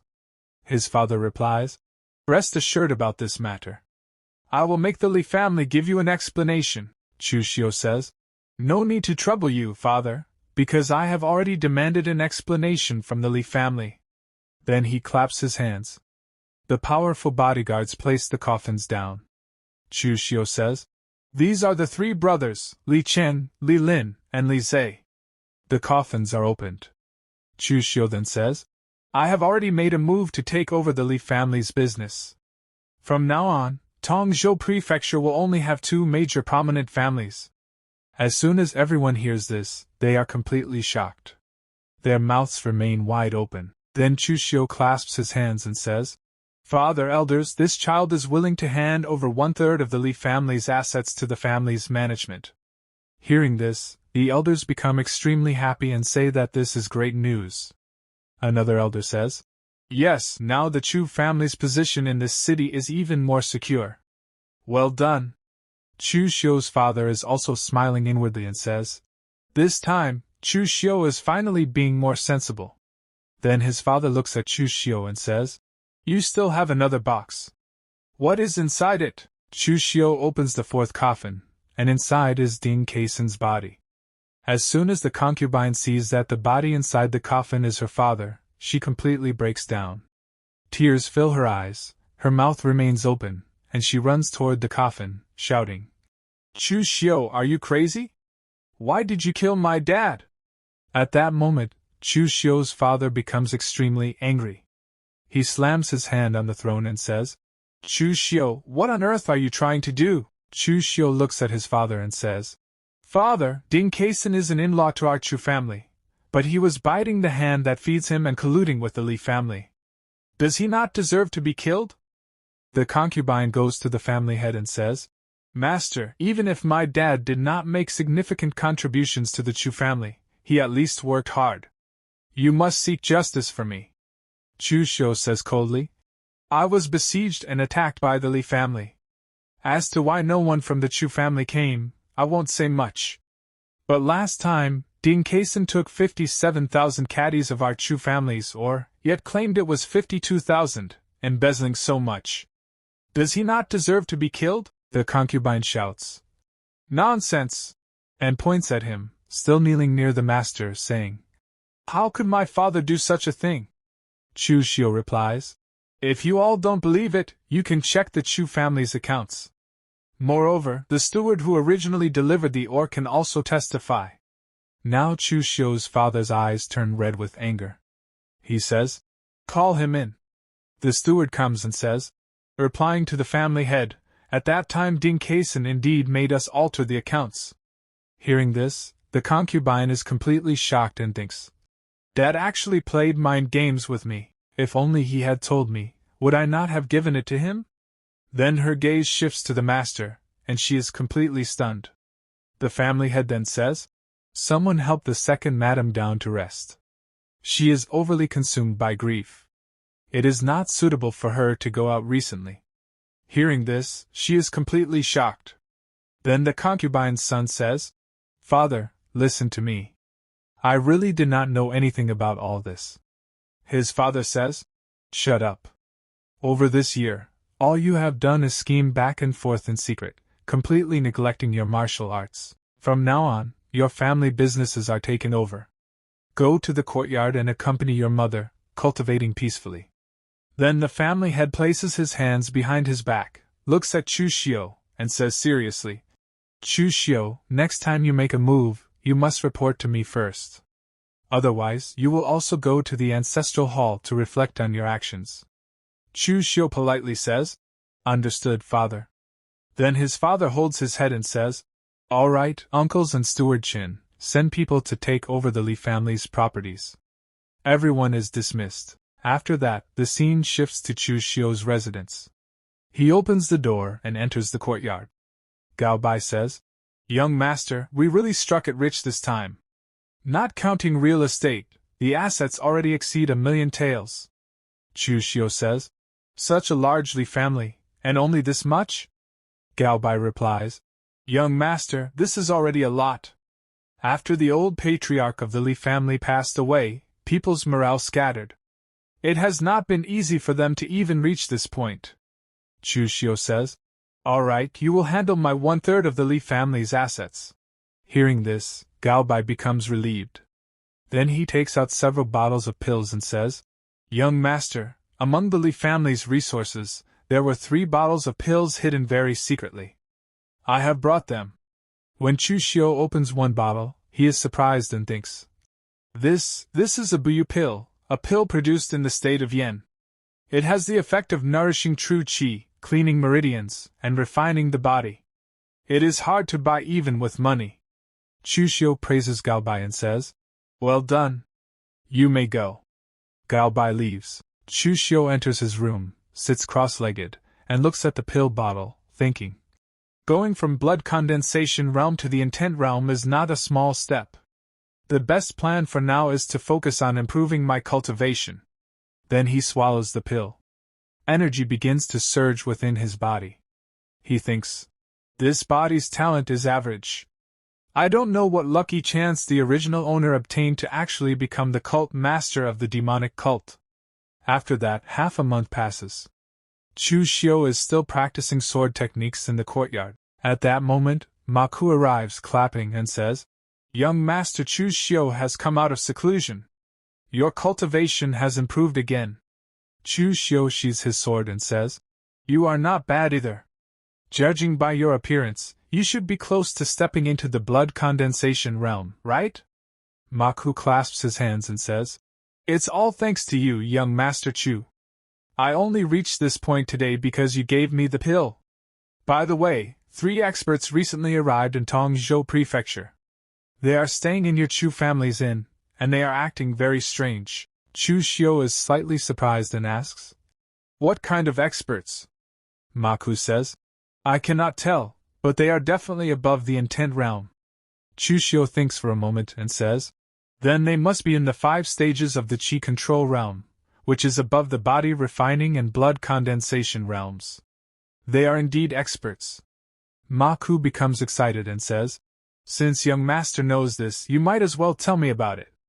Chu Xiu says, "The 5 steps of Qi control are divided into inner astral, outer astral, gathering 3 flowers, condensing 5 Qi, and heavenly connection. The characteristic is being able to injure people using astral Qi. You said they are very strange. What does that refer to?" Ma Ku says, "They booked the inn for several days and then went everywhere inquiring about a martial artist surnamed Jing, who came from the state of Qi. They said this person cultivates an internal skill whose internal energy seems weak at first, but upon reaching mastery it becomes vast like an ocean." Hearing this, Chu Xiu is shocked and thinks, "Isn't this referring to the Chu family's vast ocean mind skill? The game said that a major change would happen in the Chu family, and then the original owner gained a lucky chance. These 3 people might indeed bring about a major change." Then Chu Xiu orders, "Take me to see those 3 martial artists." Ma Ku agrees. The scene shifts to the inn. Chu Xiu sits inside, looking out the window. Ma Ku says, "Young Master Chu, those 3 by the street are the ones." We see the 3 experts. Ma Ku asks, "Young Master, do you want to meet them?" Chu Xiu looks at them and says, "Not for now. Send a few people to stay in the inn for an extended period to keep an eye on their movements, but don't get too close." At that moment, one of the 3 experts looks toward Chu Xiu. Seeing this, Chu Xiu turns his head away, realizing he has been discovered, and thinks, "What a terrifying aura." After that, his second companion asked, "Second brother, is there some kind of problem?" In response, the man said, "It's nothing. It should just be someone curious about us." At that moment, Chu Xiu quietly withdrew his gaze and tried to hide his presence. He thought to himself, the gap between me and the 5th stage of chi control is too huge right now. It's better not to interact with them. If we anger the other party, it will definitely be courting death. Soon after, the scene shifted to another location. There, Shenrong clenched his fist tightly and slammed it onto the table in anger. Damn it! That Chu Xiu actually wiped out the Li family. The half of the family assets that were originally supposed to fall into our hands is just gone. So many people still couldn't deal with Chu Xiu. The Li family is truly useless. As he angrily took a sip of tea, he immediately spat it out because it was far too hot. Then he vented all of his anger on his servant and shouted, "Do you even have a brain? Serving such hot tea? Are you trying to scald me to death?" The servant hurriedly replied, "Master Rome, please calm down. This servant will immediately go and prepare a new cup." But Shenrong stopped him and said, "Forget it. Nothing is going smoothly lately. Just what kind of dumb luck did that Chu Xiu have to actually wipe out the Li family?" The servant then said, "Those people under Chu Xiu kill without even blinking an eye. It's completely normal that the domestic servants raised by the Li family couldn't defeat them." Shenrong frowned and asked, "Those people under Chu Xiu are bandits? How can you be so sure?" The servant explained, "Because this servant couldn't even afford food before, so I once worked as a bandit in Sangmang Mountain for a period of time. Our boss was named Lian Lesan. He once tried to rob and kill Chu Xiu, but he was killed by Chu Xiu instead, who later allied with another group of bandits under Manhwa. Now Chu Xiu's subordinates are Manhwa and his people." Shenrong suddenly understood and muttered, "So that's how it is." He then began thinking deeply. No wonder Chu Xiu managed to reach an agreement with the bandits during his first merchant trip, while Chu Xing immediately ran into trouble the moment he left. Chu Xiu actually allied himself with bandits to secretly harm his own brothers. This is definitely a huge leverage point. He immediately stood up and ordered his servant, "Let's go. Come with me to meet that Chu Xiu. I absolutely must pry 2/3 of the Li family assets out of his hands."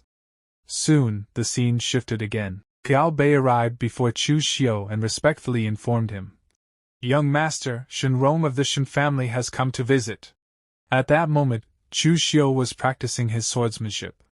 Hearing this, he asked in surprise, "Shenrong? Who is that?"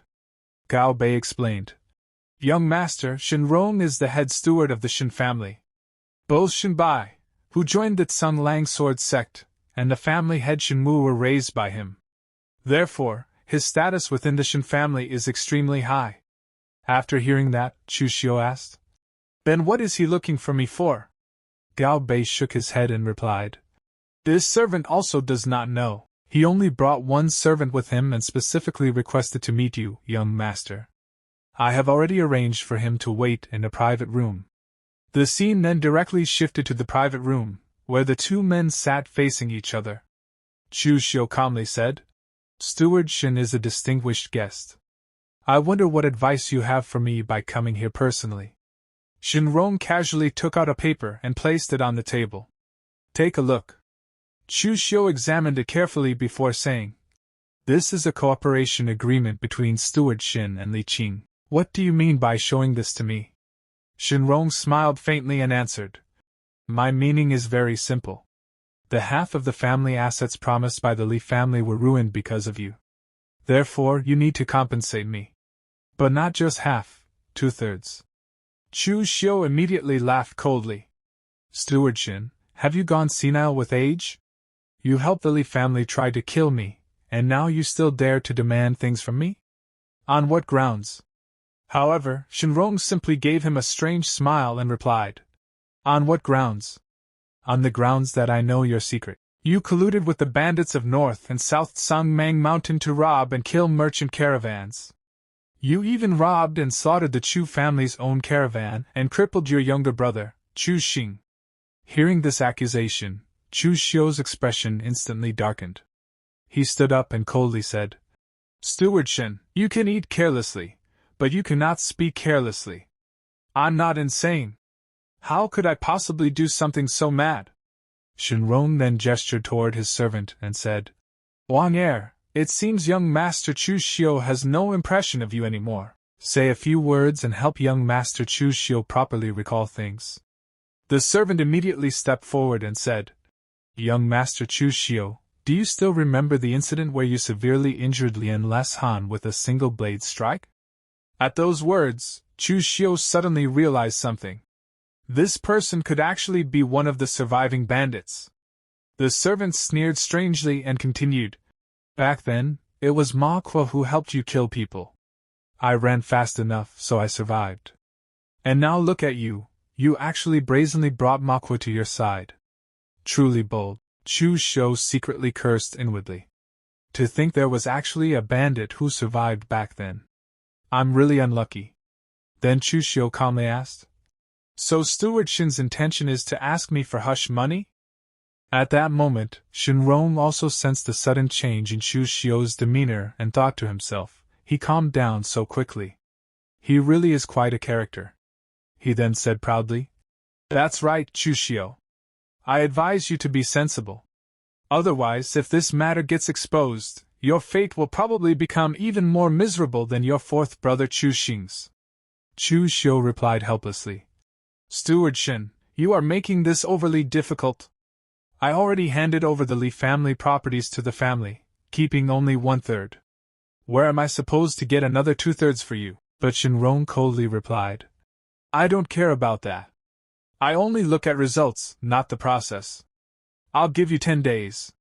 Otherwise, you know the consequences. Chu Xiu narrowed his eyes and asked, Is there truly no room for negotiation in this matter? Shenrong then placed his hand on Chu Xiu's shoulder and said arrogantly, Others may negotiate, but you, Chu Xiu, are the only one without the qualifications to negotiate. Don't forget, your leverage is now in my hands. At that very moment, Chu Xiu's hand slowly moved toward the hilt of his sword. In the next instant, with a single flash of steel, the sword pierced directly through Shenrong's chest. Shenrong didn't even have the chance to react before the blade had already stabbed through him. Blood poured out from his chest as his eyes widened in disbelief. I am the steward of the Shen family, and you actually dare to kill me. Even while dying, he still tried to use the Shen family's name to intimidate Chu Xiu. But Chu Xiu remained completely unmoved. With another swift motion, he ended Shenrong's life completely. Shenrong's body collapsed onto the floor, his eyes still wide open in death. On the other side, when the servant saw that Chu Xiu had killed his master, his mouth fell wide open in terror. Before he could even scream, Chu Xiu's sword had already reached his neck. With a single strike, his life also came to an end, and his body dropped lifelessly onto the ground. Afterward, Chu Xiu calmly sheathed his sword and thought to himself, Human greed is limitless. So this Shenrong had to die. Just then, Gao Bei rushed into the room and threw open the door. Young master, how could you kill someone from the Shen family? But Chu Xiu gave no immediate response. He simply held his sword calmly, his head lowered in silence. Seeing this, Gao Bei thought in panic, Why did you have to kill someone from the Shen family? The Shen family is not like the Li family. This time, you've truly stirred up a massive disaster.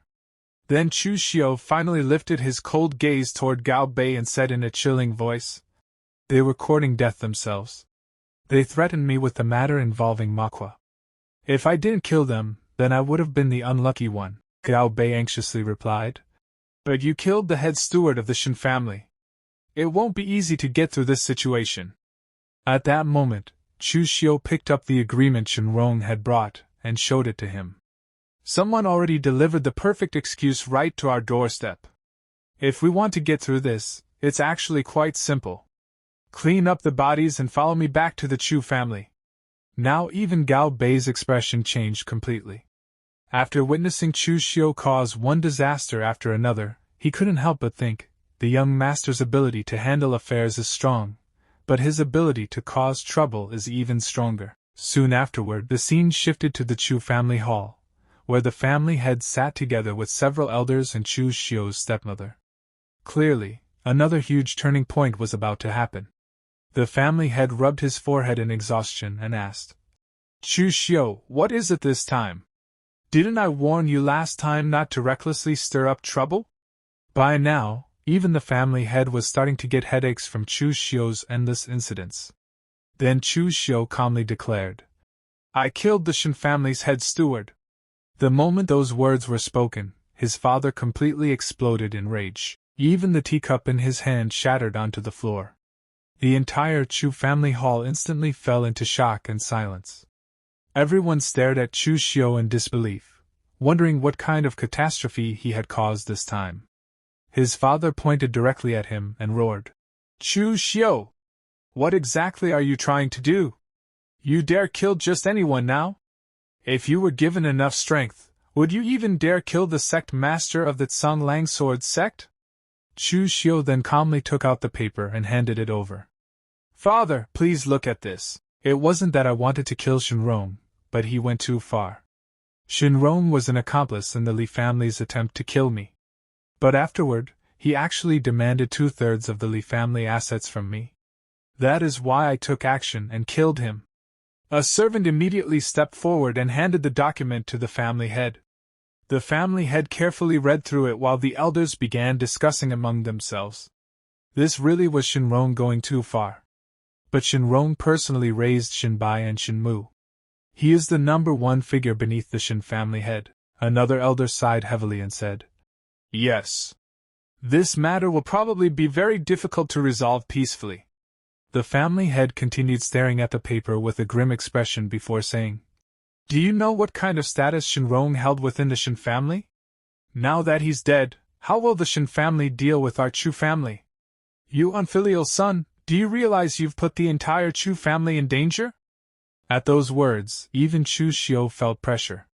A thin layer of sweat appeared on his forehead as he secretly thought, the family head is acting a bit too cowardly. Even if the Shen family is stronger, they shouldn't be feared to this extent, right? Still, he calmly replied, Father, there is no need to panic. The Shen family's foundation is indeed somewhat stronger than our Chu family's, but it hasn't reached the point where they can completely crush us. What they truly rely on is merely the Tsang Sword sect. Your son already has a way to deal with it. His father immediately frowned. The Tsang Sword sect is the number one major sect in Wei Commandery and ranks among the 7 sects and 8 factions. Are you certain? Chu Xiu smiled confidently and answered, Of course. And then Chu Xiu's stepbrother suddenly stood up and shouted, Chu Xiu! Tell me, what backer could possibly be big enough for you to act this recklessly? Sooner or later you will bring disaster to the family. Chu Xiu calmly replied, Is the Northern Yan Imperial Court a backer big enough? The family head frowned and said, The Northern Yan Imperial Court? Are you sure? Chu Xiu answered without hesitation. Although the commandery is normally Northern Yan territory, it obeys orders but not summons. However, as long as we defect to the Northern Yan Imperial Court and act as a precedent and an example, the Northern Yan Imperial Court will absolutely not allow anything to happen to us. Even the Shen family would not dare to touch us. The elders exchanged looks. One elder nodded and said, This method actually seems feasible.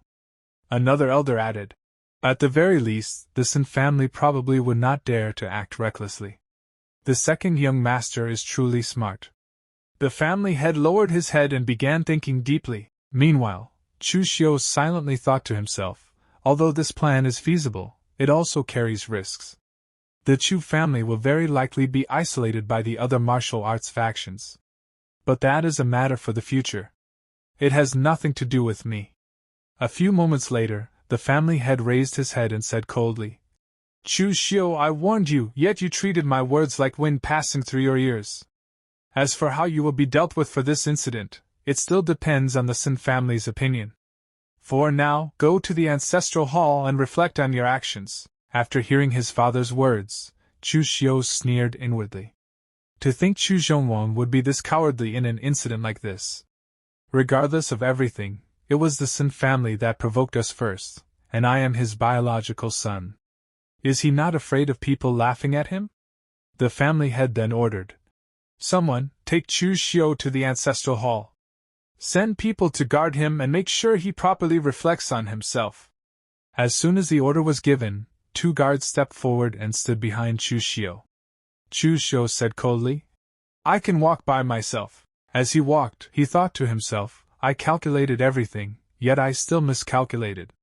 I never expected Chu Xiongwang to be this cowardly, and so afraid of trouble in this matter." Meanwhile, his stepbrother secretly grinned to himself. "Originally, I thought I had no chance at the position of heir. I never expected those three idiot younger brothers to scheme so much only to end up plotting against themselves. This victory is practically already in the bag." At that moment, the family head turned toward Old Chin and ordered, "Take a trip to the Sin family, keep a low profile and ask them exactly what it will take to let this matter pass. The Chu family absolutely has no intention of clashing with the Sin family." Old Chin lowered his head and replied, "Yes." The scene then shifted to the Sin family mansion. Inside, Sin Rong, the family head, was in an extremely foul mood. He angrily shouted at one of his servants, "You know very well that I have been staying in seclusion, wanting to join the Kunlun Sword sect and become an inner sect disciple so I won't embarrass my elder brother, the sect master's closed-door disciple. So you better truly have something urgent." The servant nervously lowered his head and said, reporting to the family head, "Young Lord Rong has been killed by Chu Xiu." The moment Shinemo heard those words, his expression changed completely. He immediately roared, "What did you just say? Has the Chu family gone mad?" The servant quickly replied, "Family head, people from the Chu family are waiting outside. They said it was an accident, and that they absolutely have no intention of clashing with our Sin family." Shinemo coldly said, "Let the Chu family people in." A few moments later, Old Chen entered and respectfully said, "Family head Sin, my Chu family." But before he could finish, Shinemo immediately interrupted him. "Save your breath, cripple Chu Xiu's martial arts, and teach him a lesson." The moment Old Chen heard this, his entire expression changed. "Crippling his martial arts? That is even worse than killing him." Shinemo clenched his teeth and coldly declared, "Your Chu family has no right to refuse. I have already been very magnanimous. Qingming is only a few days away. If my elder brother returns and finds out about this matter, he will not be easy to talk to." Old Chin immediately lowered his head. "I will return at once and report this to the family head." Then the scene shifted back to the Chu family mansion. Old Chin reported everything to the family head.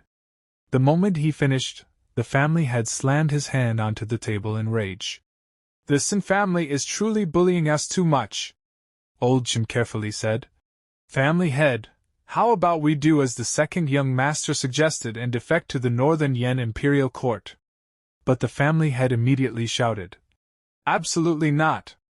Old Chen, you know about my affairs. Right now, my research on that thing has reached a crucial moment. Go tell Shinemo that I agree to the condition. Invite him to a banquet tonight, and I will publicly cripple Chu Xiu to give him an explanation." Old Chen hesitated. "But the second young master's talent is actually quite good." "In the future," the family head interrupted him. "That is the future. I cannot care about things that are still far ahead. Quickly prepare to welcome Shinemo." Old Chin could only bow his head. "Yes." Then the scene shifted to the Chu family ancestral hall. Suddenly, Gui came running inside in panic. "Young master, this is bad. Family head Sun wants you to cripple your own martial arts to atone for your crime, and the master agreed. Shinemo will come here tonight." Chu Xiu's expression remained calm. "This master of mine can really bring himself to do it." Gui was trembling with fear.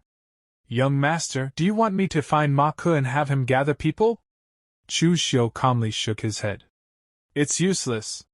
Mang Mountain is too far from here. There is no time at all." Then he suddenly picked up a brush and began writing something on a piece of paper.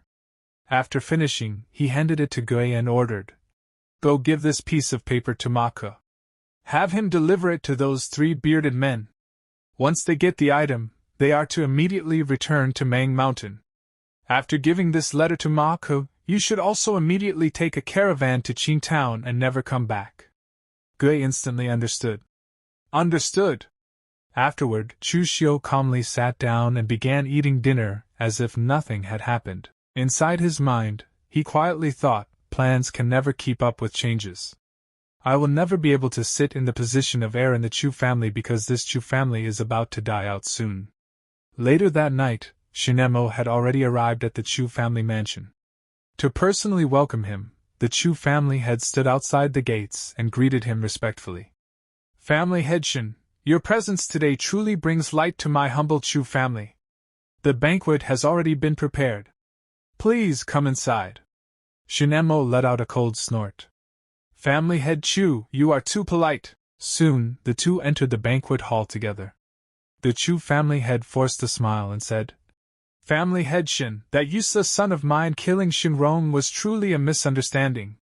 Tonight, right in front of you, I will personally cripple him and give you an explanation. Shinemo nodded slightly and said coldly, Nothing can be accomplished without rules. Thank you for your understanding, family head Chu. The Chu family head immediately ordered, Go and bring Chu Xiu here. Not long afterward, the guards escorted Chu Xiu into the banquet hall. The moment the Chu family head saw his son, he became slightly stunned. Does he not know that his martial arts are about to be crippled? Why does he not look afraid at all? Frowning deeply, he suddenly shouted, Chu Xiu! Aren't you going to apologize to family head Shin? Chu Xiu calmly looked ahead and replied, It should be about time. The Chu family head froze. What are you talking about? His expression instantly turned confused. At that moment, he suddenly felt that something was wrong. Without hesitation, he immediately stood up. What exactly is going on? Just then, a guard rushed into the banquet hall in panic. Family head! This is bad! Someone is attacking our front gate! The moment the family head heard this, his expression darkened. He immediately stood up and began walking toward the gate. Who dares to be this bold? Shinemo also frowned and followed him outside. Soon, they arrived at the Chu family gate. The moment they reached it, they saw 3 men standing there. These were the same 3 men Chu Xiu had noticed before. Several Chu family guards had already been killed and were lying on the ground. The man standing at the front suddenly shouted loudly, Zhongwang, no, I should call you Chu Zhongwang instead. You shameless and despicable villain! You didn't expect this, did you? We're still alive, and we even found this place. The moment Shinemo heard those words, his expression changed. Meanwhile, Chu Zhongwang's face turned serious. Chu Xiu quietly stood nearby, calmly watching the drama unfold beneath the moonlight. Then the leader of the 3 men shouted again. For more than 20 years, we searched the entire Eastern Qi but could not find a single trace of you. So it turns out that when you joined the Dragon Cavalry Imperial Guard back then, you actually used a fake name. The moment Shinemo heard the words Dragon Cavalry Imperial Guard, his eyes widened in complete shock. He immediately turned toward Chu Zhongwang. You actually came from the Dragon Cavalry Imperial Guard? Chu Xiu narrowed his eyes. The Dragon Cavalry Imperial Guard is the royal army of Eastern Qi. Even their weakest member is in the innate realm. Compared to the head of a small family in Tongzhou Prefecture, this identity is completely beyond comparison. For Chu Zhongwang to hide here, he must have a very deep motive. The Imperial Guard sneered. It seems none of you know Chu Zhongwang's background. Fine. Today, I'll tell you exactly what kind of person this Chu family head really is. He raised his sword and pointed it straight at Chu Zhongwang. Our Dragon Cavalry Imperial Guard operated in squads of 5. More than 70 years ago, when Chu Zhongwang joined the Dragon Cavalry Imperial Guard, he was assigned to our squad. We later received an order. A large force was to infiltrate the Miao region and snatch a supreme treasure for the second prince. After the treasure was acquired, our 19 squads were tasked with mixing the real treasure among fake ones and scattering in different directions to confuse our enemies. It just so happened that our squad ended up with the real treasure. The man's eyes burned with rage. But just when we were desperately carrying out our mission, this shameless and despicable villain, Chu Zhongwang, actually ran away with the treasure. As a result, our eldest brother was brutally beaten to death by 100 strikes of the blue dragon whip. The rest of us were left permanently injured and could only remain stuck forever in the inner astral stage of the Qi control realm. Hearing this, Chu Xiu's brows slightly furrowed. So Chu Xiongwang endured this much, and the destruction of the Chu family in the original plot was all because of this. The man suddenly pointed his sword directly at Chu Xiongwang and roared with killing intent. Chu Xiongwang! Today is the day you die! Then, one of the man's companions stepped forward and shouted angrily. When you first joined the Dragon Cavalry Imperial Guard, you were the weakest among us, and eldest brother took the greatest care of you. Yet in the end, you got everyone in the squad killed. You want to kill us now? Do you truly have no guilt in your heart? Chu Xiongwang slowly stepped forward and coldly replied. Every man for himself. Heaven and earth destroy those who hesitate. A treasure that allows one to reach the heavens in a single leap was right in front of me. If it were you, would you not also have been tempted? The leader's eyes instantly filled with rage. You betrayed us back then. But do you know who sent us the message that allowed us to find you? Chu Xiongwang clenched his teeth and furiously asked. Who was it? At that exact moment, taking advantage of the perfect opportunity, Chu Xiu slowly stepped forward. It was me. The moment Chu Xiongwang realized that the person who betrayed him was actually his own son, his anger exploded even further. He pointed at Chu Xiu and roared. You ungrateful bastard, do you even know what you have done? Doing this will destroy the entire Chu family. But Chu Xiu remained calm. You forced my hand. His expression turned ice cold. Do you know what crippling martial arts means to a martial artist? I do not want a life worse than death. Since someone has to die, it can only be all of you. The leader of the three men suddenly burst into loud laughter.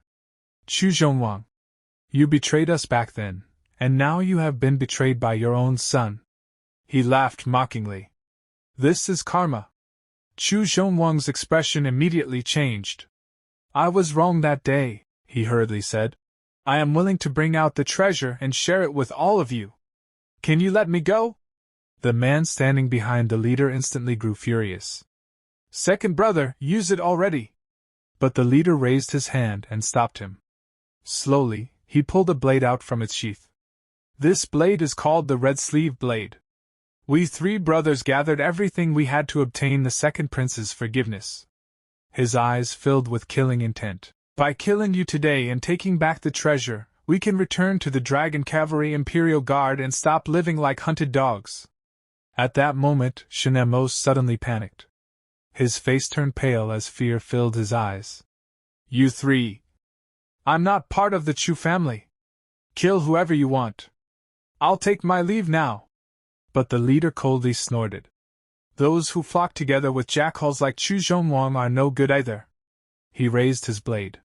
You will die all the same. At that moment, Chu Xiu calmly stepped forward. 3 heroic men, I am already irreconcilable enemies with Chu Xiongwang. Furthermore, I understand the Chu family better than anyone and can help search for the treasure. He respectfully cupped his fists. I hope the 3 of you will spare my life. The leader glanced at him before nodding. Fine. We'll spare this kid for now. Then he turned his head and ordered. 4th brother, go kill everyone else in the Chu family. His voice became terrifyingly cold. I want the entire Chu family buried with him. The 4th brother nodded and immediately stepped forward. The moment Chu Xiu's stepbrother and stepmother saw this, fear completely overtook their faces. His stepbrother's body trembled violently.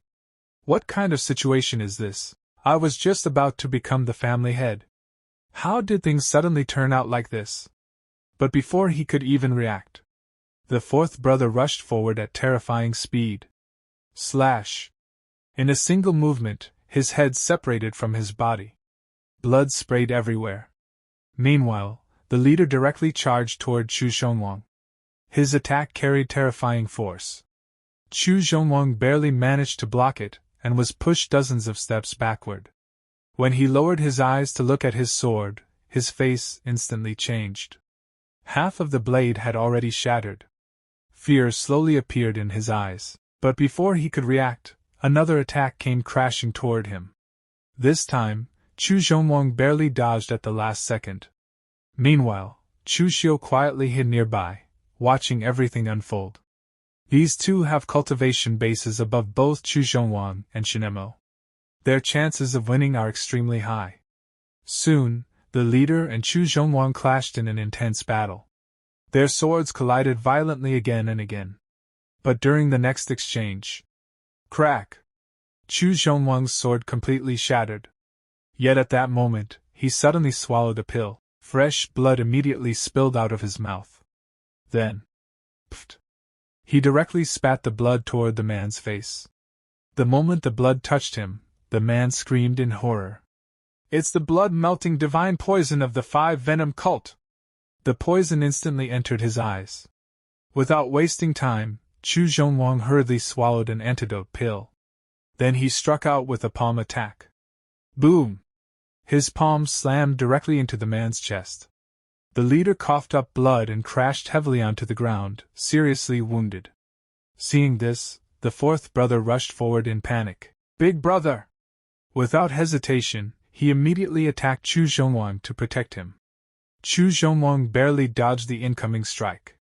Then he suddenly shouted toward Shinemo. Family head Shin! If you have a trump card, use it now! If you don't take it out immediately, it'll be too late! Hearing this, Shinemo gritted his teeth. Blood was already dripping from the corner of his mouth. If that's the case, fine! In the next second, he unleashed a terrifying slash attack. A burst of spiritual energy erupted outward. The third man was blasted backward. Then, slash! In a single instant, his body was cut in half. He died on the spot. The fourth brother's face instantly turned pale. Impossible! His voice trembled. That's astral chi! How is that possible? Meanwhile, Shinemo lowered his gaze toward his half-broken sword. Thanks to the sword-stealing dagger eldest brother brought back from the Kunlun Sword Sect, but I don't know how many more times this thing can still be used. The remaining man immediately turned around and tried to flee. But Chu Xiu's expression became extremely ugly. No! I absolutely cannot let him go. If the Dragon Cavalry Imperial Guard finds out about this, I'm finished. Without hesitation, he rushed after him and attacked from behind. But the man noticed it in time and thrust his spear backward. Chu Xiu instantly grabbed the spear with one hand. Then he hurriedly signaled Shinemo. Now! Shinemo immediately understood. Without hesitation, he activated the dagger again. But this time, its target was both of them. Whoosh! The terrifying astral chi pierced straight through the fleeing man's chest, and continued forward, piercing directly through Chu Xiu's chest as well. A massive bloody hole exploded open in his chest. Chu Xiu's eyes widened in complete shock. Why? But before he could even finish speaking, his body collapsed heavily onto the ground. Shinemo slowly stepped forward. That is a supreme treasure. His eyes burned with greed.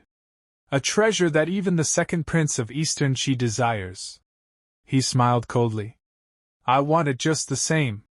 Inside his mind, greed surged endlessly. Perhaps with that treasure, I will no longer have to look up to my eldest brother. Instead, he will have to look up to me. But suddenly, a voice came from behind him. Knock, knock. Shinmo's face changed. Who is it? A calm voice replied. It's your father. Before Shinemo could react. Whoosh! Whoosh! Whoosh! A hidden weapon suddenly exploded toward him. The attack came from the thousand mechanism hidden weapon, Thousand Leaf Palm.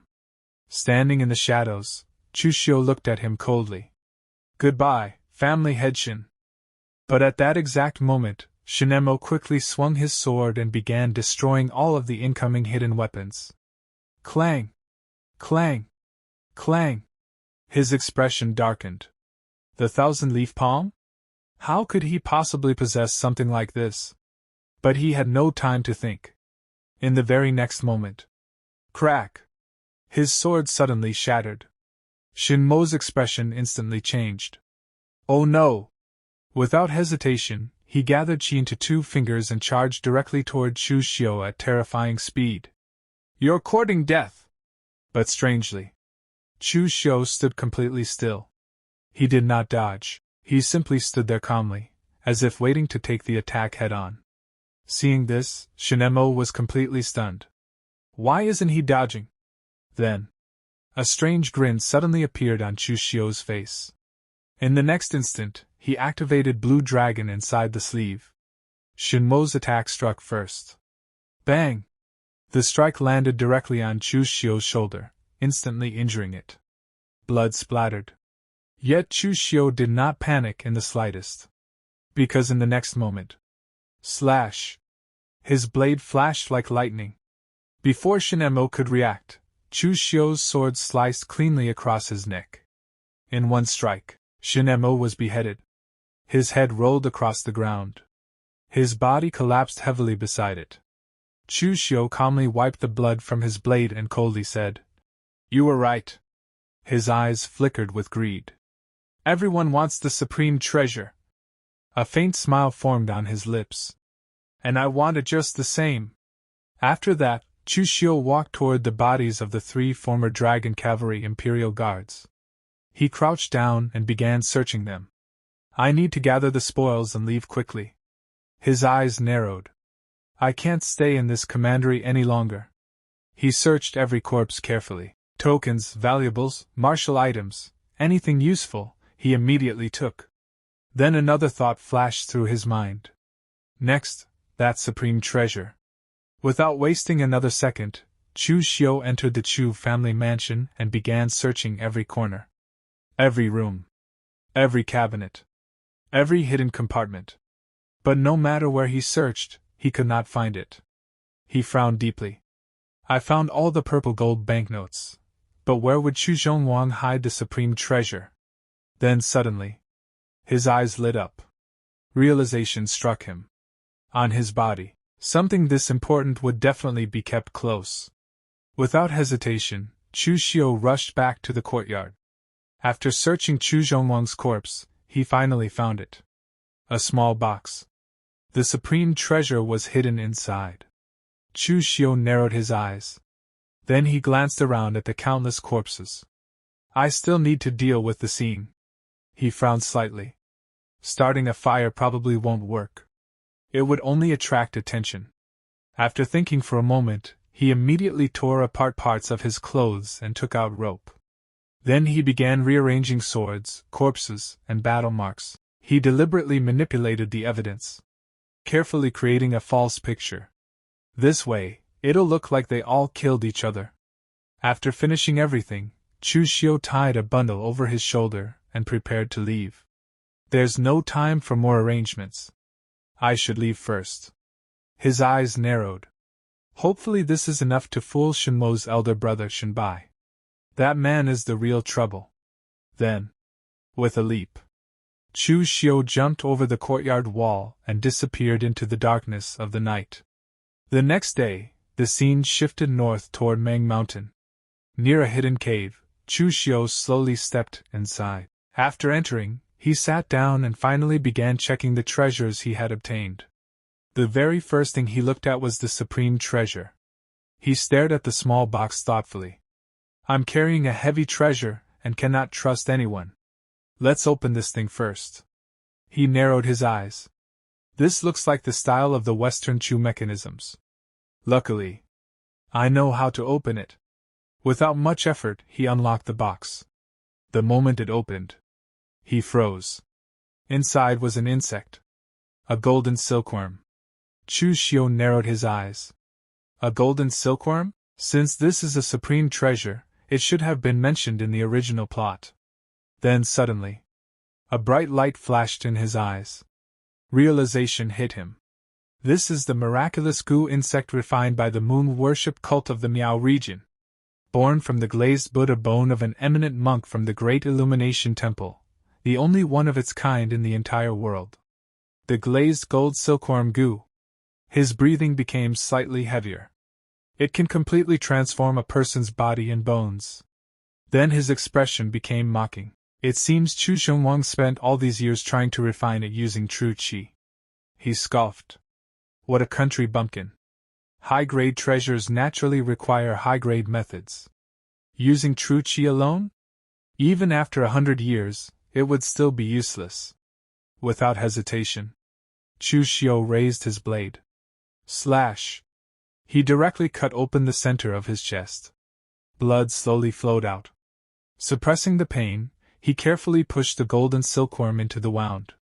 The moment it entered, the insect immediately burrowed inside.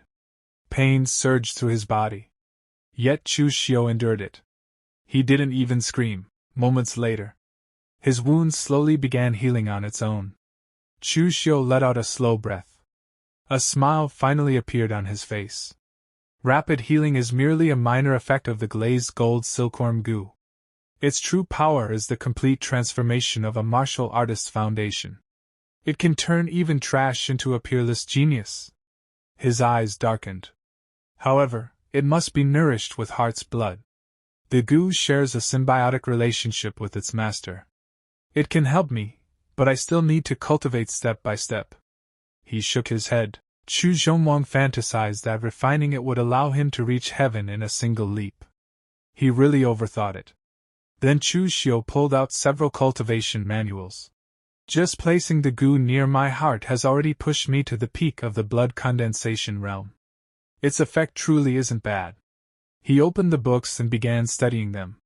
The accompanying blade technique is probably between the 4th and 5th transformation grades. The grade of the great abundant palm crippling hand is even higher. Then he noticed another small silver box. He picked it up. This seems to be a secret item, but it has already been opened. What's the point of carrying it around?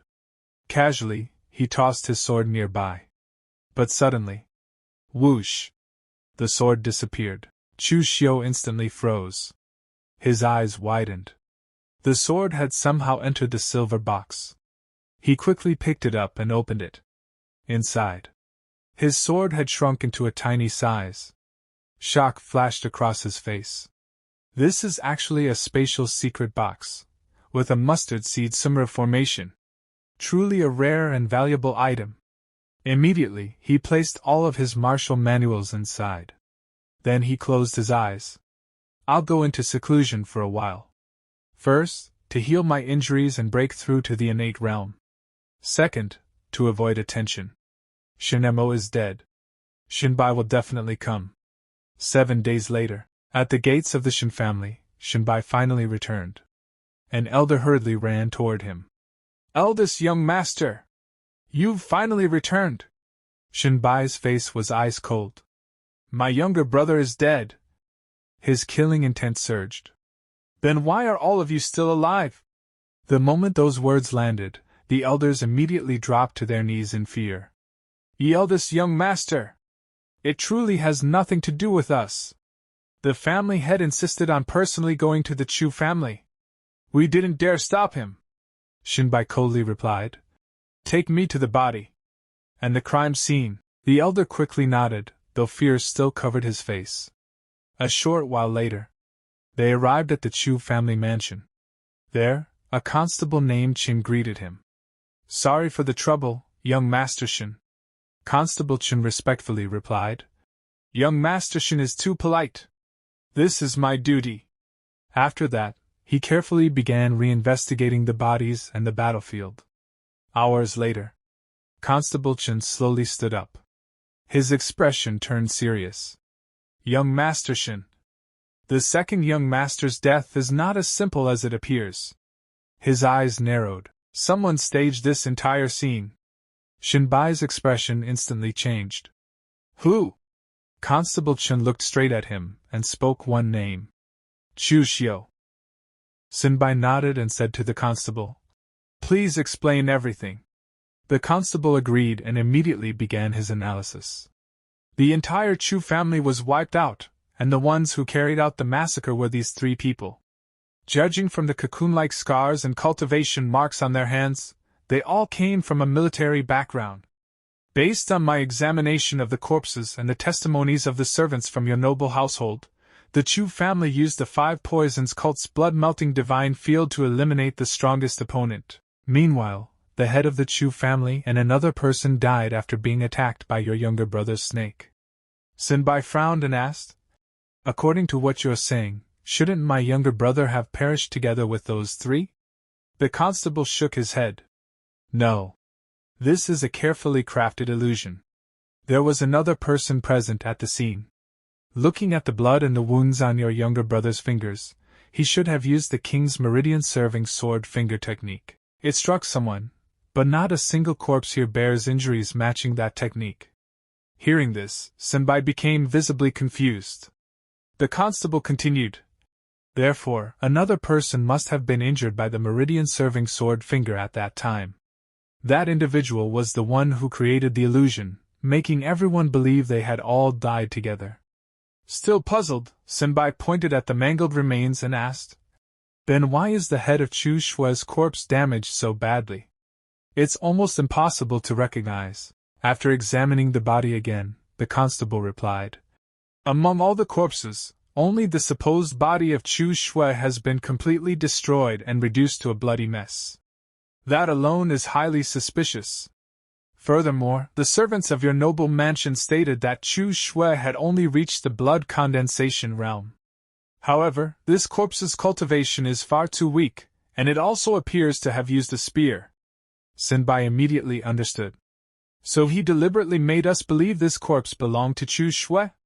"That's correct," the constable answered. Sinbai cupped his fist respectfully and said, "Many thanks, Constable Chin.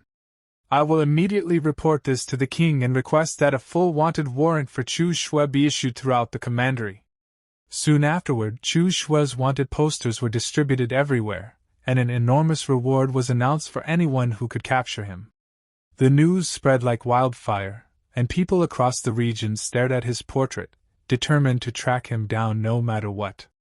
3 months later, the scene shifted to northern Yen, inside Yenyang Prefecture. We finally saw Chu Xiu again. His appearance was pitiful, dressed like a poor wanderer, yet he still wore a satisfied smile on his face. 3 months. I've finally broken through to the innate realm. I've also cultivated the drizzling light red sleeve blade and the great abandoned prison grasp to the minor completion stage. After arriving at a certain place, he quietly muttered to himself, "This location is far away from Wei Commandery, and an ancient ruin will soon appear here." He walked inside, found a bath, and began washing himself. "I haven't contacted anyone from my past, including Hu Bao and Gao Bai. My identity shouldn't be exposed anytime soon. If everything goes according to plan, I should be able to re-enter Jianghu as nothing more than a wandering blood martial artist." After bathing and changing into clean clothes, Chu Xiu casually wandered through the streets. Suddenly, his attention was drawn to a young man publicly confessing his love to a beautiful girl. Curious about the unusually large crowd gathered around them, Chu Xiu stopped to watch. The girl's name was Lin Xinyu, and the young man was presenting her with a precious black pearl that he had specially purchased from the Southern Sea. However, despite his efforts, the girl rejected him without hesitation. The man's name was Zhang Baichen. Curious, Chu Xiu turned to a nearby bystander and asked, "Is proposing in public a common custom in northern Yen? Everyone seems very open-minded." The man laughed. "Little brother, you're obviously not from Yenyang Prefecture, are you? The customs here are indeed quite open, but this isn't a marriage proposal. It's simply one-sided love that has caused quite a commotion." Chu Xiu asked again, "Is it because this lady comes from an extremely influential family and looks down on that man?" The bystander smiled and explained, "Her name is Lin Xinyu. Her family background is actually quite ordinary, but many people consider her the #1 beauty of Yenyang Prefecture. As for that man, he's Zhang Baichen, the second young master of the prestigious Zhang family. Unfortunately, he's nothing but a useless rich fool. His elder brother, on the other hand, is truly extraordinary, having joined one of the 7 great sects at a very young age. It's a pity that Zhang Baichen himself is such an idiot. No matter how desperately he pursues Lin Xinyu, she simply refuses to accept him." Chu Xiu quickly realized that the man making the confession was a complete fool, and the entire spectacle bored him. At that moment, Lin Xinyu firmly looked at Zhang Baichen and declared, Stop pestering me. I already have someone I like. Shocked, Zhang Baichen demanded. Who is he? Lin Sinyu glanced around until her eyes landed directly on Chu Xiu. She pointed straight at him, secretly thinking that this handsome blade martial artist might be enough to scare Zhang Baichen into giving up. Meanwhile, the bystander standing beside Chu Xiu whispered, Brother, you've been hiding this well. I didn't know you were involved with the #1 beauty of Yanyang Prefecture. Naturally, he had no idea that the girl was simply using Chu Xiu as an excuse. Lin Sinyu confidently walked over to him. Chu Xiu looked at her in confusion and asked, Do we know each other? She leaned close to his ear and quietly pleaded, Young master, please help me this once. I'll never forget your kindness. Then she turned toward Zhang Baichen and loudly announced, This is my boyfriend. From now on, stop bothering me. You may not care about your own reputation, but the Lin family certainly cares about ours. However, before anyone could react, Chu Xiu suddenly pulled his hand away from hers and slapped her hard across the face. The crisp sound echoed through the crowd. Everyone froze in absolute shock. Lin Sinyu fell onto the ground, staring at him with complete disbelief. Chu Xiu coldly said, I generally don't hit women. But for a snake-hearted woman like you, I won't hold back. You're being harassed by an idiot, so you decided to use me as your shield. Did you ever stop to think about how the local tyrant, the Zhang family, would treat me afterward? The surrounding spectators immediately agreed. That's right. This woman is truly vicious. Another person muttered, She really is shameless. At that moment, Zhang Baichen hurried over to help Lin Sinyu stand up. Then he pointed furiously at Chu Xiu and shouted, How dare you slap Sinyu? Are you looking for death? When the surrounding crowd witnessed his reaction, they became even more convinced that Zhang Baichen truly had no brains whatsoever. Without wasting another second, Zhang Baichen ordered his bodyguard, Take revenge for Sinyu.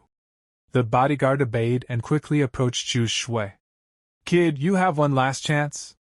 Surrender peacefully, or you'll regret this for the rest of your life. The moment he finished speaking, he threw a punch straight at Chu Xiu. But Chu Xiu effortlessly caught his fist. Then, with a sharp twist, he snapped the man's arm. The bodyguard let out a blood-curdling scream from the unbearable pain before Chu Xiu kicked him away, sending him flying across the ground. When the spectators realized that Chu Xiu was actually an innate martial artist, every single one of them was stunned. Seeing his bodyguard defeated so easily, Zhang Baichen and Lin Sinyu turned pale with fear and immediately fled the scene.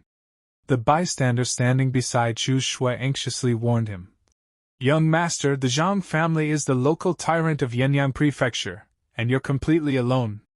You'd better leave this place as quickly as possible. Chu Xiu calmly replied, Thank you for the reminder, but my business here isn't finished yet. Meanwhile, the injured bodyguard, clutching his broken arm, desperately begged, Young master, please forgive me. I failed to recognize your strength. I only ask that you spare my life. Chu Xiu looked at him indifferently. Do I look like someone who enjoys killing people? Relax. I won't kill you. Instead, take me to the Zhang family. The bodyguard stared at him in complete astonishment. That's right. Chu Xiu continued. I have some business to discuss with your family head. The bodyguard was completely confused. He thought to himself, Is this man trying to get himself killed by walking straight into the Zhang family? After all, Zhang Baichen's father, Zhang Songling, was also an innate martial artist.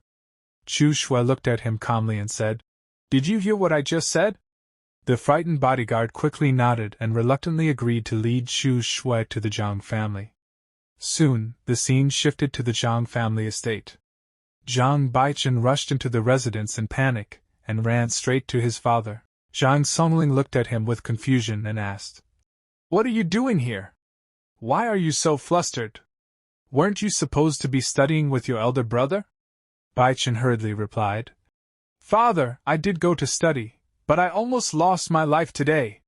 The moment he heard those words, Zhang Songling's expression turned serious. Who dared to attack you? Weren't you protected by Han Wei? His son immediately answered. That man is an innate martial artist. He crippled Han Wei with a single move. Hearing this, Zhang Songling became even more solemn. An innate martial artist? Is he an outsider? How dare someone act so recklessly within Yenyang Prefecture? Just then, Chu Xiu arrived at the Zhang family residence, accompanied by the injured bodyguard. The moment he entered, he smiled and said, The Zhang family head truly possesses great prestige. It seems that in all of Yenyang Prefecture, the Zhang family covers the sky with a single hand. Before Zhang Songling could respond, Zhang Baichen pointed at Chu Xiu and shouted, Father, that's him. He's the one who tried to kill me and crippled Han Wei. Zhang Songling glared at Chu Xiu. What audacity! How dare you harm a member of the Zhang family? And after that, you still had the nerve to walk into our estate so openly? Do you really think the Zhang family will let you leave alive? Ignoring the threats entirely, Chu Xiu calmly walked toward the family head and said, A broken arm can always be reattached. I didn't come here to fight. I came to discuss a business deal worth 100,000 taels of silver. Those words immediately caught Zhang Songling's attention. Very well, he replied. Tell me about it. Although Zhang Baichen continued shouting that he wanted revenge, his father completely ignored him. Chu Xiu explained. In a few days, Linzhou Commandery will hold a secret box auction. There's an item I want, but as someone who isn't from Linzhou, it would be inconvenient for me to participate directly. Therefore, I'd like to ask a local powerhouse like yourself to bid on my behalf. Once the matter is settled, you'll be generously rewarded. As he spoke, Chu Xiu took out a piece of purple gold and handed it to Zhang Songling. This is the deposit. After the transaction is completed, I'll pay an additional 20 taels of purple gold. The moment Zhang Songling held the purple gold in his hands, his heart trembled. 10 taels of purple gold are worth 100,000 taels of silver. Furthermore, purple gold isn't something an ordinary wandering martial artist could ever possess. Only major powers have access to it. This man's identity is definitely not simple. After a moment of thought, Zhang Songling agreed and asked for Chu Xiu's name. Without hesitation, Chu Xiu gave him a false identity. My name is Lin Yi. Having finished speaking, he turned around and left. Watching his departing figure, Zhang Songling muttered to himself. So he truly is an outsider. Zhang Baichen immediately protested again. But father, he hit me. I nearly died. His father silenced him with a stern glare. At that moment, Han Wei was questioned about what had happened. The bodyguard explained everything in detail from beginning to end. After hearing the full story, Zhang Songling grew furious, not at Chu Xiu, but at his own son. All of this happened because of Lin Xinyu. Stay away from that woman. She's only playing with you. You're an absolute fool. She's nothing but a femme fatale. Then he turned to Han Wei and ordered. However, this matter cannot simply be ignored. Go to the Wind Pavilion's Linzhou Commandery branch and spend whatever money is necessary to investigate this Lin Yi. Han Wei immediately accepted the order. Several days later, the day of the secret box auction finally arrived. Guests from every direction gathered at the venue, and the steward warmly welcomed everyone before officially opening the auction. The first few treasures included goods from the southern barbarians, and various middle-tier pills and cultivation items. Bidding quickly became intense. At one point, Zhang Songling quietly asked Chu Xiu whether he was interested in one of the displayed items. Chu Xiu silently recalled the events of the original storyline. I only know about a handful of treasures that will appear in this auction. I'll spend my money only on the items I know are truly valuable. Hours later, the object he had been waiting for finally appeared. It was a mysterious secret box said to have been created by the demonic Dao sect. The auctioneer announced, It is said that the cultivation techniques practiced by the demonic Dao sect revolve around blood and the extreme path of evil demons. Please bid with caution. Without hesitation, Chu Xiu instructed Zhang Songling. This is the box I want. The family head immediately raised the bid. However, a bald man seated nearby also entered the competition. The two continued increasing the price until the bald man finally turned around and looked directly at Zhang Songling. Are you trying to oppose the Black Tiger Gang? Have I ever offended you before? Hearing those words, Zhang Songling's expression changed. Gang leader Chao, please don't misunderstand. My second son's cultivation is progressing too slowly, so I merely wanted to try my luck in obtaining a demonic Dao cultivation technique. The bald man sneered. Fine then. Old Zhang, I won't make things difficult for you. For 100,000 taels of silver, I'll voluntarily withdraw. Zhang Songling glanced toward Chu Xiu before turning back to gang leader Chao. Very well. Meanwhile, Chu Xiu silently calculated the cost. The price of this secret box has exceeded my expectations. The 500,000 taels of silver I obtained from the Chu family have almost been completely spent. After the auction concluded, Zhang Songling informed him. According to the auction rules, the secret box will be delivered directly to the Zhang family residence tonight. Chu Xiu nodded. Very well. I'll come tonight with the remaining purple gold, collect the box, and complete our transaction. He thanked Zhang Songling and left while thinking, the most valuable item in this entire auction is already mine.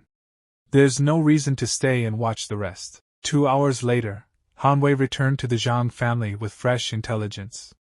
He immediately reported to Zhang Songling. I investigated through the Wind Pavilion. Lin Yi is a fake identity. Based on all the available information, he bears an astonishing resemblance to Chu Xiu. At that moment, Chu Xiu's true identity had effectively been uncovered. Han Wei continued. Chu Xiu is currently a wanted fugitive. Xin Bai, the eldest disciple of the Kunlun Sect, has been searching for him everywhere. Hearing this report, Zhang Songling was greatly shocked. Are you certain? Han Wei shook his head. Not completely. The wanted poster describes Chu Xiu as being in the blood condensation realm, while Lin Yi has already reached the innate realm. Therefore, the Wind Pavilion is only 80% certain. But even 80% certainty was enough to excite Zhang Songling.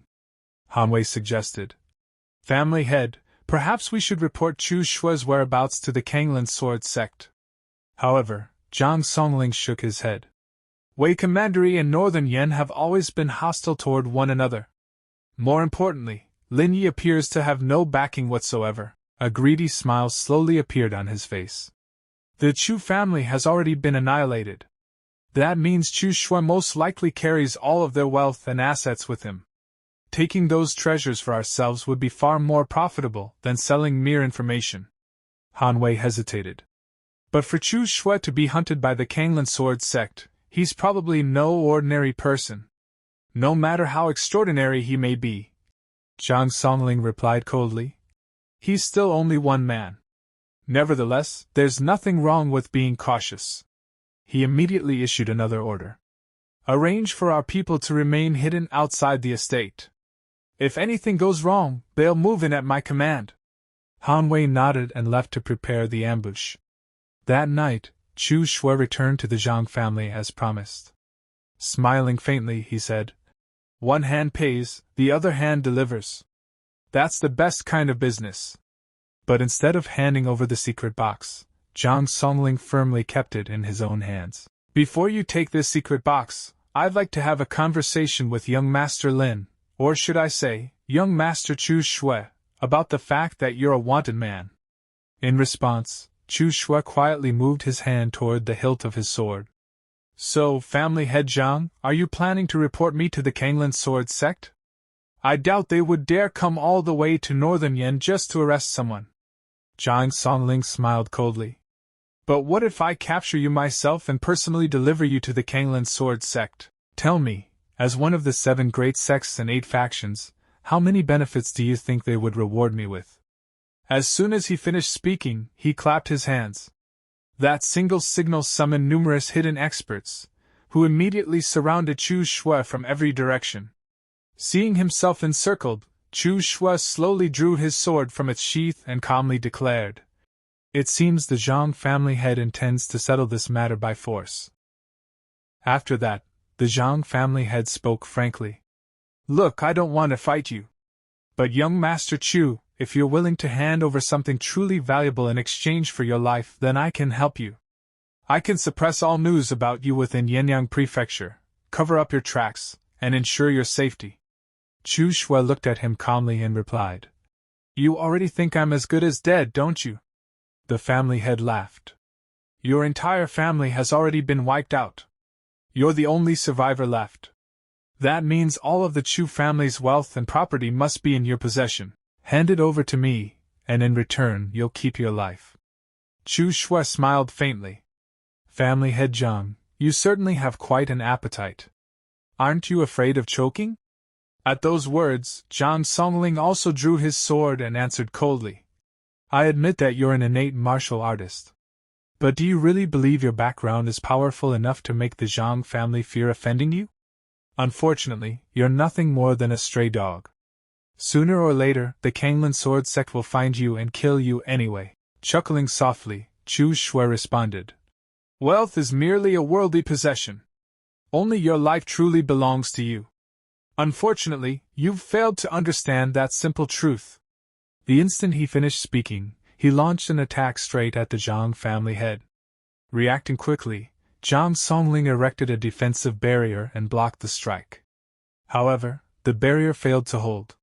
Chu Xiu's attack shattered it with overwhelming force. Seeing this, Zhang Songling immediately shouted to his subordinates. All of you, attack together! The members of the Zhang family charged simultaneously. Chu Xiu turned around and rushed directly into the crowd. His sword flashed through the air as he struck down one man after another. Within moments, numerous enemies had already fallen beneath his blade. When Zhang Songling witnessed his clansmen being slaughtered so effortlessly, he could no longer endure the losses. He attacked Chu Xiu from behind with his own sword. But Chu Xiu calmly intercepted the incoming strike with his blade. The pressure forced Zhang Songling to grit his teeth as he struggled to overpower him. Then Chu Xiu suddenly pushed him backward, sending him stumbling several steps away. At that very moment, Hanwei launched a sneak attack from behind. Without even looking, Chu Xiu grabbed Hanwei's arm and coldly said, I already gave you one chance. You chose to waste it. With a violent twist, he broke Hanwei's arm once again. Immediately afterward, Chu Xiu slashed across his throat. Hanwei collapsed on the spot, dying instantly. Witnessing this terrifying scene, Zhang Baichen panicked and turned to flee. His father desperately shouted, Don't run! Come back! But before Baichen could escape, Chu Xiu appeared before him in an instant and seized him. At that moment, Zhang Songling was filled with regret. If I had known things would end like this, I never would have provoked this merciless monster. Swallowing his pride, he hurriedly pleaded, You can take the secret box. I'll compensate you for everything that happened today. I'll cover up this entire incident and make sure no one ever learns about it. Just spare my son. Chu Xiu looked at him without the slightest emotion. Do you think someone can rob me of my own belongings and still walk away unharmed? There's no turning back now. As soon as he finished speaking, his sword flashed. In a single strike, he severed Zhang Baichen's head. The young master's body collapsed lifelessly onto the ground. Seeing his son die before his eyes, Zhang Songling exploded with rage. He immediately charged at Chu Xiu with his sword raised high. But compared to Chu Xiu, he was far too weak. Chu Xiu effortlessly blocked the attack, seized Zhang Songling's arm, twisted his body, and in one clean motion cut him down with his blade. The Zhang family head fell dead instantly. The remaining members of the Zhang family completely lost their courage. Terrified, they abandoned the battlefield and fled in every direction. Afterward, Chu Xiu walked over to Zhang Songling's corpse and calmly retrieved the secret box from his body. Looking down at the dead family head, he quietly muttered, Why did you have to choose this path? Just then, another group of people arrived. The leader stepped forward and shouted, How dare you commit such a heinous crime in Yan'an Prefecture? Do you really think there's no one here capable of stopping you? Chu Xiu turned toward the newcomer and asked, And who exactly are you? Someone answered, That is Tao Zhongwang, a member of the Tao family from Shiqing Prefecture and a practitioner of the mountain-cleaving blade. Chu Xiu replied without hesitation. My grudge was only with the Jiang family. It was purely a personal matter. I have no desire to make enemies of everyone else in Yanyang Prefecture. However, Tao Shongwang coldly responded. The Jiang family is one of Shiqing Prefecture's affiliated forces. Do you think you can slaughter them and simply walk away without consequences? Hearing that, Chu Xiu merely smiled. I see. The next instant, he unleashed a sword strike directly at Tao Shongwang. Caught off guard, Tao Shongwang barely managed to block the attack. Even so, the overwhelming force drove him backward across the ground. His sword trembled violently under the pressure until cracks spread across the blade. Then, with a loud snap, the weapon shattered into pieces. Chu Xiu calmly sheathed his own sword and asked, Is that explanation sufficient for you? The once arrogant Tao Zhongwang immediately lowered his head like an obedient servant and respectfully replied, Please, go ahead. With that, Chu Xiu leisurely walked out of the Jiang family estate. None of the people who had gathered to stop him dared stand in his path. One after another, they stepped aside and opened a road for him. After leaving the estate, Chu Xiu arrived at a quiet and secluded place. There, he finally opened the secret box. A brilliant light burst forth from within, illuminating the surroundings. Smiling with satisfaction, Chu Xiu murmured, Although it took some effort, I still managed to get my hands on it. A faint smile spread across his face as he gazed at the treasure inside. After that, Chu Xiu looked at the secret box and thought to himself, The secret transformation cultivation technique of the ancient demonic Tao, the major art known as the Blood River. Once one chi piercing the sun and moon condenses killing intent, it can draw upon the boundless spiritual energy of heaven and earth and erupt with limitless power. My next destination should be Mount Liang. The ancient ruin is about to appear there. The following day, the Zhang family estate was shrouded in mourning. At that moment, the Zhang family's eldest son, Zhang Baitao, returned home.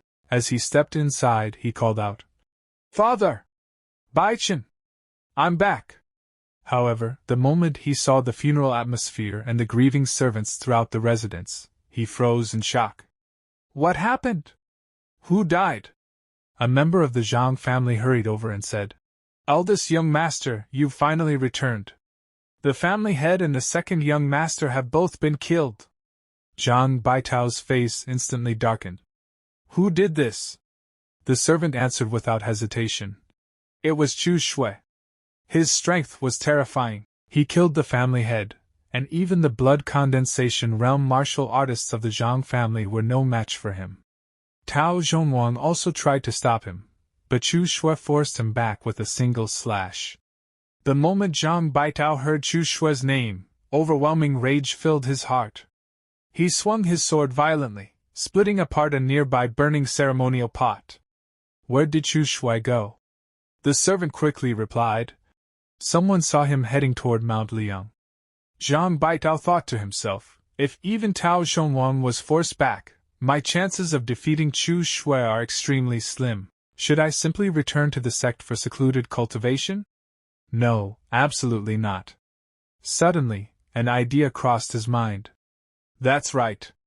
I can seek help from the young villa master of Ji Villa, Nidonglu, one of the 6 great gangs. Their soaring clouds and spreading rain techniques are famous for punishing evil and eradicating demons. Perhaps he'll be willing to help me. The servant hesitated before saying, Eldest young master, Nidonglu is ranked 6th on the Dragon and Tiger list, one of the 3 great rankings alongside the Wind and Cloud list and the Supreme Dream list. The Dragon and Tiger list represents the strongest martial artists under 40 years old and carries enormous prestige. Will you really be able to invite someone like him? Zhang Baitao answered confidently. I'll give it a try. He should still show some respect to the Beast Sword sect. The scene then shifted to Ji Villa. There, Nidonglu personally welcomed Zhang Baitao. Brother Zhang, welcome. It has been many years since we last met after you joined the Beast Sword sect. How is Elder Chun, your master? Zhang Baitao returned the greeting. My master is doing well. Young Villa Master, I've come this time to ask you for a favor. If you're willing to help me, I, Zhang Baitao, will be endlessly grateful and will gladly serve you like a horse. Nai Donglu smiled politely. Brother Zhang, please have a seat. If you're facing difficulties, just tell me. If it's within my power to help, I certainly won't refuse. Afterward, Zhang Baitao explained the entire situation from beginning to end. When he finished, Nai Donglu fell into deep thought before replying. Brother Zhang, rest assured, I'm willing to help.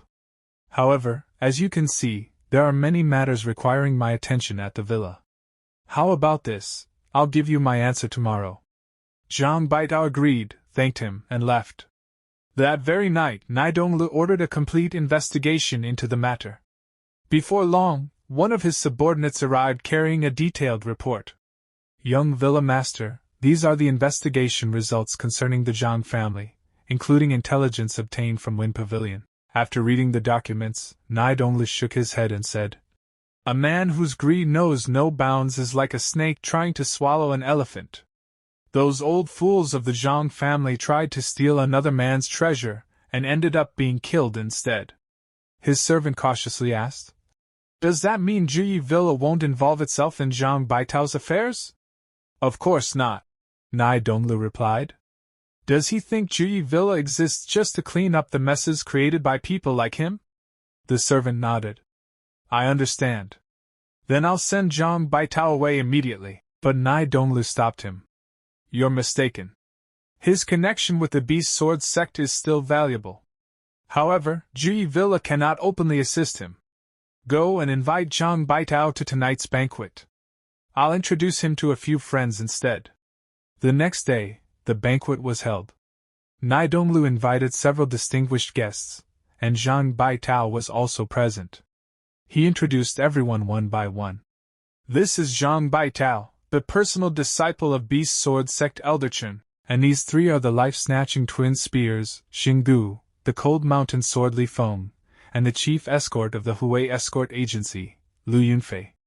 He then continued, Brother John has encountered some difficulties and has come to Juyi Villa seeking assistance. Unfortunately, the villa has too many responsibilities at the moment. I wonder whether the three of you would be willing to help him instead.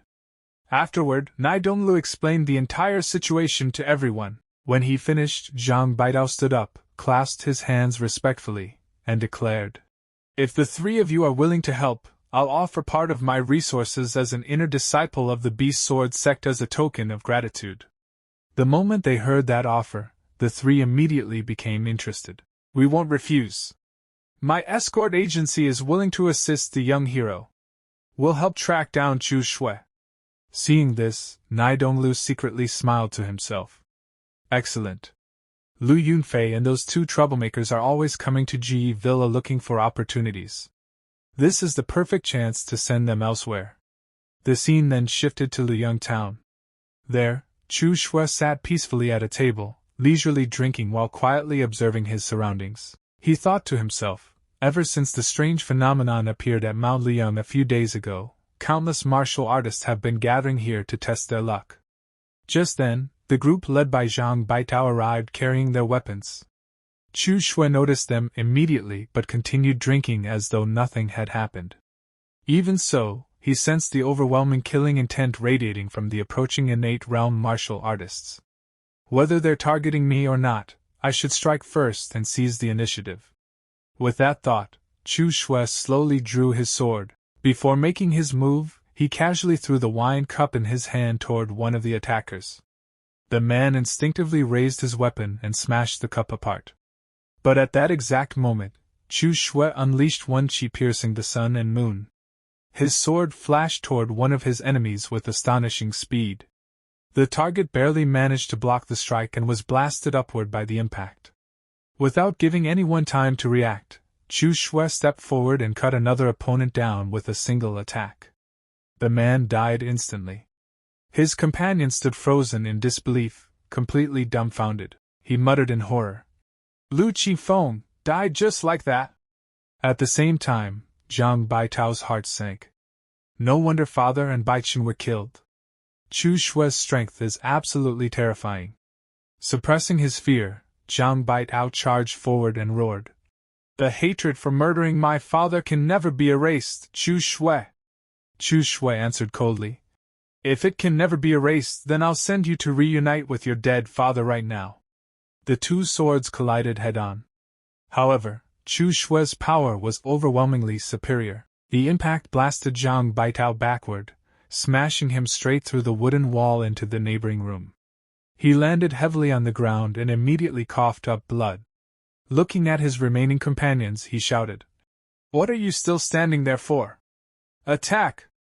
Don't forget what you promised in front of the young villa master earlier!" Hearing those words, the two surviving fighters clenched their teeth. That's right. We absolutely can't bear the shame of betraying our promise before Nai Donglu. With their resolve strengthened, both men rushed forward together and launched a coordinated assault against Chu Xiu.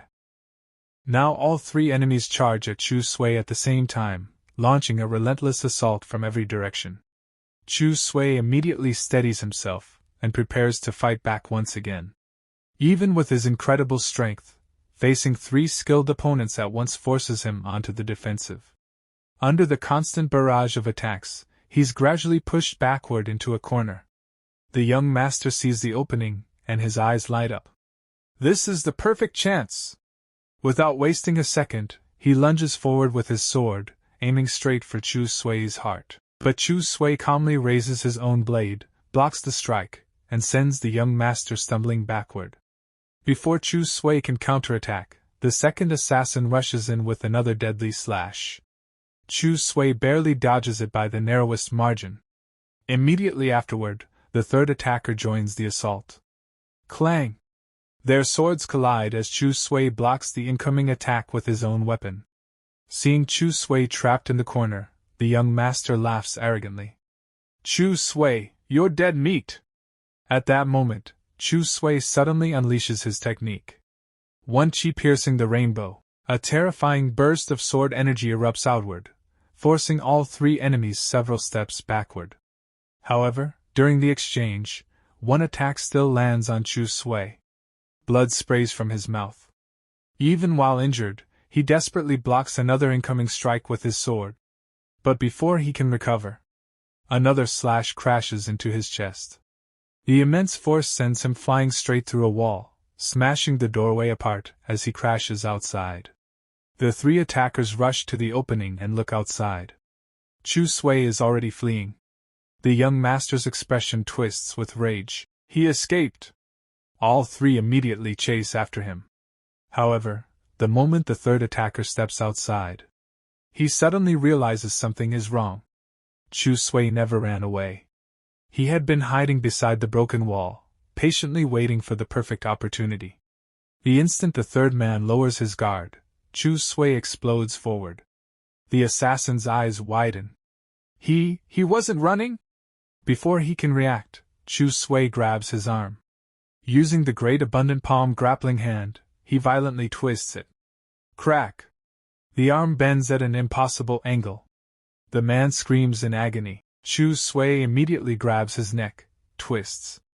Crack! His neck snaps instantly. The assassin dies on the spot. Seeing one of his companions killed so effortlessly, the young master freezes in disbelief. What's going on? Chu Xiu doesn't answer. Instead, he immediately activates another martial technique. Blue Dragon inside the sleeve.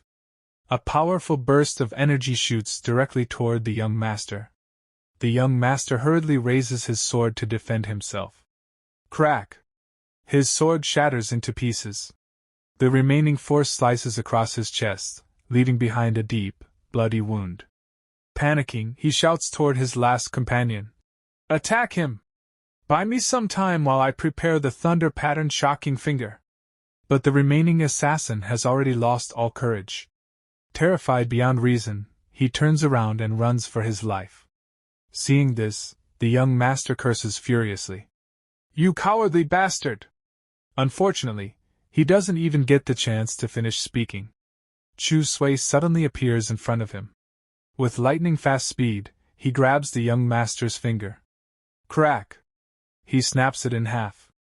The young master lets out an agonizing scream. Looking straight into his terrified eyes, Chu Xiu coldly says, Go reunite with your father and your brother. No need to thank me. The next moment, his sword flashes. Slash! The blade tears straight through the young master's chest.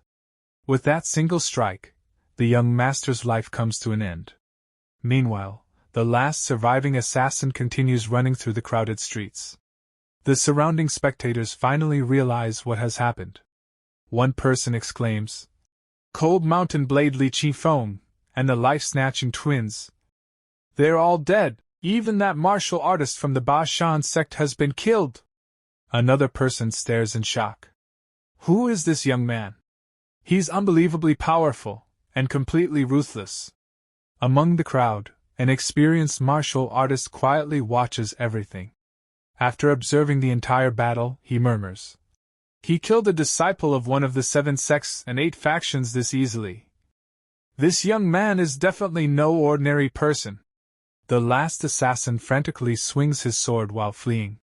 "Everyone get the hell out of my way!" As he slashes wildly, his sword is about to strike a young woman standing nearby. Just then, a mysterious man suddenly steps between them. Clang! He blocks the sword with his own weapon. The impact instantly shatters the assassin's blade. The assassin stares in complete disbelief. He opens his mouth to curse, but before a single word can come out, Chu Xiu silently appears behind him. His sword is already resting against the man's neck. Chu Xiu calmly says, "Time to hit the road." Slash! The assassin's head falls as his body collapses lifelessly onto the ground. Afterward, Chu Xiu thanks the mysterious man for stepping in. The man simply smiles. "No need to thank me. With your strength, he never would have escaped anyway." Curious, he asks, "By the way, why were they trying to kill you?" Chu Xiu slowly returns his sword to its sheath before answering. "I wiped out an entire martial artist family's lineage. Grudges and favors should always be settled. Naturally, their remaining family wanted revenge." After saying that, Chu Xiu hands the inn owner a bundle of silver to compensate for all the damage caused during the fight. The inn owner is overjoyed. Watching everything, the mysterious man silently thinks. Decisive in killing, yet clear about debts and gratitude. Not bad at all. He then walks over and politely greets Chu Xiu. "I wonder if I could invite young master to share a drink with me. My name is Lu Fengxing, from Yuyang in Western Yen. Feng as in blossom. Xing as in flourishing." Chu Xiu nods politely. Chu Xiu. Chu as in beginning. Sui, as in all things eventually come to an end. The moment he hears that name, Chu Xiu can't help thinking to himself. After transmigrating into this world for so long, I've finally met someone from the original storyline. One of the major figures destined to shake the entire world, the future inheritor of the demon god, the jade-faced Marquis. Lu Fengxing. I absolutely have to become friends with him. Some time later, Chu Xiu and Lu Fengxing were sitting inside an inn, enjoying a drink together while Chu Xiu poured the wine. Lu Fengxing looked at Chu Xiu and said, "I heard people say that a great treasure appeared at Mount Luzhu. But after going up the mountain myself, I found absolutely nothing. I wonder if it was just a rumor." While serving the drinks, Chu Xiu calmly replied, "No rush. Once the people from the 7 sects and the 8 factions arrive, it will be about time." Lu Fengxing nodded. That indeed makes sense. At the same time, Chu Xiu thought to himself, "This assassination matter is most likely related to Nai Dongwe, the young villa master of Ji Villa. Otherwise it would have been very difficult for Zhao Baitao to gather 3 capable experts so quickly. According to the original plot, the next thing that happens is Lu Fengxing getting scammed by Nai Dongwe." Just then, a man suddenly rushed into the room. The moment he spotted Lu Fengxing, his face lit up with joy because he had been searching for him all along. The man immediately dropped to his knees and pleaded, "Please save the Chen family." Lu Fengxing recognized him. "This man's name is Chen Tong?" he asked. "Weren't you traveling overseas? Why are you here? What exactly happened to the Chen family? Speak without worry. If there's any way I can help, I absolutely won't refuse." Qin quickly explained. It's like this. Some time ago, my Qin family bought a batch of defective secret boxes.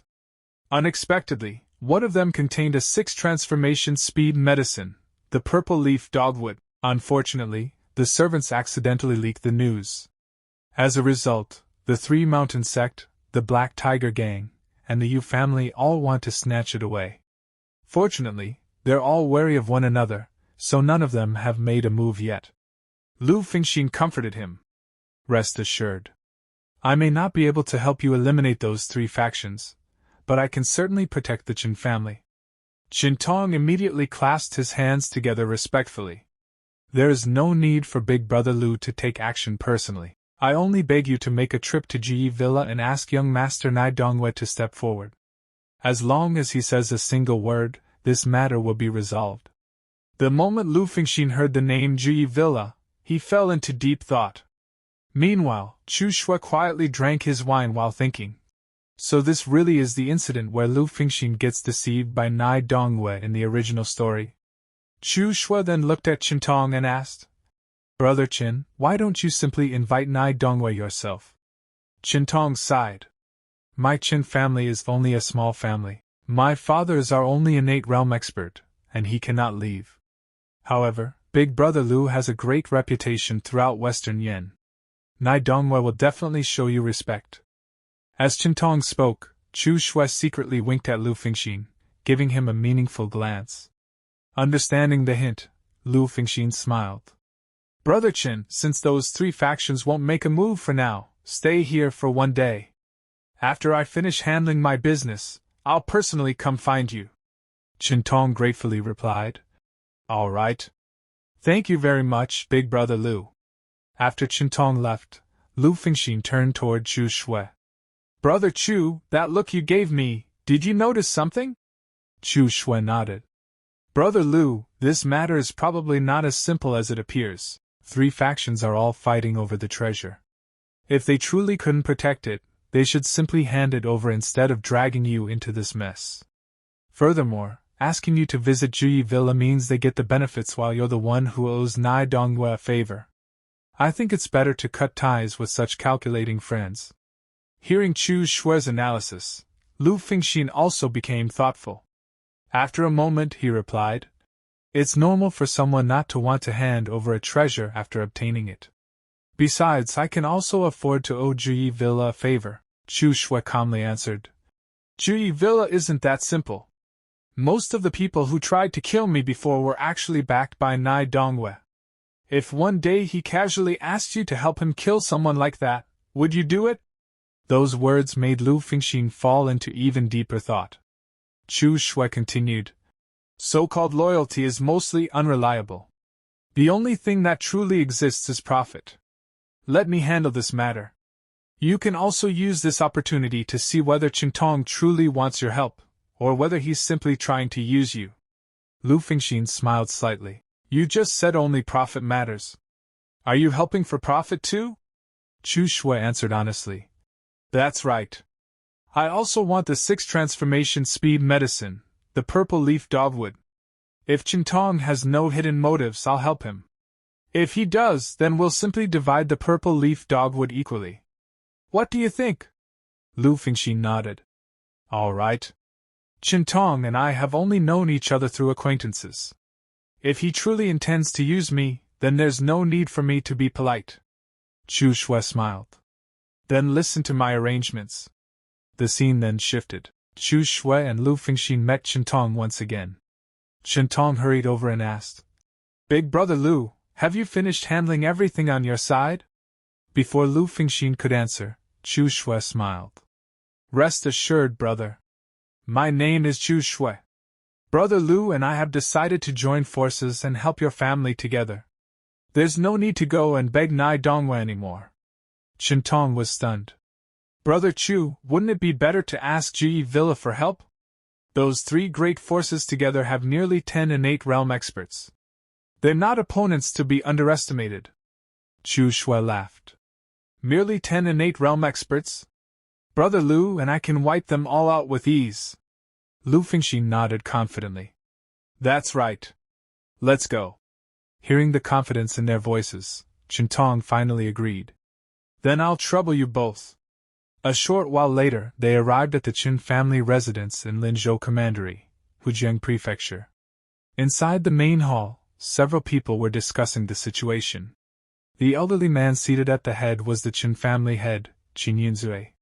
He silently thought, I wonder whether Chintong negotiated successfully. If we can hand the treasure over to Juyi Villa, we'll still gain some benefits. But if it's snatched away by force, we'll lose everything for nothing. Just then, a servant hurried inside. Master! The young master has returned. He also brought back 2 innate realm experts. The Qin family head's eyes immediately lit up. It seems he succeeded. Hurry, welcome them.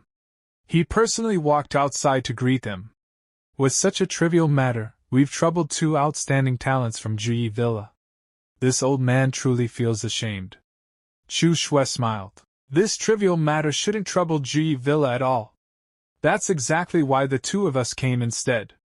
Chintong then introduced them. This is my good friend, the little Marquis Lu Fingxin. And this is Big Brother Lu's good friend, young hero Chu. The Qin family head was visibly surprised. For the 2 of you to personally come help my Qin family, this old man is endlessly grateful. However, I still feel it would be safer to invite Juyi Villa. Chu Xiu's expression turned cold. Family head Qin, what exactly do you mean by that? Brother Lu and I came here out of goodwill to lend a hand, yet you seem rather unwilling to accept our kindness. Inside, the Qin family head frowned. That idiot Chintong. Instead of inviting Juyi Villa, what kind of people did he bring back? However, he quickly forced a smile. Young Master Chu must be joking. Since that's the case, then I'll trouble both young heroes. Chu Xiu nodded. Very good. Brother Lu and I have already planned everything. Since the 3 factions are keeping each other in check, we'll simply break that balance. However, before that, we need to borrow the purple leaf dogwood for a moment. The Qin family head was startled. What does young hero Chu intend to use it for? Chu Xiu answered. Without enough profit, those 3 factions won't attack one another. If you don't trust me, do you not trust Brother Lu either? Lu Fingxin stepped forward. Family head Qin, if you're uncertain about my character, you may ask Brother Qin yourself. The Qin family head quickly shook his head.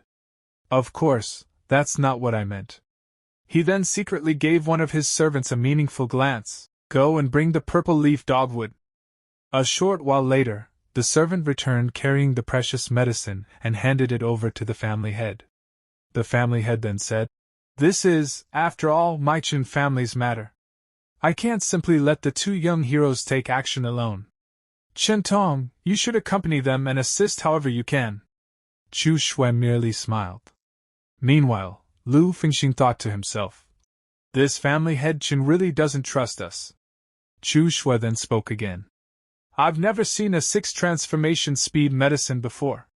I wonder if family head Qin would be willing to broaden my horizons. Family head Qin smiled apologetically. Letting you see it naturally isn't a problem. However, the purple leaf dogwood possesses very unusual medicinal properties. Once it's opened, a large portion of its medicinal essence will quickly dissipate. I'm currently searching for someone who can preserve it properly. Chu Xiu nodded. In that case, forget it. Tell us about the strength of those 3 factions instead. Chintong immediately explained. Among the 3 forces, the 3 mountain sect has 3 innate realm experts. The Yu family has 2. The strongest of them all is the Black Tiger Gang. Their gang leader, Chao Dehai, is at the 8th level of the innate realm. They also have 2 vice gang leaders in the innate realm, along with thousands of gang members. The moment Chu Xiu heard the name Chao Dehai, he immediately remembered the man he had encountered overseas. So the Black Tiger Gang. Their gang leader fought me over the secret box before. Without another word, Chu Xiu stood up. If that's the case, then take us to the Black Tiger Gang first. Soon afterward, the 3 of them arrived at the Black Tiger Gang headquarters. The gang leader sat proudly on his chair and sneered. What is the meaning of this, Qin family? You found 2 innate realm experts, and now you think you can walk sideways in the city? At that moment, Chu Xiu stepped forward. Gang leader Chao, don't you recognize me? The instant Chao Dehai saw Chu Xiu, his expression completely changed. You're Chu Xiu, the one who annihilated the Jian family? Chu Xiu chuckled. Oh? Has my reputation already spread this far? Chao Dehai narrowed his eyes. What exactly is your purpose in coming here? Are you planning to stand up for the Chen family? Chu Xiu smiled indifferently. Of course not. The Chen family can't even protect the purple leaf dogwood themselves. So why should I protect it for them? The moment Chen Tong heard those words, he was completely stunned. Meanwhile, Chu Xiu looked at everyone calmly before speaking. An innocent man becomes guilty the moment he possesses a priceless treasure. Without strength, greed is nothing but courting death. I'm here today to discuss a partnership with Gang Leader Chao. Gang Leader Chao leaned back in his chair. Let's hear it. What kind of cooperation are you proposing? Chu Xiu smiled faintly. It's very simple. We'll join forces with the Black Tiger Gang and wipe out both the Three Mountain Sect and the Yu family. The purple leaf Dao fruit will belong to Gang Leader Chao. The wealth of the Three Mountain Sect and the Yu family will go to the Chan family. As for Brother Lu and me, we only want the cultivation resources of those two families. Hearing the proposal, Gang Leader Chao burst into laughter. It sounds tempting. But my Black Tiger Gang is already the strongest force around. So tell me, why should we cooperate with you? Behind Chu Xiu, Brother Lu and Chan Tong exchanged confused glances. At that moment, Chu Xiu slowly stepped forward. He casually waved his hand. Boom! A massive wooden pillar beside him exploded into pieces with a single strike. Everyone present was instantly stunned. Chu Xiu calmly said, Of course. This cooperation is based on strength. If you refuse, we'll simply cooperate with the Three Mountain Sect and the Yu family instead. Brother Lu and I are only one side. I wonder, is that explanation sufficient? Gang Leader Chao immediately scratched his bald head with an awkward smile. Brother Chu, don't misunderstand. I was only joking. Please, tell me the details. Chu Xiu nodded. Tomorrow, Family Head Chan will invite all three major families to the Chan residence. When the time comes, I'll make the first move. And Gang Leader Chao will lead his men in a surprise attack. Those 5 people will definitely die. Gang Leader Chao clapped happily. No problem. We'll do exactly as you say, Brother Chu. Chu Xiu extended his hand. Then, here's to a pleasant cooperation. Gang Leader Chao shook his hand. To a pleasant cooperation. After leaving, Chan Tong finally asked, Brother Chu, didn't you say we were going to eliminate those 3 families ourselves? Why are we cooperating with the Black Tiger Gang? Chu Xiu laughed. I lied to him. And he actually believed it. Once we've destroyed the Three Mountain Sect and the Yu family, Brother Lu, your father, and I will immediately turn around and wipe out the Black Tiger Gang as well. Brother Lu laughed helplessly. Brother Chu really doesn't tell a single truthful sentence. But as long as the Chan family isn't lying to us, that's good enough. Meanwhile, inside the Black Tiger Gang headquarters, one subordinate asked cautiously, Boss, are we really going to cooperate with Chu Xiu? Can that man actually be trusted? Gang Leader Chao snorted. Trusted? My ass. I was only pretending. And he actually believed me. We're only stalling him so he doesn't ally with the Yu family or the Three Mountain Sect. Just in case. I'm going to find another helper. The subordinate looked surprised. A helper? Are there still any experts left in Huzhou Prefecture? Gang Leader Chao smiled. Did you forget about Su Kong'ong? He was driven away by the Joint Spirit Gang. He's an inner realm expert. The subordinate suddenly remembered. Right. But didn't he already wash his hands of the martial world? Gang Leader Chao sneered. Wealth moves people's hearts. He won't resist the temptation. A short time later, inside the Su family villa, Gang Leader Chao met with Su Kongyan personally. Without wasting time, he spoke directly. I won't beat around the bush. My Black Tiger gang has encountered some trouble. I'd like to ask Senior Su to help us kill someone, Su Kongyang calmly replied. I've already decided to retire from the martial world. Gang leader Chao smiled. Don't worry, Senior. The person we're dealing with is merely an innate realm martial artist. Once it's over, I'll offer you 1,000,000 taels of silver. And 10 500-year-old ginseng roots. Su Kongyang silently thought. There are only expenses at home and no income. I really do need silver. Those ancient ginseng roots could also slow the decline of my qi and blood. After a brief silence, he nodded. Fine. I accept. Gang leader Chao immediately smiled. Thank you very much, Senior. However, deep inside, gang leader Chao couldn't help thinking. Senior Su doesn't seem to have made any breakthrough. Yet he's still acting this confidently. He didn't even bother asking about his opponent's background. Perhaps he believes anyone in the innate realm is easy to deal with. The next day, at the Chan family estate, representatives from the 5 major factions and the 3 great families had all gathered. The sect master of the 3 mountain sect, Chi Donglin, frowned. What is the Chan family trying to do? Are they handing over the purple leaf dao fruit or not? At that moment, Chu Xiu walked into the courtyard carrying the purple leaf dao fruit. Sect Master Qi, please calm down. Today's matter has nothing to do with family head Chan. Isn't this exactly what you wanted? The head of the Yu family, Yu Chahai, frowned. Who are you? What exactly is the meaning of this?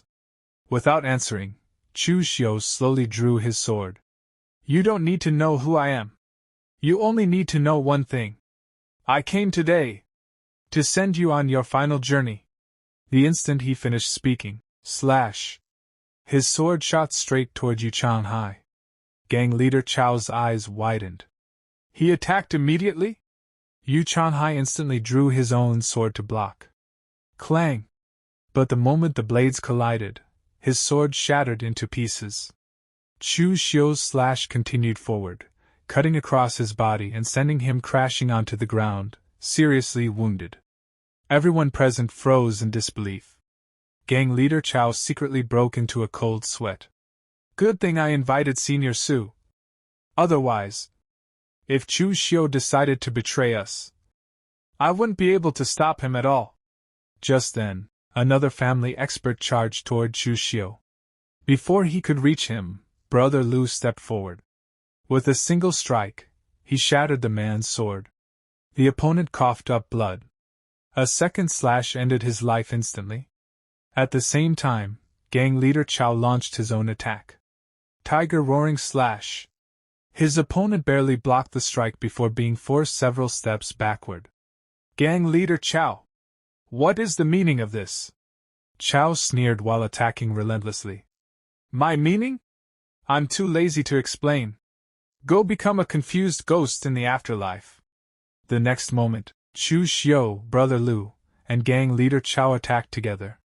The 3 joined forces and quickly killed the remaining expert. After that, they turned their blades on everyone else. Within moments, the remaining members of the 3 mountain sect and the Yu family were completely wiped out. Once the massacre ended, Chu Xiu and gang leader Chao slowly turned to face each other. Their eyes met. Both understood, their alliance had ended. Clang! Their swords collided head-on. After exchanging one blow, both men retreated. Gang leader Chao sneered. I knew from the beginning. You couldn't be trusted, kid. Chu Xiu smiled coldly. Aren't you exactly the same? With all due respect. Even if family head Chan doesn't interfere, the 3 of you together are still no match for me. Not far away, family head Chan quietly watched the battle. A smile slowly spread across his face. Excellent. Once they finish killing each other, my Chan family will become the only dominant force left. However, just then, an old man slowly walked into the battlefield. His aura instantly suppressed everyone present. He looked at Chu Xiu and said calmly, A junior from the younger generation. How arrogant. The three of them may not be enough. But what about this old man? Would you like to give it a try? The moment family head Chan saw the newcomer, his face turned pale. An inner realm expert. Su Kong-ang. Gang leader Chiu looked at Chu Xiu with a cold smile. Chu Xiu, you and your friend are both talented.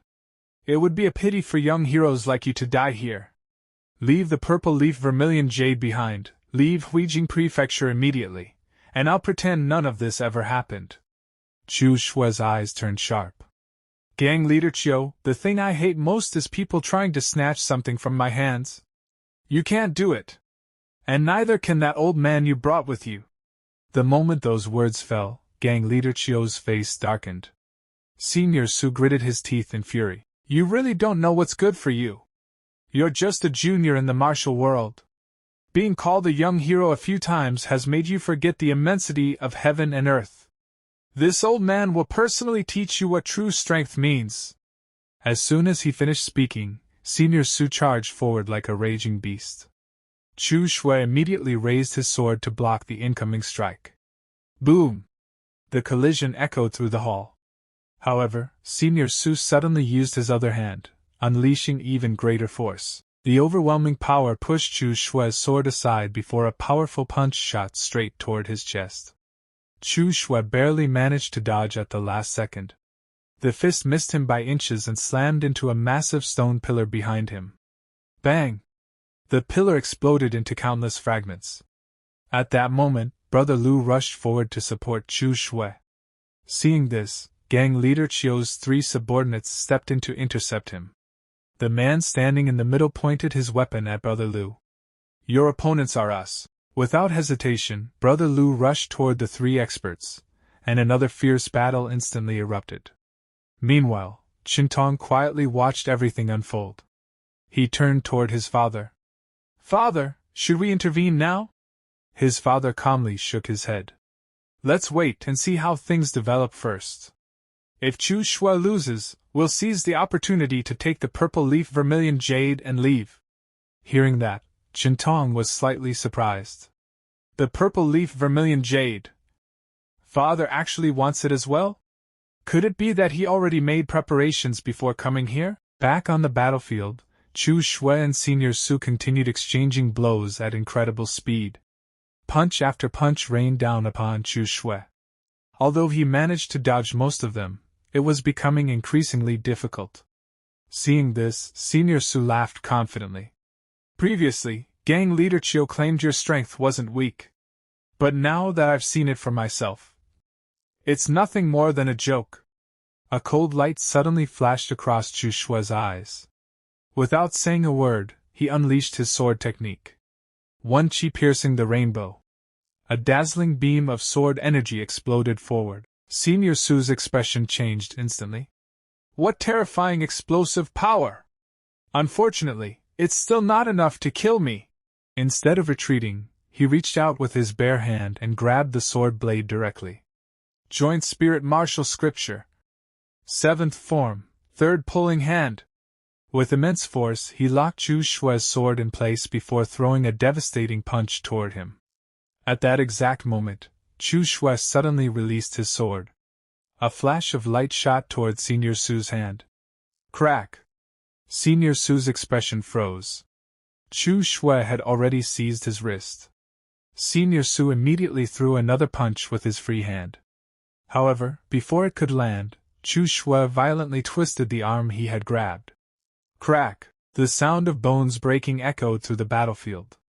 Even so, Senior Su ignored the pain and slammed a heavy punch directly into Chu Xiu's chest. Boom! Chu Xiu was forced backward. But in the next instant, he suddenly opened his mouth. Once again. One chi piercing the rainbow. This time, the sword energy burst out directly from his mouth. The unexpected attack struck Senior Su straight in the eyes. Arg! Senior Su screamed in agony, instinctively releasing Chu Xiu while clutching both of his bleeding eyes. That tiny opening was all Chu Xiu needed. He immediately gathered chi into both palms. The surrounding spiritual energy surged violently. With a single decisive movement, he thrust both palms forward. The concentrated chi shot directly toward Senior Su's neck. Slash! The attack pierced straight through his throat. Senior Su's eyes widened until they almost popped out of their sockets. Blood poured uncontrollably from his mouth. His body trembled for a brief moment, then he collapsed onto the ground with a deafening thud. Bang! Dead. The entire battlefield fell silent. Gang leader Chiu stared at the corpse in complete disbelief. Senior Su. He's dead? At the same time, Brother Lu was overwhelming the other three opponents by himself. One after another, they were beaten back miserably. However, the prolonged battle had exhausted a tremendous amount of his spiritual energy. The two remaining enemies noticed his heavy breathing and exchanged glances. One of them immediately charged toward Brother Lu. The other quietly turned around and attempted to escape. When the attacking man realized his companion had abandoned him, he gritted his teeth. Damn it! Weren't we supposed to deal with this bastard together? Before he could complain any further, Brother Lu had already appeared in front of him. The frightened man hurriedly raised his sword to block. Clang! The moment the weapons collided, his sword shattered into countless pieces. Brother Lu's weapon continued forward without losing any momentum. Slash! It pierced straight through the man's chest. The man's eyes instantly lost all signs of life before his body collapsed onto the ground. After witnessing the complete defeat of gang leader Chiu's forces, Family Head Chen stepped forward with a warm smile. Thank you, both of you, for saving the Chen family. As for the purple leaf vermilion jade, please allow my son to keep it. To have two outstanding friends like you is truly the fortune of 3 lifetimes for our Chen family. Chu Xiu simply looked at him calmly. Family Head Chen. Do you really think I'm an idiot? Family Head Chen forced an awkward smile. Why would young hero Chu say such a thing? Of course you're not an idiot. Chu Xiu's expression remained completely indifferent. If I'm not an idiot, then do you really think we fought to the death just to hear a few words of thanks? Family Head Chen's smile gradually stiffened. Young hero Chu, could it be? You also want the purple leaf vermilion jade? I never expected even you to possess such wolfish ambition. After a brief silence, he sighed. You two are powerful. If you truly want it, then take it. Consider it the Qin family's mistake for misjudging people. Chu Xiu slowly let out a deep breath. Family Head Qin, I already told you. Don't treat me like an idiot. The truth is, you never trusted us from the very beginning. As he spoke, Chu Xiu reached into his robes and took out the wooden box. He calmly opened it before Brother Lu. The box was completely empty. Brother Lu's eyes widened in shock. Chu Xiu smiled faintly. Brother Lu, I told you before. Your judgment of people isn't as good as you think. Do you believe me now? Family Head Chen suddenly pointed an accusing finger at Chu Xiu. Chu Xiu! Don't think I don't know what you're plotting. You've been after the purple leaf shu fruit from the very beginning. Chu Xiu remained calm. You're wrong about that. But it doesn't matter anymore. What matters is that Brother Lu truly wanted to help your family. Family Head Chen slowly turned toward Brother Lu. Before he could say another word, he suddenly launched his attack. Tong! Run! Several razor-sharp coins shot through the air like deadly blades. However, Brother Lu calmly raised his spear and effortlessly blocked every single coin. Without wasting another second, Brother Lu charged straight toward Family Head Chen. His spear flashed across the battlefield. At the last possible moment, Family Head Chen dodged to the side. Unfortunately, the attack continued forward and pierced directly through Qintong's abdomen. Blood burst into the air. Qintong's eyes widened as the spear stabbed straight through his stomach. Seeing the opening, Family Head Chen immediately tried to escape, but after taking only a few steps, he looked back at his son. Tonger! Before he could do anything else. Whoosh! Chu Xiu instantly appeared behind him and grabbed both of his arms. Rest assured. You're not escaping either. At that exact moment, Lu Yi released a burst of terrifying strength. Crack! Family head Chen's arms were violently twisted backward until both of them snapped. Ah! He collapsed onto the ground in agony. Chu Xiu smiled. Brother Lu, you lost this bet. So the purple leaf Shu fruit belongs to me. How do you plan to deal with these two? Brother Lu looked at the father and son with disappointment. I sincerely treated you as friends. Why did you deceive me? Lying on the ground, Chintong painfully said. Brother Lu, this is my Qin family's fault. You can kill me, but please spare my father. Family head Qin immediately shouted. No! It was all my idea. Spare my son instead. Brother Lu remained silent for a moment before looking at Chu Xiu. Brother Chu, I'll leave this matter to you. The moment family head Qin heard those words, his heart completely sank. He knew everything was over. Chu Xiu slowly walked toward the father and son. Putting on this act of deep father-son affection is useless. Hand over the purple leaf Shu fruit. You deceived us and tried to use our lives for your own benefit. You should have expected this outcome. Chintong struggled to raise his head. If we hand over the purple leaf Shu fruit, will you let us go? Chu Xiu sighed helplessly. It seems you still don't understand what I just said. Is that sentence really so difficult to understand? Before anyone could react. Crack! Chu Xiu struck Chintong across the neck with one lightning-fast chop. His neck snapped instantly. Chintong died on the spot. Watching his son collapse, family head Qin was completely stunned. His lips trembled, but no words came out. Chu Xiu looked down at him without any emotion. The same goes for you. One sentence. Hand over the purple leaf Shu fruit. Family head Qin glared at him with bloodshot eyes. In your dreams, you killed my son. I'll make sure all your schemes amount to nothing. Chu Xiu simply let out a disappointed sigh. Another person who can't understand human language. He then turned around and walked toward a nearby wall. Brother Lu frowned. What is Brother Chu trying to do? Boom! Chu Xiu smashed the wall apart with a single punch. Behind the hidden wall, dozens of terrified Qin family members were secretly hiding. Chu Xiu looked at them coldly. Those who don't want to die, come out. The frightened family members slowly stepped out. Family head Chen's face instantly changed. Chu Xiu! Misfortune shouldn't extend to one's family.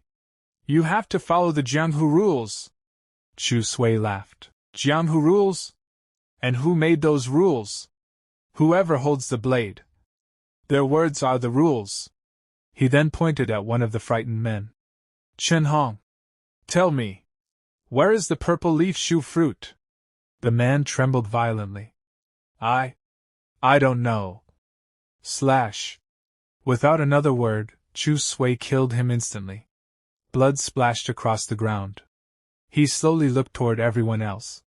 If I don't get an answer, everyone dies. Those words completely broke the remaining survivors. One man immediately raised his hand. I know! The purple leaf Shu fruit is hidden inside the secret chamber beneath the family head's room. But to open the chamber, the jade eyes carried by the family head and the young master must be combined. Chu Xiu nodded. Very good. I'll leave this matter to you. The man hurried toward Chintong's corpse and searched through his belongings. After finding one of the jade eyes, he carried it over to family head Chen.